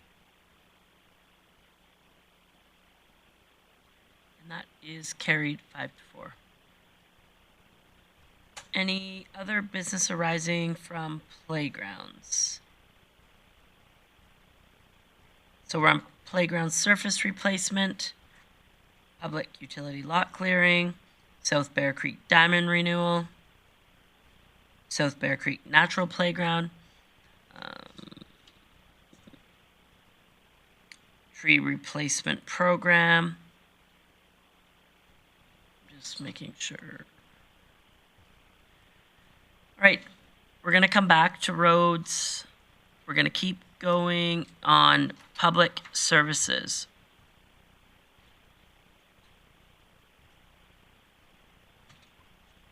No, not yet.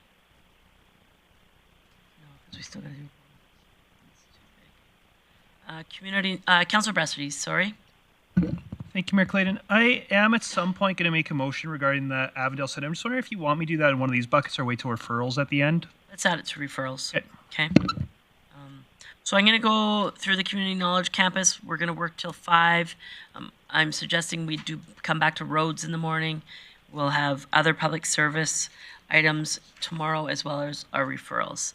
So community knowledge campus, new sport, nothing for 2023. Community knowledge campus, synthetic field player shelter for 2024. Eastlink Center aquatic sound baffles. I don't see anyone in the queue, but they're okay. Councillor Bosch. Thank you, Mayor Clayton. As per our conversation earlier today, this $260,000 or $261,000 can be moved potentially to 2024.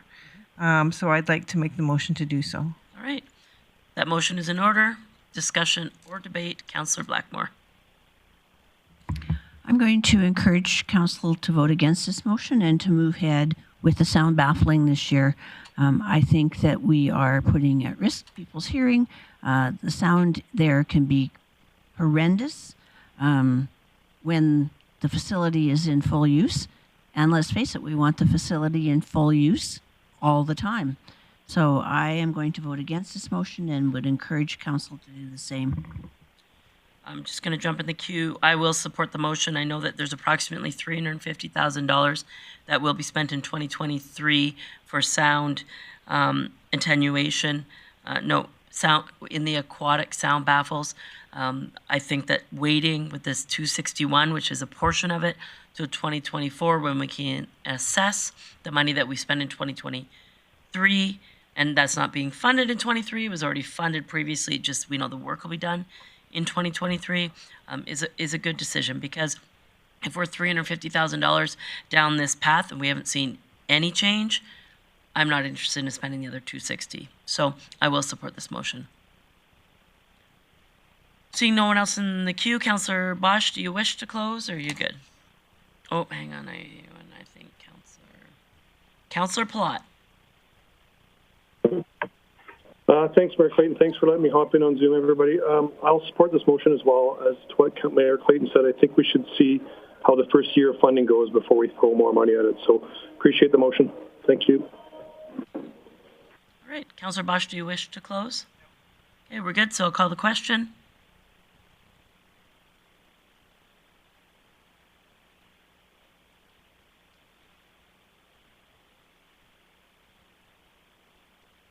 And that carries 8-1. Eastlink Center sound system repair for 2024. Grandstand security fence in 2024.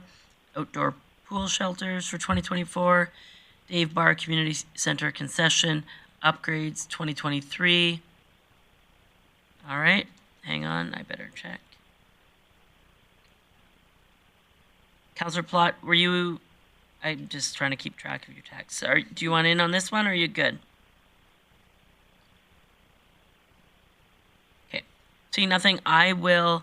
I would like to delay this expenditure to 2024.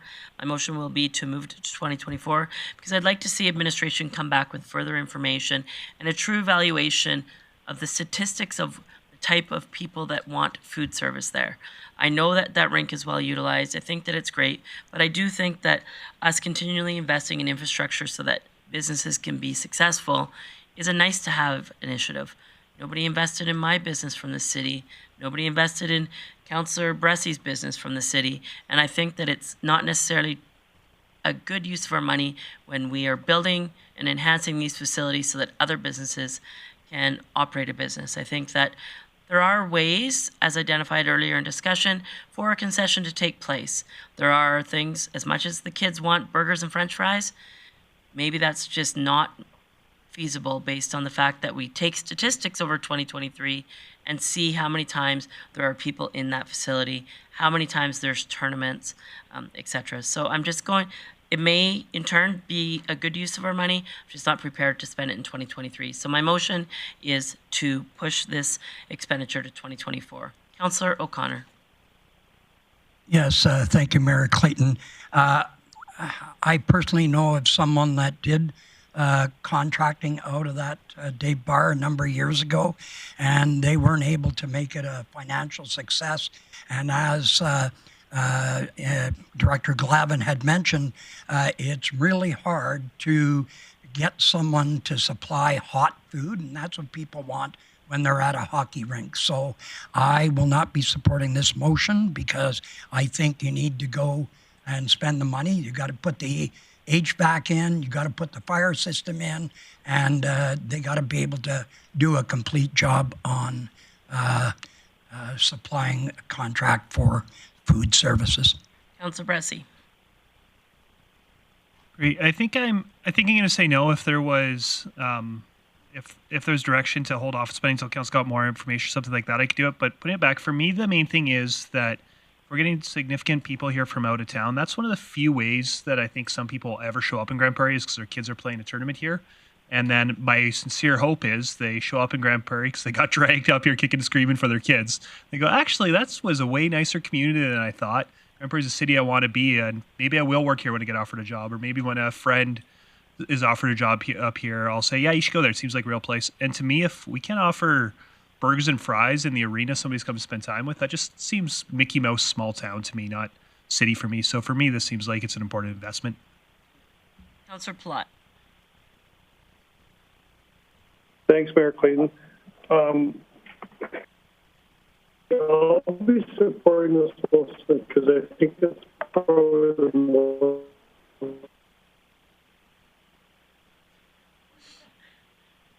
Sorry, you lost signal there, Councillor. Way to go. I probably would have made a motion to defund it altogether. I'd like to have a conversation. Kids should be eating deep fried foods. Can you hear me now? Councillor Plott. Hello, am I making a complete? Yeah? Councillor Plott, could you possibly turn off your video? It may help your service, and restate your intent.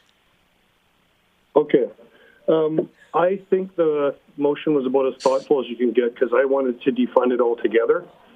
I'd like to have a conversation as a council what kind of food should be going in our facilities. I'm not really a big fan of thinking we're spending $200,000 to add deep fryers and HVAC units so we can put greasy food in there. So I think deferring it's the best way to go so we can have a conversation about it, because we might just put $200,000 in and realize we didn't need to spend it. So again, I would have probably made the motion to say zero on it this year and move on, but I appreciate the motion, if you can hear any of this. That was perfect. Thank you. Councillor Bosch. Thank you, Mayor Clayton. I'm going to support this motion only because I would like to see what comes out of a bit of a study on this. I do think that we do need more in that arena. 100% I think we need more, but I'm not sure it's $200,000 more. I think there's ways you can get hot food with a little bit of initiative and, thinking outside of the box. People do it all over the place. So I think hot food can be served out of there at this point. I don't think a fan is going to change that. But if in the future we see that there's a business case for it, that's fine. But for now, I'd like to get some more information. Right. I have a question for Mr. Lemieux. I'll wait till the motion. Do you need, well, I'll ask you now. Do you need direction to bring back additional information on what the potential is and the need is for food service at Dave Bar? We know that, the consultation with a potential contractor, but has there been an in-depth look at what it could be and what it should be? Or do you want direction, or will it just come back to us for a future discussion? I don't think we necessarily need further direction. We're keeping track of some of the things that we may want to add to our outstanding items list, and that may be one of them. Perfect.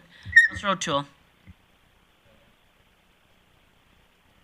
The previous, I don't know how many years went by, but previous people that were in there had stews and soups and chili and stuff like that in crock pots, and they made enough for the day and maybe a little extra, and they did okay. But to spend $200,000 is, I would probably go ahead and spend it, but not right now, because we don't really have a plan, and we don't know how much other stuff that they're going to need, whether they have to knock down walls or anything like that. So with that, I'll be supporting this motion. Councillor Berg. Yeah, thank you, Mayor Clayton. So again, I do want more information. I don't know if I necessarily want it to last another year before we make that decision. I do know that there's little pizza ovens that can go in, but I know... Sorry, Councillor Palat, could you mute? Thank you. Oh. Yeah. So part of, again, my question and wanting more information is, in the Bonnettes, we just said we're doing 2 new concessions at $125,000 each. This one's $200,000. Again, I'm assuming that the other ones already have the HVAC system and fire suppression in there. But before I spend $200,000, I would like a little bit of information rather than just throwing it out there blindly. So I guess that's my position, but I do feel that 1 year to wait for another budget cycle is too long. All right, so I'm just going to jump into close. I appreciate your concern, Councillor Berg. An interesting point would be that Council, after getting the information, could find other funding opportunities if they did want to bring it forward sooner than expected after the report came forward. However, I encourage Council to support this motion. I truly believe in our community facilities and that sport tourism builds faithful people to our community. It's very seldom that I hear somebody that visited Grande Prairie that didn't have a great experience. It's more often that you hear people that came here for a cultural event, a sporting event, a conference, and they're blown away by what our community offers and has to offer. For me, this is simply the fact that this facility, without a true cost calculation of what could be possible, I don't want to earmark that money, especially in capital tax. It comes back to spending money out of people's wallets. And I think that this in time, if it means that, like Councillor O'Toole said, it's crock pots of chili and air fryers of French fries, and it's a hot dog cooking kitchen, like many of the kitchens that are in schools currently that still do concessions. I think there's opportunities and options there. I just don't think we need to spend this money today. So I encourage you to support this motion. With that, I'll call the question.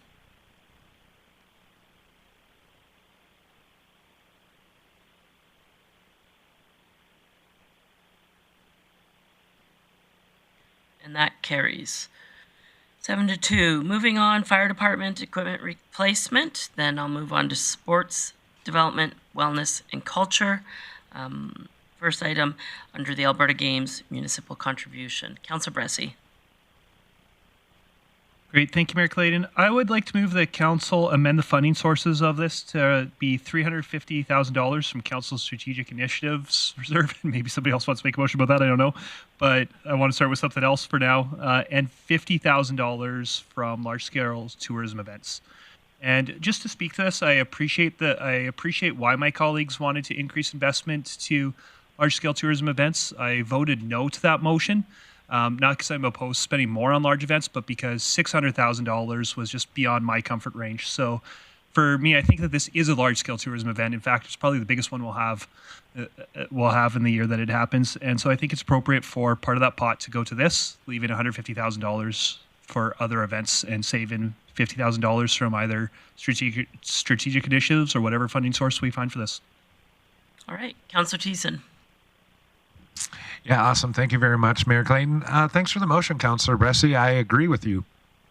This is Well, we agree lots, and we agree to disagree lots. But I think this is what the fund was actually designed to do. And I don't mind this being like a $50,000 contribution to another big event.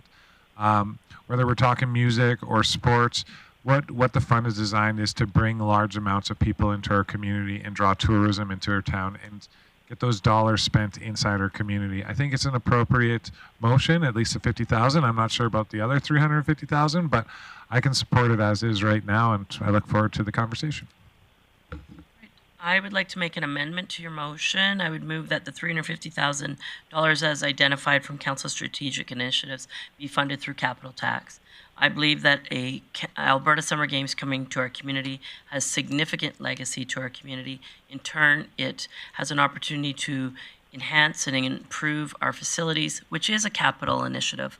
I think that Council Strategic Initiatives Fund was identified for strategic initiatives that Council puts forward through things such as the expansion of Invest GP, through opportunities of economic return. And although this has huge economic return, I think that this is not a Council Strategic Initiative Fund in my ideal situation of what that fund is. So my amendment is to move this to capital tax. Although then it actually truly all is capital tax, I'll leave your motion as is to have 50,000 come from large scale tourism and 350 from capital tax. Thank you. Comments or questions, debate on the amendment? All right, seeing none. Oh, Councillor Ressi. Before I argue against it, my concern is if your amendment passes and that scuttles my motion, what that does to me. So I'm inclined to vote yes to this, but would it be in order for me to remake my motion if it fails after this amendment? You're more than welcome at any point to rescind your motion. No, well, he'll rescind it and make a motion again. Yeah. I know. Well, if he rescinds it, my amendment's gone. Yeah. Well, no. To my amendment, no. Yeah. So, sorry, what would you like to do?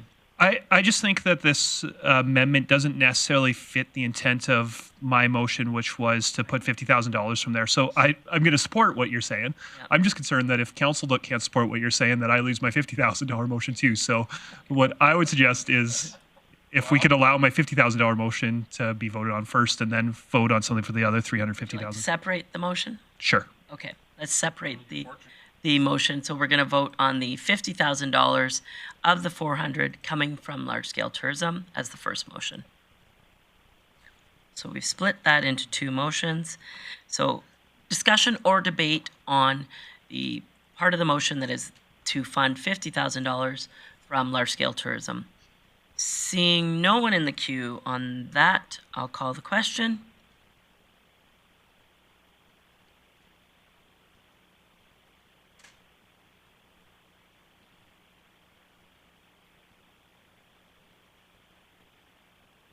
Councillor Plott, if you're still with us, please vote. In favor. All right, thank you. And that carries unanimously. He's at Eastlink. Now, the other part of the motion, comments or questions, debate, on changing the funding source of the 350 to capital tax rather than council strategic initiatives. Seeing none, I'll call the question. In favor.